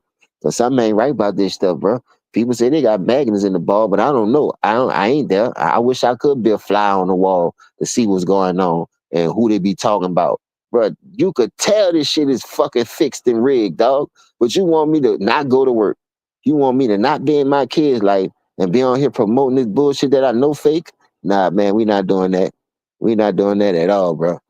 And I'm telling you, bro, something ain't right with this whole scenario. Because he the only one could cheat. He the only one could tamper with AD. That's tampering. He the only one go to the Olympics. You feel what I'm saying? They drug test Anthony Edwards. They drug test this one. But we ain't hear about no drug test with that role player. Like I don't want to hear about they drug testing before they got over there. Man, we talking about then. Why y'all keep drug testing the niggas if y'all drug testing before they got over there? So why this nigga got to take a drug test after certain games and this one got to take a drug test after a certain game, but this nigga don't? Like, just make it make sense, man. If they throwing it in your goddamn face for a reason, but I told you, a lot of you niggas slow skis. Slow skis. You dig? Y'all on a slippery slope. I just hope. Yeah, I'm back. I hope y'all don't fly off that motherfucker, because I ain't never seen a black person ski. I would love to go because it looked fun, but I'd be scared. I ain't gonna lie, but because I ain't never skied before. I done played in the snow a couple of times, but I'm just saying, like, it's too many narrative-driven storylines that we see that they throw in our face, but y'all come on here every day and y'all gonna be like, yeah, he did that right. Yeah, he the GOAT. But Steph Curry got the same amount of rings in less time with less help. He got 2 rings without super teams. Remember, he won with Harrison Barnes and Andrew Wiggins, Right. a nigga And he that beat he him 3 traded. times in the finals. I mean, there's no question Steph Curry is the best player of this generation. But this the trip part about it, man. He traded Wiggins to go get Love and still went 1-3. Right. And Steph won with Wiggins in 2022. And Steph won with this man. Come on, bro. Right. And I thought it's about making guys better, right? I mean, Steph did that. I mean, listen, y'all said the Warriors dynasty was over after Clay tore his ACL and tore his Achilles. And what Steph do? Steph didn't make no excuses, bro. He got a guy from the goddamn G League in Jordan Poole. Was in the G League, right? And they shut your yuck mouth ass up, man. Nobody want to hear that. Yeah, and LeBron came back off a 3-1 injured team too, because Iguodala was injured. Bogut got hurt. Taking him for a goddamn LeBron James. You talking about Anthony. Curry beat an injured cat. You sad, bro. You little wet mouth ass, man. Right. Stop it. Right. Oh, fucking, my lip got stung by a bee. Man, shut up, man. You can't make this stuff up, bro. Man, walk around with a bee sting on his lip, man. Stop it, man. No. I mean, let me find out you got LeBron draws on. Here, let me find out you got LeBron pillowcase and sheets on your motherfucking bed, boy. I'm coming for your helmet, nigga. Y'all can't do that, bro. Y'all can't do that, bro. Everybody get credit for winning against this nigga, but it gotta come with stipulation to get your props. Right. But But when how he many? wins, James, though, he gets all the credit. Everything is Thank you. because of him. That's crazy.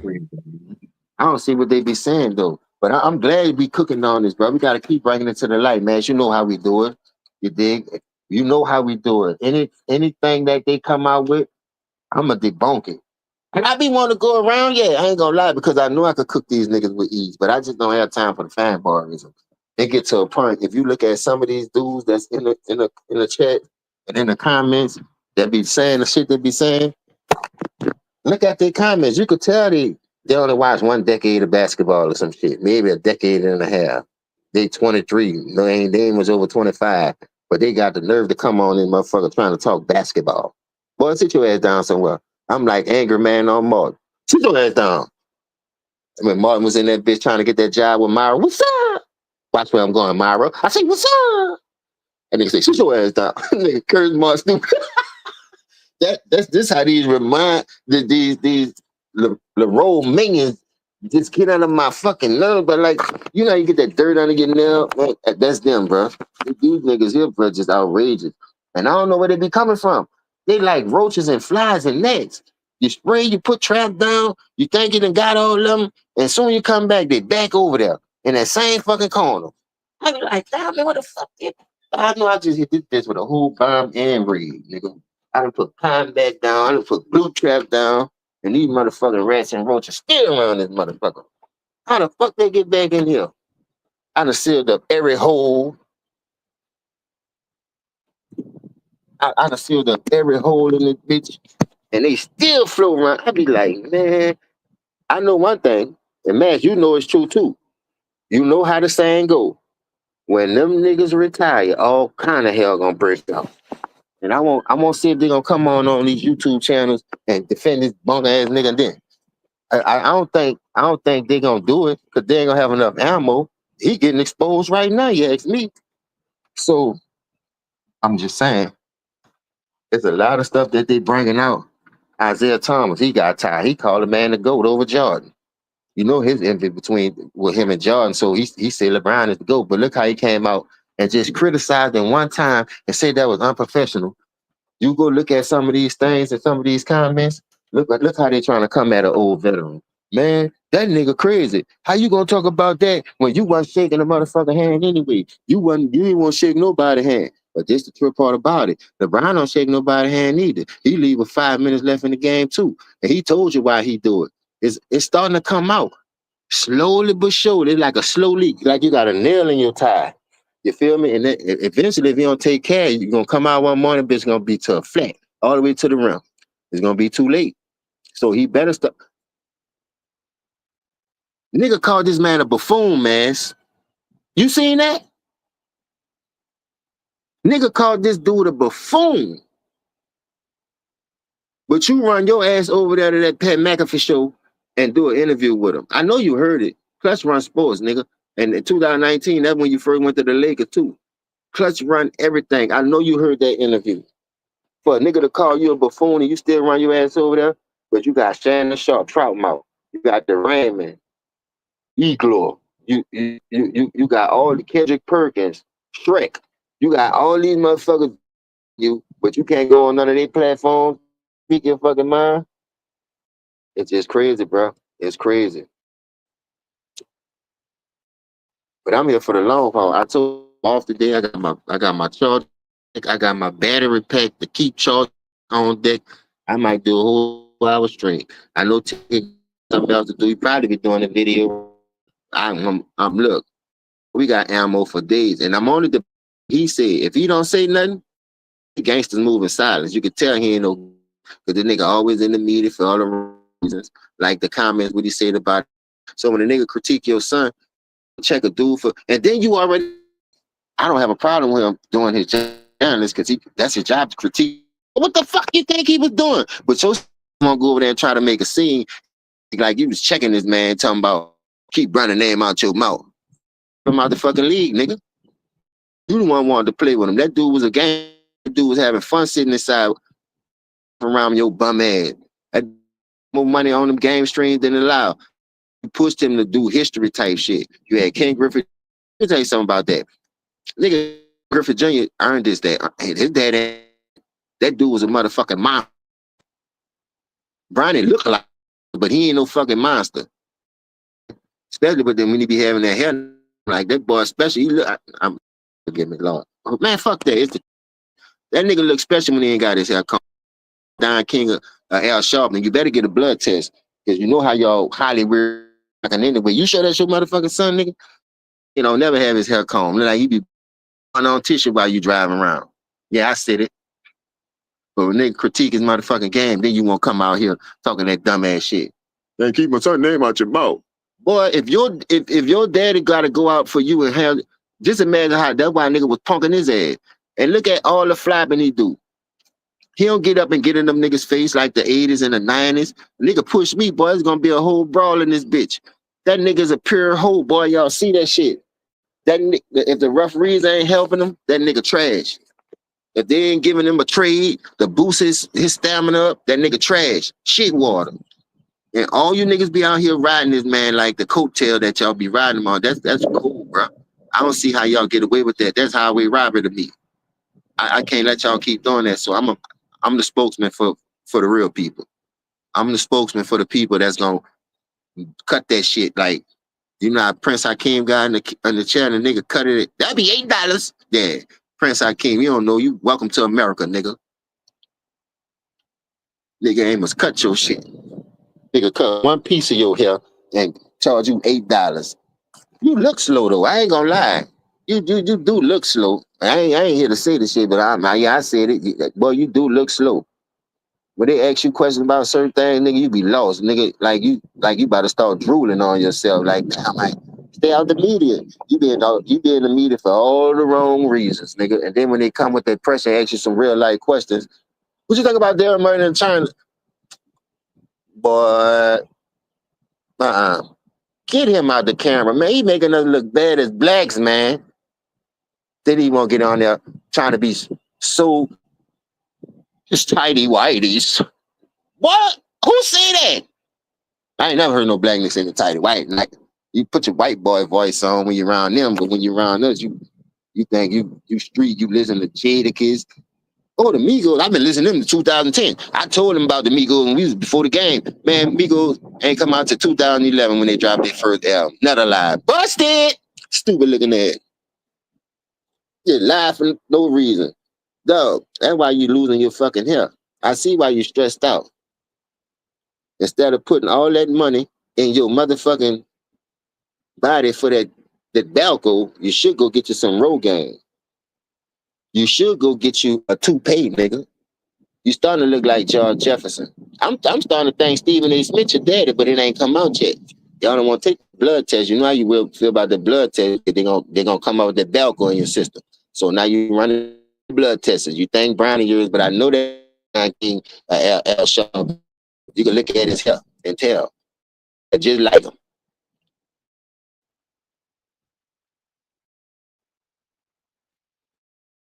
My channel, know the boy, sports and news. But I started on other people. I like to cook on other because the reason why, you know, when I ain't trying to learn this new era shit, if I knew how to drop the link, I have most followers and all. But then one day I did, and I see how they they shadow ban my shit. That's why I always say, man, don't give a nigga no shit like this. Hear the truth, cause I ain't selling out. We all die and bleed the same fuck. They look at all this stuff going on, bro. It could be right in your face. R.I.P. and just like for real. Blasted that shit. Like why every time somebody talk that shit, they just an accident. All this, like man, I don't like. And I'm then piss on your set, bro. I'm telling you, I would, nigga, and I drink. I'll buy you a 40. You the Thunderbird that Wild Irish Road. You talking about I be hating on Kawhi? Nigga hating on himself. Kawhi trying thing the role player did, and he should have held on to shit. Paul George. Maybe he would have had the ring. You understand? But since you want to play doing, since they letting him do it, Mongo see that nigga, be yourself, man. Be your fuck. Soon you did that shit LeBron did, demise everybody and go stack the deck with and all these other water down there. You see what I'm saying? Paul George should have stayed down because you had that nigga on the road. Indiana street tough. And that team, I understand you was a young pup. Go through those growing pains, man. Go through those growing pains and then if it over the hump. Because you saw what Dirk did him.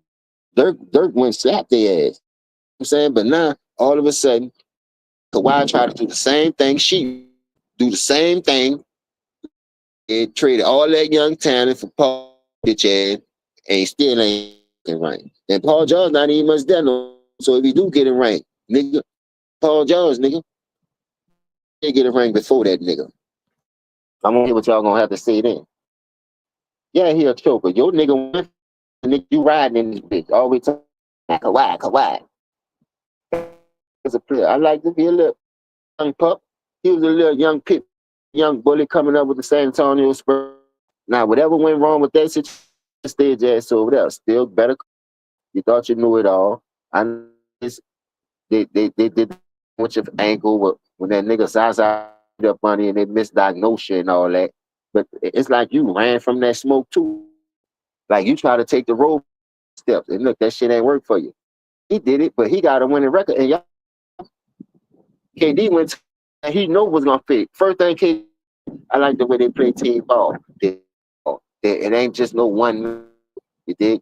That nigga called the role player little circle a clown show. Then them niggas don't be doing over there. But see, he got on there. I think that's when they. No, I ain't saying they didn't do him dirty. I'm saying the mixed diagnosis probably was the truth, but still don't run from the smoke.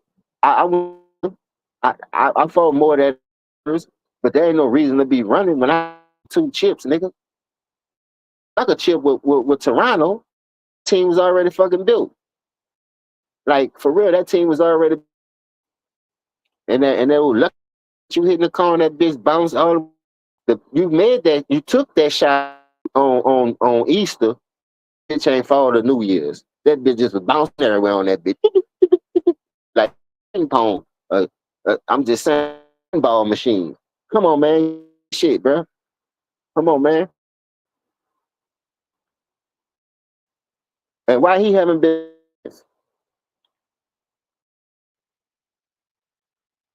I won't hear that shit. You traded him. You drafted him. Yeah, you knew who he was. Give him a chance. You ain't even get a nigga a chance. Same thing with the role player. You ain't give Bennett a chance. Now Bennett became a bust. Wiggins show upside. If you make everybody better, man, work with that.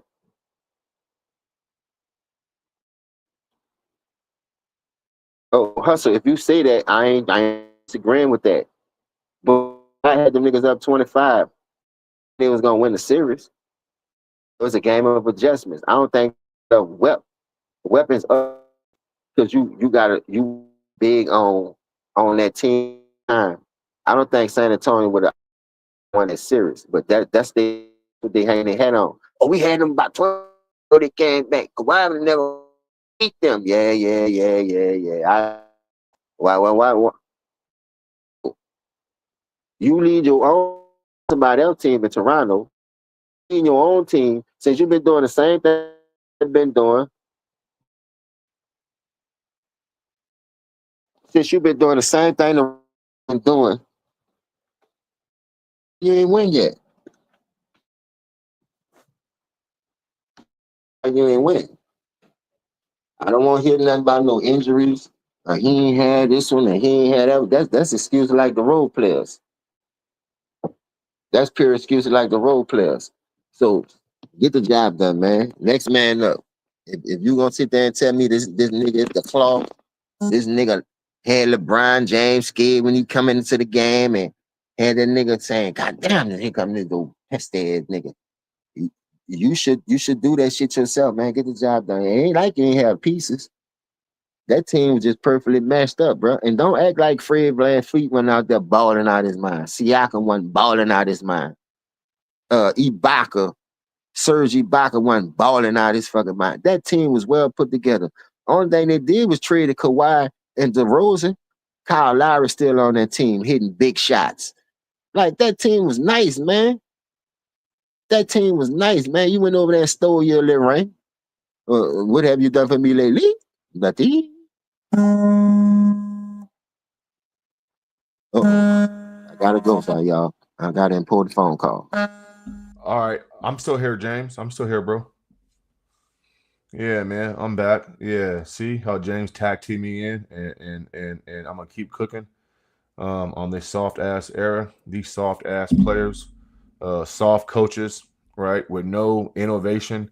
You know, the one thing that's also disappointing too for me is these coaches and these staffs who have no creativity offensively or defensively. It's a copycat league, right? You got corner threes being wide open on every single team. You got teams overhelping on dribble penetration too much. You got guys in la la land on the weak side. You know what I'm saying? I never understood how a guy can dribble baseline, right, and get the ball to the weak side on the corner. Like, how does that even happen without the defensive player being alert? Like, those things would not happen at this rate in the 90s. Guys had their heads on swivels. Guys had their hands in passing lanes, right? You're supposed to see your man and the ball. But now it seems like guys only see they man or one facet, you know, of the ball. And so, like, there's no reason why a basketball should get from the strong side to the weak side, and the team playing defense shouldn't have their hand on the ball going the other way, right?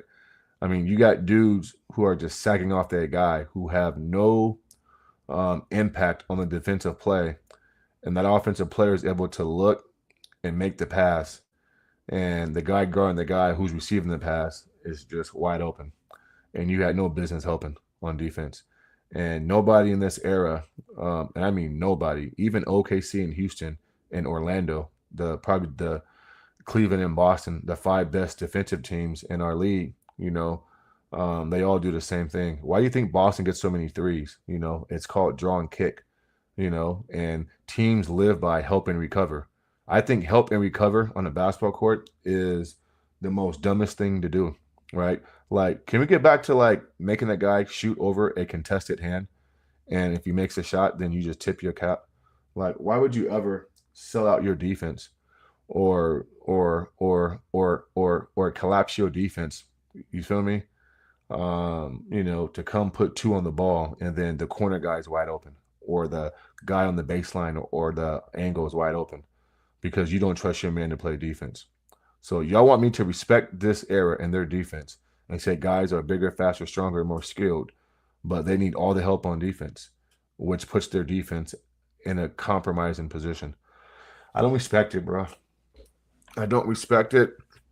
And it's a copycat league.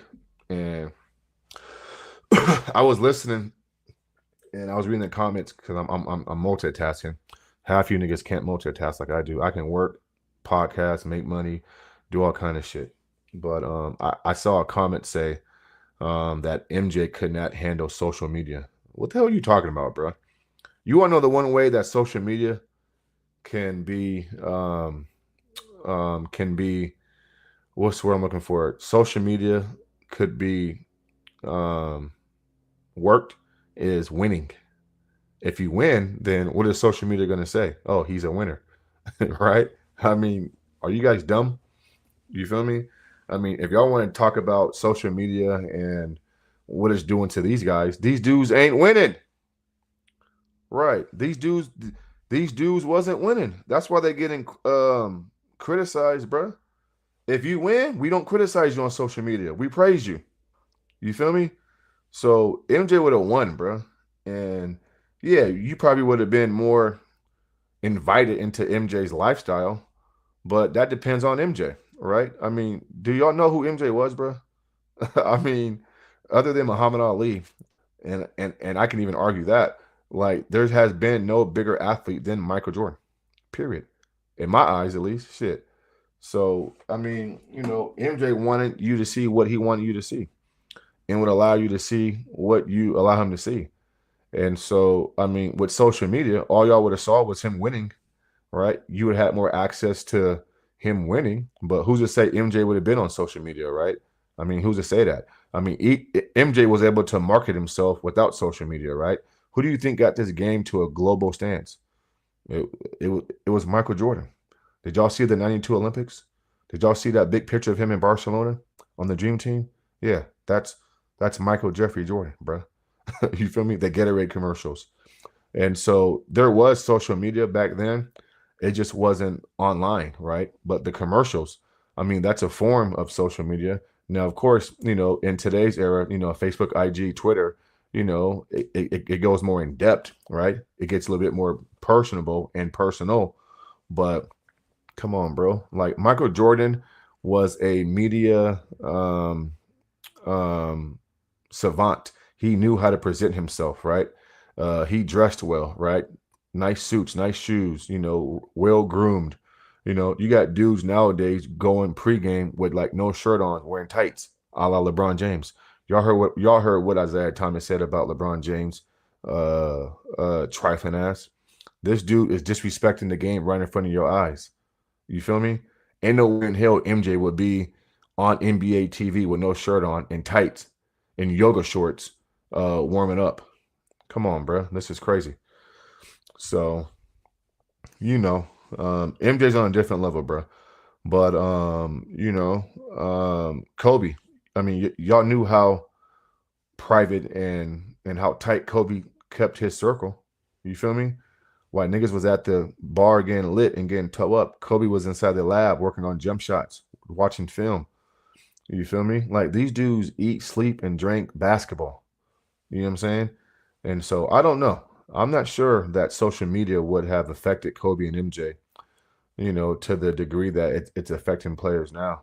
Those guys knew what to put first, and they put basketball first, right? They weren't concerned about, how they were perceived on social media, right? Taco Tuesdays and, like you would never see MJ or Kobe wearing no goddamn wig or a skirt on a commercial. Is you kidding me, bro? Like, what the hell was going on, bro? Like, they manly man. And so these clowns these days, they clowns, bro, and they talk too much, and they don't let their game do the goddamn talking, bro. See, I respect players who let the game do the talking. These dudes don't. He said to me, Magic Johnson, at his peak powers, was not bigger than Michael Jordan. Even Magic would tell you that, bro. Did you not know that Magic was on that 92 Dream Team? And Magic said, like, there's a new sheriff in town.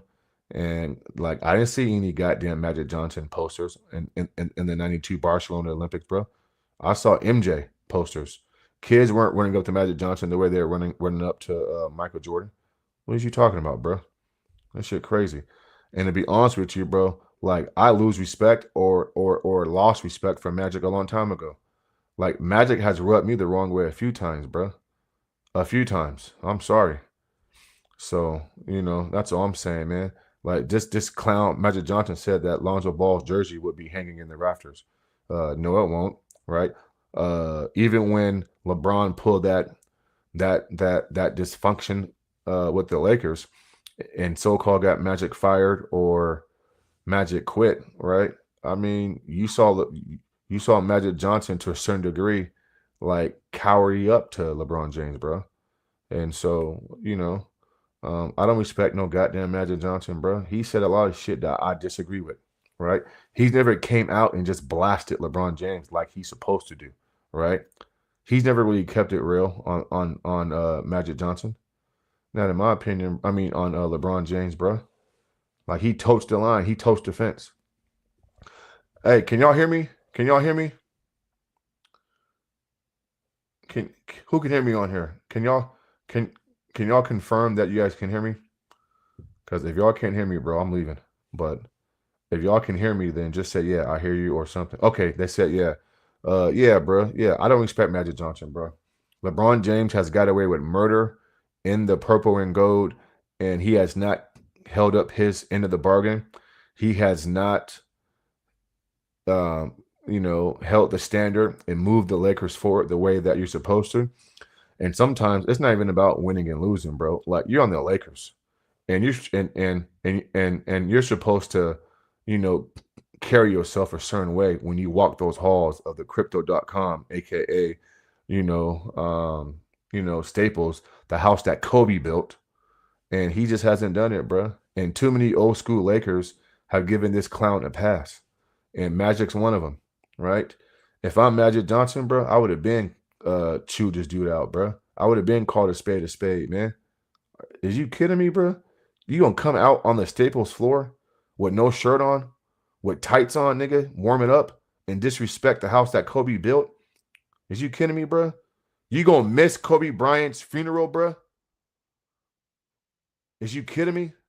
Come on, man. I don't respect this clown, bro. He's a clown. And Magic Johnson ain't said nothing, right? He had the audacity to say Bronny James is going to be a good player. He went on First Takeaway with Stephen A. Smith and just kissed his butt. I don't respect these dudes, man. Yeah, I respect dudes like Rashad McCants, man, who's not afraid to put it on the line, put his paycheck on the line, and call this BS out. Come on, man. I'm just keeping it real, bro. I'm just keeping it real. They could never have me on no goddamn show. I get fired in the first segment, bro, because I'm pushing back on everything. Those ESPN talking points don't work on me. Yeah, that shit don't work on me. You know what I'm saying? Magic Johnson sitting there with a straight face, and he ain't got nothing to say about LeBron James getting his bum ass son on the Lakers and making a mockery of the Los Angeles Lakers, a storied franchise. Like, the Lakers ain't the Clippers, bro. Like, it's the Lakers, right? They are a storied franchise. And Magic sat his, you know what I'm saying, corny ass and don't say nothing? Come on, bro. You can't, we don't rock like that, bro. Yeah, we don't rock like that, man. And I just can't do it, bro. So, yeah, we've been cooking for a long time, bro. We're going on 4 hours and 45 minutes. Yeah, you know what I'm saying? So, y'all can get persuaded, bro. Y'all can get persuaded, bro. I can't, nigga. That shit don't work on me. You feel me? The Nick Wrights, the Stephen A. Smiths, the Shannon Sharps. Nah, that shit don't work on me, bro. Yeah, I'll be damned if they get me on like one of those shows and I'm bought and paid for and I'm going to agree with this nonsense. You feel me? Nobody pushes back on nothing, bro. I thought sports shows are to debate. And to like you say something and then I push back with facts and then I articulate with this and that, and then you come back, I go back. Like, these shows nowadays is just everybody just gets along and that's it. Nobody's pushing back on nothing, bro. You feel me? These dudes don't want to compete, bro. You're right. It's like a buffet style, man. Everybody can it's like a free for all. Here you go, man. Hey, man, all y'all can eat. Like, that's not what I'm used to, man. I'm used to competition. I'm going to drop 30 and you not dropping 30, bro. Go ask MJ and Clyde Drexler. I'm going to drop my 30, Clyde, but you ain't dropping 30, bro. Right? I'm the best. If there's any questions about who's the best two guard, like when this is all said and done, it's going to be clear. You feel me? It's going to be clear. And so that's what I'm used to, bro. I'm not used to dudes getting 30 and then they best friend dropping 30.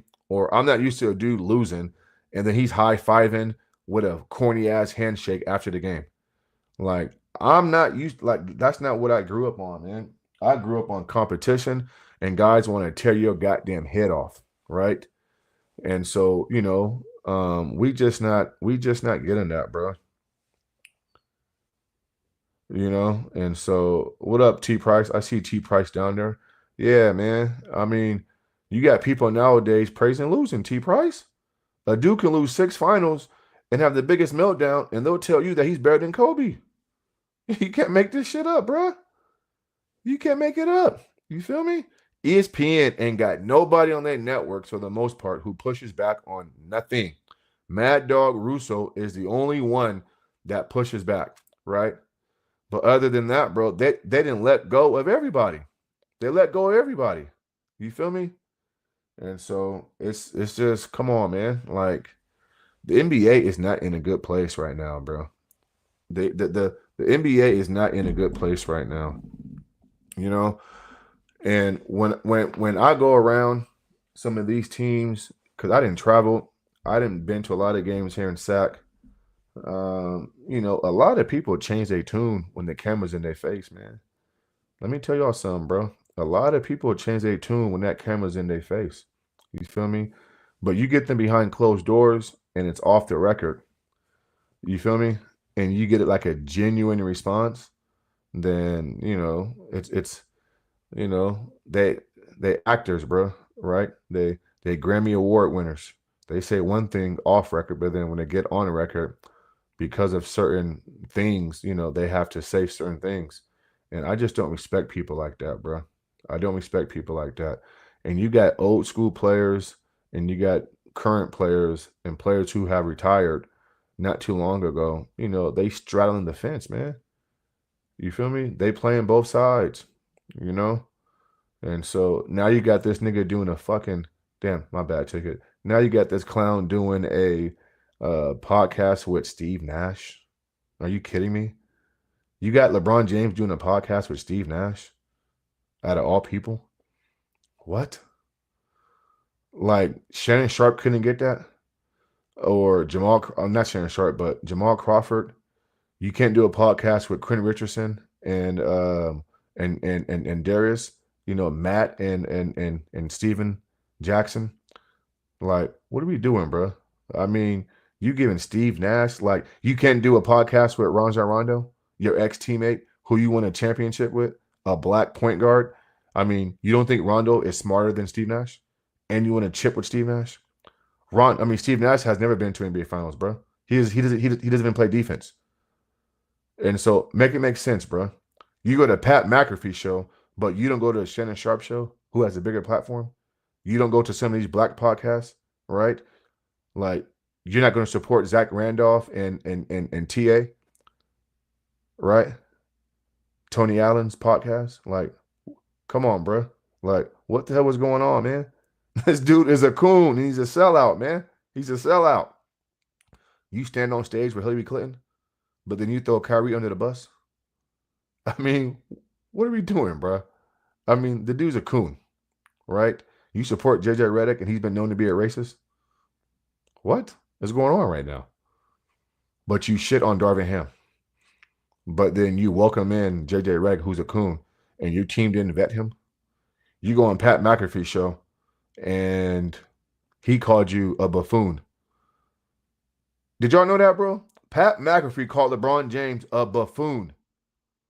I don't know about y'all, but some words sting more, right? A white man calling an athlete a buffoon. I mean, that's on the same lines as homegirl on Fox News saying shut up and dribble. Come on, man. You can't make this shit up, bro.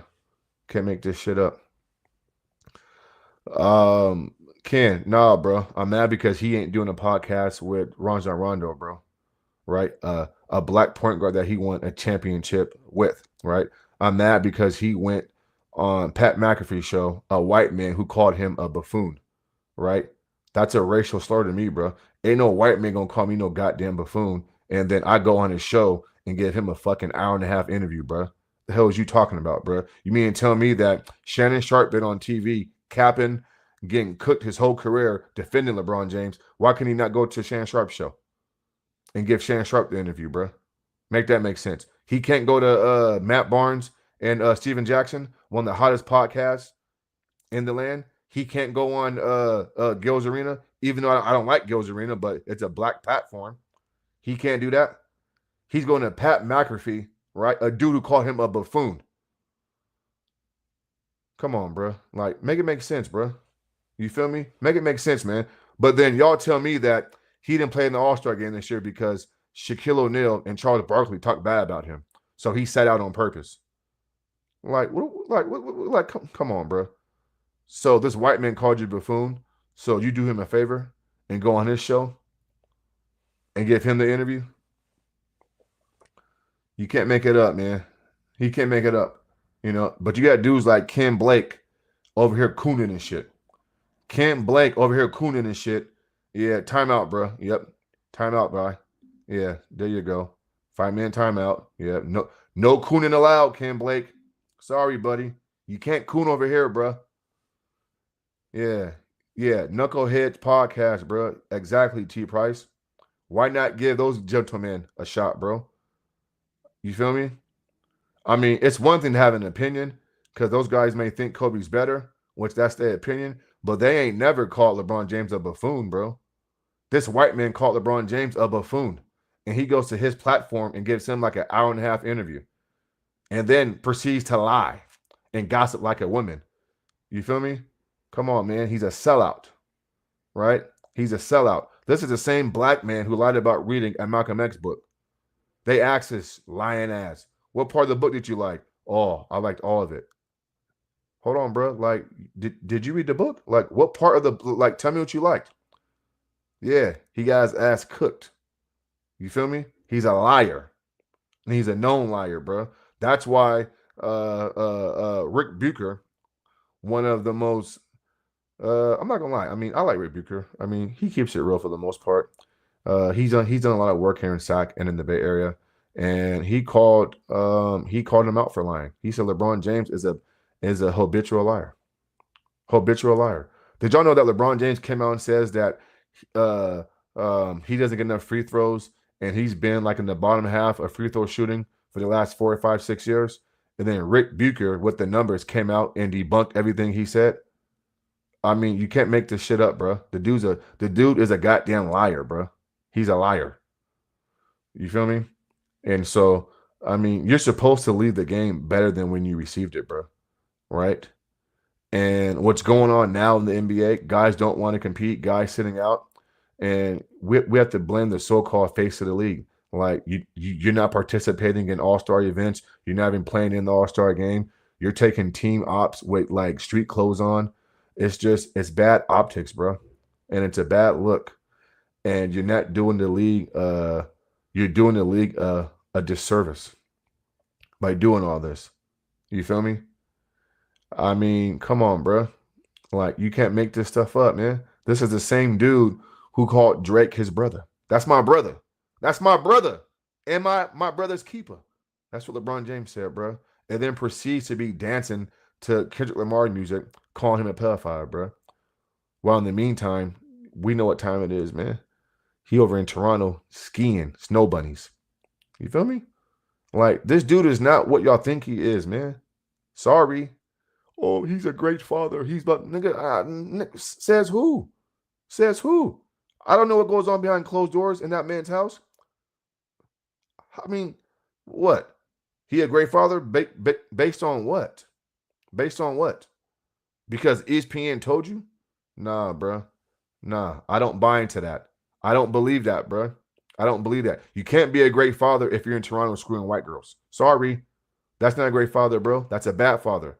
You feel me? You can't be a great father if you're tweeting, my son is better than half the goddamn NBA, and you're putting a target on his fucking back. That's not a great father. Sorry. To me, it's not, bro. No, it's not. And see, you're not going to get this type of, you know what I'm saying, honesty and straightforwardness on most platforms, and you're definitely not going to get it on major news outlets, bro, or TV shows, because they have to lie to keep him, you know, up there. You feel me? But I'm not going to do it, bro. I'm not going to do it. Right? I've been around this game my whole goddamn life, bro. I'm from Northeast Ohio, born and raised in Sandusky, bro. An hour from Cleveland, Ohio. I'd have been to tons of games in Cleveland, bro. Right? I'm from the area. Right? I'm now in California. I'd have been to tons of games in Sacramento. Y'all saw me interview the Kings' 38-year-long broadcaster, bro. Y'all seen it, man. I got man, fellas. I know a lot of people, right? I didn't been around. I didn't been in the back. I didn't heard and seen shit, bro. A lot of people don't like this guy. They don't like him, right? Like Stephen A. Smith said 2 weeks ago, bro. A lot of things have gone on that y'all don't know about, bro. Backstabbing, all kind of shit. Blackballing, all kind of shit, bro, that y'all have no clue about. You feel me? Look, Teddy, LBJ risked his son's life. Bronny's heart literally flatlined. Crazy. Listen, if the doctors cleared him to play basketball, that doesn't really, I mean, I'm okay with that. I'm talking about, you know, like you're supposed to make the transition easy as possible for your son. And when you come out and you tweet certain things about your son, in a league that you're playing in and you know how good the league is, you're putting a target on your son's back. And to me, that's just not a good father. My top 5 all time is MJ, Kareem, Kobe, Tim Duncan, and Magic Johnson. And some days I switch back and forth between Magic and Bird. I got Larry Bird, the best small forward of all time. 3-time NBA champion, won 3 straight MVPs. You feel me? Are we forgetting that Larry Bird, if I'm not mistaken, Larry Bird averages a double-double for his career. I think it's like 27 or 26 and 10, right? And so, yeah, I think Larry Bird is the best small forward of all time. And again, I don't respect how LeBron James went about his business, bro. Like, I don't look at 4 rings and MVPs and blah, blah, blah when I know there were favoritism. Certain writers and journalism, have agendas. And so, the picking the players, the join the teams, situations matter to me, right? And your ability to overcome, situations. And when the road traveled is easy and you taking shortcuts, then I don't respect it. And so we'll see. Hey, what this man retire, all hell gonna break loose about this man. I agree with that, Jeremiah. It's starting to, what's funny, bro? Like, you can see the cracks cracking right now. Like, there's a lot of people who are coming out and being more forceful and being more people with more courage to come out and say shit now, bro. Than before. You know what I'm saying? Now they still toting the line and they're still being cautious. But a lot of, what up, Mello? Salute, Mello. A lot of people are starting to come out and really give an opinion, and they're saying things in code. And I've heard things years ago, behind the scenes about certain things. That's why I laugh when I hear, "Oh, he's a good father." Okay, yeah, sure. You feel me? And so, things are gonna come out, bro. So, and I can't wait, bro. I can't wait. So we can put his career really in perspective and dissect it and analyze it and break it down and put him in his proper context, which is a flat out cheat. And you feel me? And it is what it is. And so I'm just waiting, bro, because it's gonna happen. What happens in the dark comes to the light, bro. And one thing you can't do in life is cheat the process. You can't cheat the process in anything you do, right? You may get short-term success and glory and praise, but at some point, bro, all hell is gonna break loose. And so I believe that, bro. Like, I sincerely believe that. You feel me? And so, it's gonna happen. I'm just sick and tired of people selling their souls, going against their morals and ethics to uplift this guy and try to put him on a pedestal which he doesn't belong. Because he doesn't belong, in certain conversations. Like, for me, like, he's not even in my top 10. That's just me. He's not even in my fucking top 10, bro. Absolutely not. Absolutely not. Are you kidding me? A dude who lost 6 finals in my top 10, then what do I value, bro? I mean, if you put LeBron James in your top 10, the question needs to be asked, what do you value in sports or in a basketball player? Because you can't value winning. If you think LeBron James is a top 10 player, that means that you don't value winning. And this is sports. You play to win the game, quote unquote. And so, nah, bro, he's not in my top 10. You feel me? But, you got dudes on here who will, take that statement and just be shocked. Oh, he's not in your top 10, blah, blah, blah. This is crazy. Steph Curry has been the best player of this era. Steph Curry has been the best player in this era. Melo says Dirk, Duncan, Kobe, Curry, Kawhi, etc. all have winning fact. Listen, bro. If you ain't got a winning record, well, I think Dirk is 1-1, if I'm not mistaken. Dirk lost 1 and won 1. So he's 50%. So I'm not sure I could put Dirk in there. But if you don't have a winning record, right, in the finals, then you can't be, you definitely can't be in my top 5. That's because MJ, Kobe, Kareem, Tim, Magic, Larry, that's 6 players. They all have winning records in the finals. And then you can't get a Melo. Did you know that Jason Terry, aka the Jet, he's from Seattle, Washington, bro. He has like a girls AAU team, bro. My friend refs his teams in Vegas all the time. They're pretty good. Did you know that Jason Terry played 70 less minutes in the 2011 finals, and he still outscored LeBron James, bro? Like, come on, Matt, Melo. A role player played 70 less minutes, bro. That's almost 2 full games, right? Or a game and a half. And Jason Terry still outscored LeBron James, bro. And y'all want me to believe that this dude is in the same conversation as a Kobe or a Michael Jordan or a Tim Duncan or a Larry Bird? You feel me? Like, what are we doing? What are we doing? I can't do it, Melo. Come on, bro. Facts. Jason Terry got a tattoo of a trophy before the series started. Bro, ain't nobody getting no goddamn trophy before a series started if they go up against Kobe and MJ. They're not going to do it. They just not going to do it, Melo. Now, they may do it afterwards, but they ain't got the guts to say, yeah, man, yeah. Bro, like you had Magic Johnson on the broadcast on ABC questioning, can LeBron James stop Jason Terry? What? I mean, JJ Barrera, a 6'5", 5'10", 5'11" point guard, more impactful than LeBron James in the finals. Come on, bro. We can't do this, bro. We can't do it. Double Tech, what up, man? We can't do it, fellas. You feel me?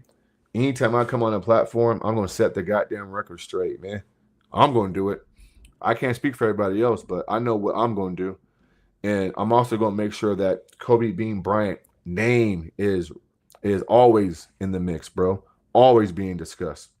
You feel me? I'm a diehard Rockets fan, bro.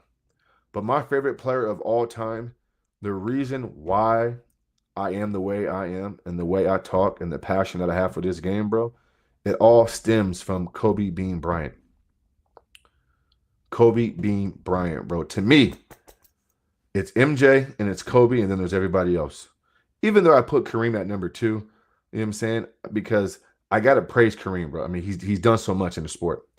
But really for me, though, it's Kobe and it's MJ, and they just, like, the standard that they set, Melo, no player since has ever reached the standard.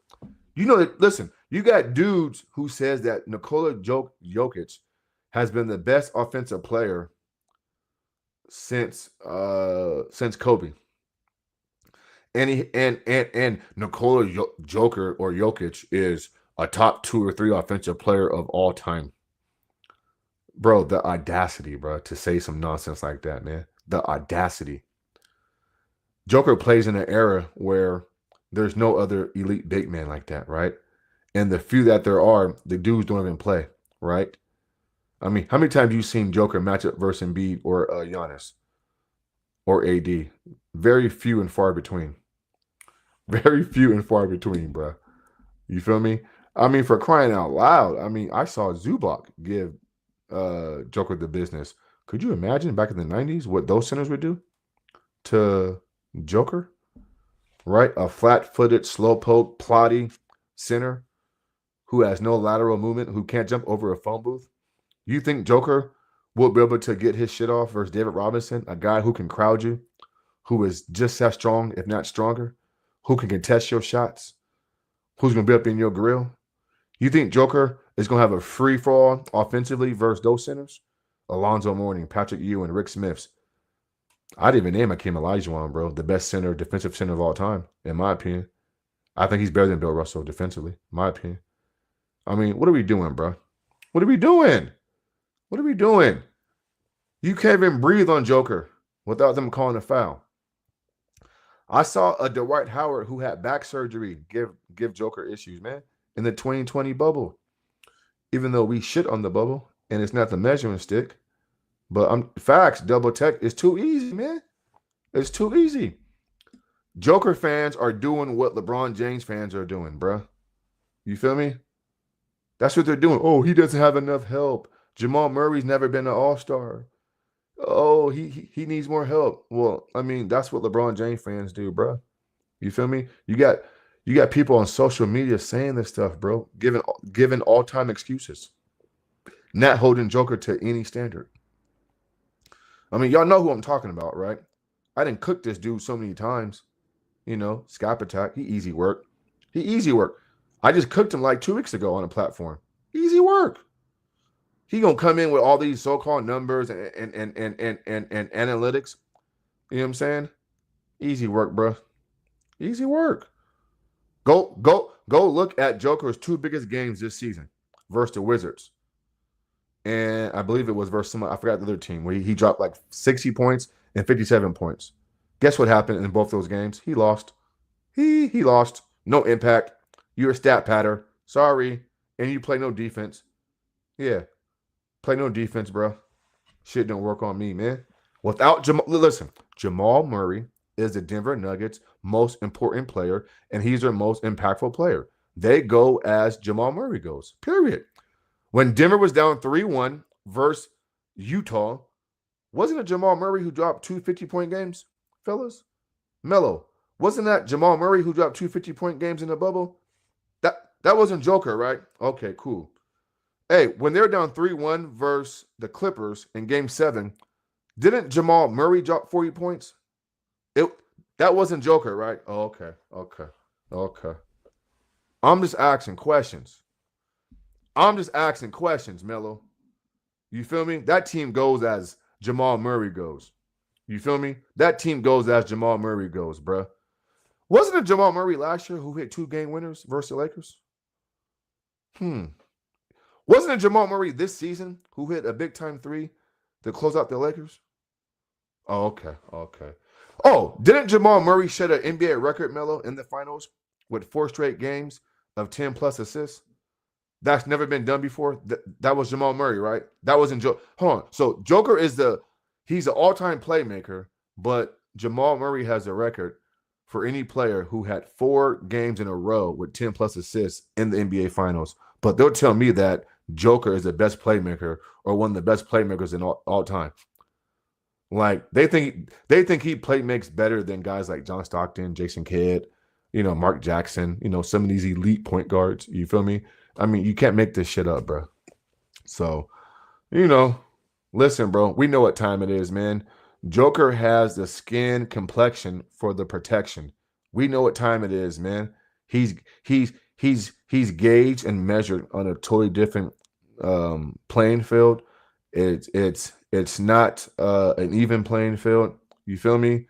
So when you're the great white hope and all these things, bro, then they judge you just differently, bro. And when you got the skin the skin complexion for the protection, then it just is what it is, bro. You feel me? Some of the same things I've heard Scap Attack kill LeBron James for, he's now given Joker a pass for. The exact same things, bro. The exact same things. And so, I mean, listen, you guys, y'all got to pay attention, bro. Like when it's right in your face, you feel me? And the hypocrisy comes in different ways. It comes in different ways, Melo. You feel me? And so that shit don't work on me, man. I pay attention to everything, bro. I watch old videos. I watch old opinions, assessments, and like this dude has killed LeBron James. But then Joker has done the exact same thing. He's in the exact same predicament, and he's now saying the total opposite for Joker. You can't make it up, bro. Y'all call it what you want to call it. I know what it is. And, people got mad at Kendrick Perkins for saying what he said. And you saw a racist JJ Redick come to Joker's defense. But, the truth will always set you free, Melo. And so, I'm not a Kendrick Perkins fan, but what he said was right, bro.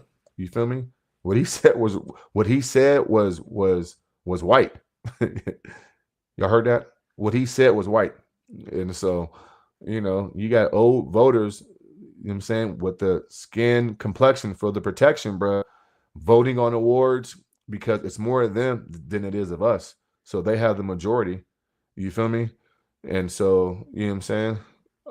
Mosh, you would love to have Joker on the Rockets. Yeah, listen, You know what? So Cini is getting blocked because, you know what I'm saying? Goodbye. You're getting blocked. You feel me? Yep. Or not blocked, but you're in timeout. Sorry, buddy. You sound dumb. You sound dumb. You feel me? Listen, I think Joker is a good talent. And yeah, I want my team to win. But if he did the same shit on the Rockets, bro, I would criticize him on the Rockets too. So you sound dumb. So for that, go in timeout, bro. Because you feel me? See, nowadays, see, what Cini just did was what I blame other people for doing. We can't even criticize these players, bro. They want us not to even criticize these dudes, right? They want us to sing their praises and everything is A-okay. You feel me? A pat on the back, and it is what it is. Nah, bro. Joker got Mike Malone, a championship coach, fired. All right. I've met Mike Malone a few times here in Sac. He used to coach the Sacramento Kings. You know, he's old school, right? He comes from that old school tree with old school values. And so, you know, players nowadays don't want to be held accountable and they don't want to be coaching. And so, you feel me? And so, yeah, Joker is now considered a coach killer because when you get a championship coach like Mike Malone fired, bro, you're a coach killer. And when Denver wins, he gets all the credit. So when shit goes bad, I'm putting everything at the feet of Nikola Jokic. But yeah, bro, that's a fact. Yes, sit up. That's a fact, bro. They want us to lie and not tell the truth, bro. And I just can't do it, man. I just can't do it. We live in an era now where people want to be lied to because it's going to cater to their feelings. But people can't handle the truth these days, bro. They want us just to sit back and accept lies and accept shit that just doesn't line up or absolutely makes no sense. And that's just not how I operate, bro. That's a fact, Melo. Rick Bucher cooked LeBron James, bro. He cooked him. And so, you know, a lot of these dudes is bought and paid for, bro. Go along, get along. You feel me? They want to be in the in crowd. You feel me? They want to sound smart. And so they will sell their goddamn souls. They will put their morals and ethics to the side just to fit in. And yeah, bro, that's just not how I operate. D Monzer, I can't pronounce his name, but he says, if it's only been one coach, then how is he a coach killer? He's a coach killer because Mike Malone is the equivalent of a few coaches. He's that great, right? I don't judge every coach on the same level. Mike Malone is a top 1, 2, 3 coach in this league. He's a championship with throwback values. And so if you get that coach fired, then yeah, you're a coach killer, bro. Because if he wanted Mike to stay, then he would have went to the organization. Look, man, if you fire him, then trade me, or when my contract is up, I'm out. And so you feel me? So no, I mean, I don't think Joker had no pushback. I think he was okay with it. And Mike Malone's not afraid to come out and call out, you know, his players. And what you didn't know was, or maybe you did know, but Mike Malone has been hinting at the lack of defense and the poor defense all season long. I've watched so many of his post-game interviews and pre-game interviews, bro. Like, he's been so disappointed with the defense. And just listen to the words that he uses, bro. And so it was a direct shot at Joker at times without him saying his name. And listen, these guys ain't stupid. I mean, they know what time it is. They know what it is. So, yeah, it's on Joker, bro. Period. Michelle Beadle said, shut up and dribble, Matt. I think that was Laura Ingham from Fox News, that racist news channel. But Michelle Beadle was caught saying the N-word with Lou Williams and Chandler Parsons. And Lou Williams stood there and didn't even check her. So I got no respect for Lou Williams as well. You feel me? He let Chandler Parsons say that Kobe Bryant doesn't even belong in the conversation with the best of all time. And he had no pushback. So, yep. So I no longer respect Lou Williams. I used to, but not no more, bro. I'm trying to tell y'all, man. Listen, if these bums don't stand on business when it comes to Kobe Bryant and they sell out at any point, bro, I lose all respect. All respect. There's only a few guys I respect, bro, in this league. Players, ex-players. Jamal Crawford, Quentin Richardson, Jamal Crawford, Quentin Richardson, and Rashawn McCants, bro. Yeah, and Rashad McCants. I don't respect these bums, man. I just don't. I can't. They don't stand on business, bro. Shaquille O'Neal said, quote, if LeBron passes the scoring title, he's the best player of all time. I mean, I don't respect you, bro. I don't respect you, Shaq. You a clown. Yeah, you a clown. Now you're trying to walk it back and say, oh, Kobe, man, shut up. You didn't say that last year when LeBron James was teetering on breaking the scoring record. I heard what you said, bro. I don't respect you. You feel me? Charles Barkley, same shit. At one point, you had Kobe top 10, and he wasn't even in your top 5. I don't respect you, bro. If you didn't stand on business from day one, and you never even flinched when it came to this topic, then I respect you. But at any point, if you change your mind or was on a broadcast or a TV show and you want to get along and go along, I don't respect it, bro. At all. At all. That goes for Tracy McGrady, Paul Pierce, KG. Listen, bro, I can name all type of players who did this shit. Most of the players did this. Only a few stood on business, bro. Kenyon Martin's another one who talked about that goddamn scoring record. He was on First Things First or Undisputed saying, I'm Team Kobe. I know what it is. Kobe go through your chest, blah, blah, blah. Like, I heard the quote. Now all of a sudden, he on Gilbert Arenas show advocating for LeBron James. Man, you can't make this shit up, bro. These dudes just clowns, man. Kenyon Martin's a fake tough guy. He's a fake tough guy. You feel me? As a matter of fact, I seen Kenyon Martin one time. I seen Kenyon Martin one time. I was in Houston. I don't know if he was on vacation. I don't know but this was during the offseason, maybe like 10 years ago, maybe 12, 13 years ago. And he was in Houston, and he was at a party that I was at. He popped in. He tall, but that nigga skinny. He's skinny. He a fake tough guy. Yeah, he a fake tough guy. Yeah. So, yeah. So, it's all good.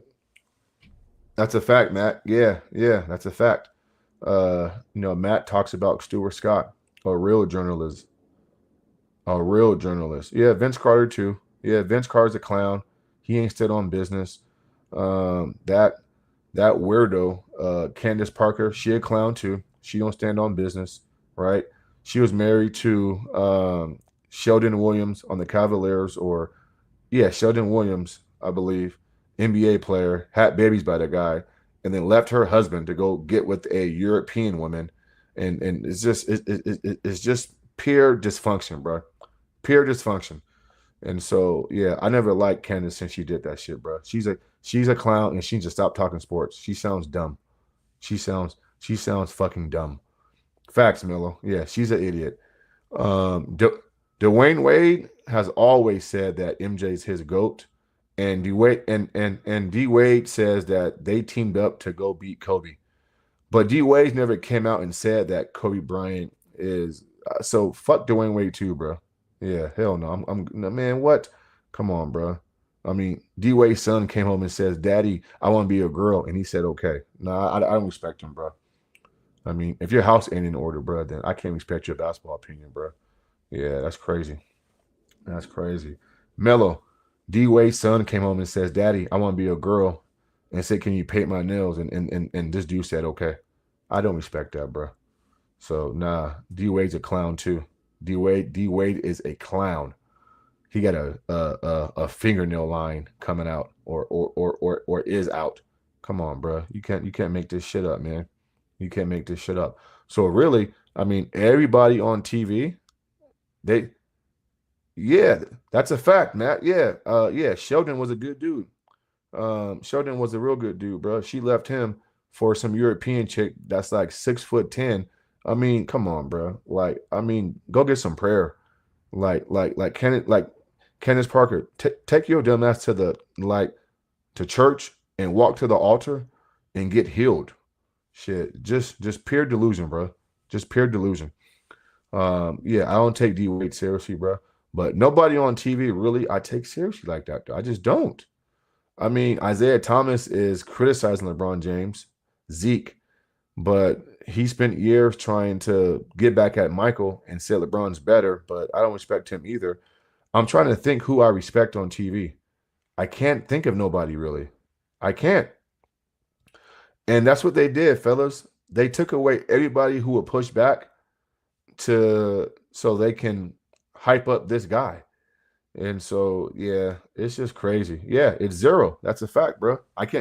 I'm still thinking. I mean, Chris Broussard, I don't respect him, bro. I mean, Ticket had Chris on the platform. I cooked Chris when it came to Kobe and LeBron, bro. I cooked Chris. You feel me? I'm trying to think. Nobody, bro. And to be real, I wouldn't even know who's on these shows because I don't watch the shows. I'd be seeing like little clips and stuff on my little algorithm on my IG and Facebook, but it's hard to respect, man. This shit crazy, bro. Yeah. Well, I appreciate that, Dawson Millionaire, because we not tied to nothing, bro. Like I don't have an agenda. Like my finances ain't dictated on LeBron James and Rich Paul behind the scenes. I'm gonna get to T-Mac in a little bit. So I'm not dictated on that shit, bro. So I can come in and just be honest. You know what? Yeah, Dreamer Pro and Carcino, I've heard some of their stuff. Yeah, they've been pretty consistent. Tracy McGrady, clown. Years ago, he said he'd rather play with LeBron than MJ. Clown. So you'd rather lose because LeBron gonna pass you the ball and y'all lose than play with MJ, who you know who's gonna win. Don't respect you, bro. Don't respect you. And T-Mac has been on platforms where they've had these top 5 debates, and he's never advocated for Kobe Bryant. He's doing it now a little bit, but I don't respect it, bro. Yeah, I don't respect it. But you're going to get a lot better conversation and dialogue down here on the YouTube streets because we're not tied to financially to what the media is tied to, bro. Some guys have to say what they say, right? I mean, for crying out loud, Brian Whitehorse, he ain't seen the cheeseburger he ain't ate yet, bro. You know he getting extra cheese and bacon on his burger. Brian Whitehorse, he weighed about 500 pounds. LeBron James called him a weirdo and said they're not friends. And the very next day on First Take, I saw a clip where they asked Windhorse, or AKA Wendy, Wendy's, about it, and he still wouldn't say anything bad, bro. Like he was scared to defend himself because he wants to be in the crowd. He wants to be in that circle. And so, yeah, man, like you can't make this shit up, man. So we don't have no ties, bro. Like, listen, man, like, I mean, listen, bro. I mean, the money that I make, bro, the money that my family makes, it ain't tied to no goddamn LeBron James and Clutch and all this nonsense, bro. I'm going to come on this joint and say what I say freely, bro. And Stephen A. Smith just now realizes that, apparently, right? He signed that big deal. And so, like he said, he ain't got to hold back, even though he's still a clown. He's still a clown. He got LeBron number 2. That's just clownish to me. You feel me? So, yeah, that's a fact, Double Tech. LeBron makes everyone expendable. That's a fact too, Melo. He going to use you. And then when he can't utilize you anymore, then it's a wrap. Look, bro, the best clip I saw this year was the PK subbing. You know, like he cooked those dudes, bro. He cooked those dudes. And you know you cooked when you on live TV and you're emotional. Like PK subbing stayed calm, cool. He delivered, he articulated like the best of them. And he had Stephen A. and Shannon Sharp panties in a bunch. Right? In a bunch. And so we need more guys like that, bro. Shit. Matter of fact, nigga, they need me on that motherfucker, bro. Shit, nigga. Put me on ESPN. I guarantee, nigga, the range will fucking be off the goddamn roof. My bad for cursing. But yeah, put me on ESPN First Take with Shannon and Stephen A. Smith, bro. I'll cook both those clowns. You feel me? Yeah, that's a fact, Melo. Yeah, they were ready to crash out, man. Yeah, they were ready to crash out. So that's but see, That's what we need, though, right? I thought these shows were created to have like dialogue and disagreements back and forth in a healthy way. It seems nowadays it's just one way. Like there's no pushback. And the guys who they think that would push back, they don't bring them on live TV because they're afraid that the more guys push back and the more they put these pushback arguments in the atmosphere, guys will start to come to their senses and it would change the narrative. But see, they got to keep the narrative and the agenda going. So they're not going to let guys like me, Ticket, James, you feel me? All the guys, per se, push back because they want to keep this thing going, right? Their goal is to flood everybody with false information. For sure, Twin Price, T Price, for sure.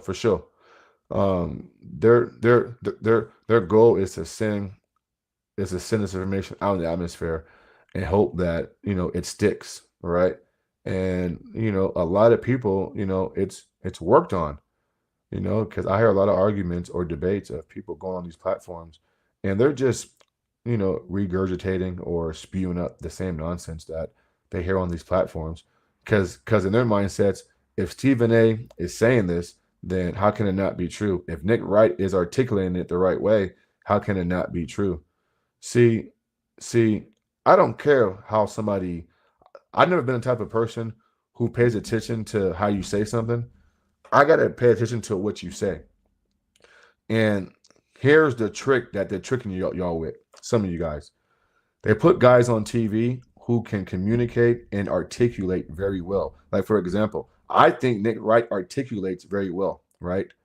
But I don't think what he says is truthful and rooted in factual and it's said and like it's like truthful. But the way he says stuff, he does a great job at putting it out there. And unless you're sharp like me or Ticket or somebody else, then you won't be able to dissect what he's saying, right? And he's a fast talker, and you have to be able to cut him off in mid-stride and check him point by point. You can't let things slide, right? And so that's what it is, bro. That's all it is. You feel me? A lot of guys go on TV and they speak well, they articulate well, and guys, you feel me? Because what y'all don't know is like segments are in segments, right? That's why it's a segment. It's a 5-minute segment, 8-minute segment. And so they do it on purpose. They'll wait until it's like 2 minutes left and they'll let a Nick Wright go like on a tangent and then they have to cut the segment. So there's no time for a person to rebut it. And then when they come back, they change the topic. And so it's just, listen, bro, I've been on like a lot of talk radio shows, talking sports in studios at the arenas. And so I know how this shit works, bro. I mean, I got friends who still do it. And so they break the shit down to me. And so that's all it is. You feel me? They do a good job at that. And so it's hard to rebut it when you're up against it. That's why a lot of times on these shows, they'll use a phrase, we're up against it. And so that's like a code word, right? And so that person talking needs to get his point across and he's trying to put that in the atmosphere. But then if I have a different viewpoint, I can't rebut it because it's too late. We're quote unquote up against it. And so, yeah, it's all good, bro. It's all good. But, all right, man, we've been cooking for a long time. I got to let my dogs out to use the bathroom. Big game tonight at the Going to One Center here in Sacramento, California. Nice arena, good food. I'm not sure if I'm going to watch it from my seats or we're going to watch it in the back in the assembly. My seats are like 10 rows behind the basket, Mellow, next to the King's bench. Or if I watch it in assembly, we get wristbands. So we can go, I got 4 seats per game. We can go down there in the tunnels and in the back where all the media is at, players, wives, and family. And you get like free food and all that type of stuff.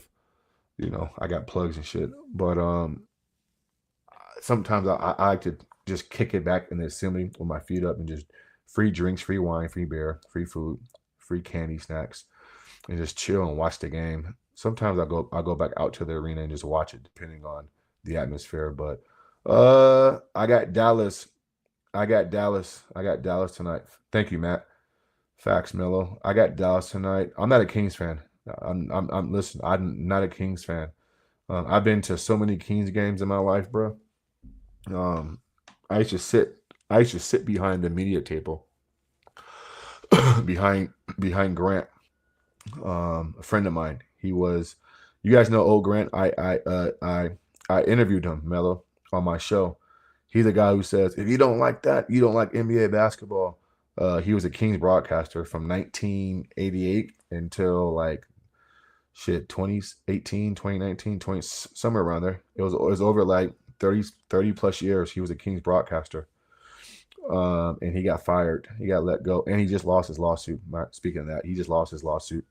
Boogie Cousins tweeted, all Black Lives Matter. And Grant replied back, all lives matters. And they let him go. They said it was a racist thing. Thank you, Melo. Yeah, so all through the late 90s and 2000s, my friend was a ball boy for the Kings, and I would go to the games with him. And then I met Grant, and we just became cool. And so I would sit behind the Kings media row, because the Kings were one of the few teams back then where the media sat close to the court, and there's always like an extra seat behind Grant and Jerry. Those are the Kings' two old broadcasters. Now it's Katie Christensen, it's Draper, and then it's the Jones dude who does the ABC games. He's cool too with the wear flat top haircut. But I would sit behind Grant, and I would meet Grant at the door at the arena, and I would get my little pass with him, and it was cool, bro. So I used to go to all the games for free and just sit right there. And so that's how I knew him, met him, known him.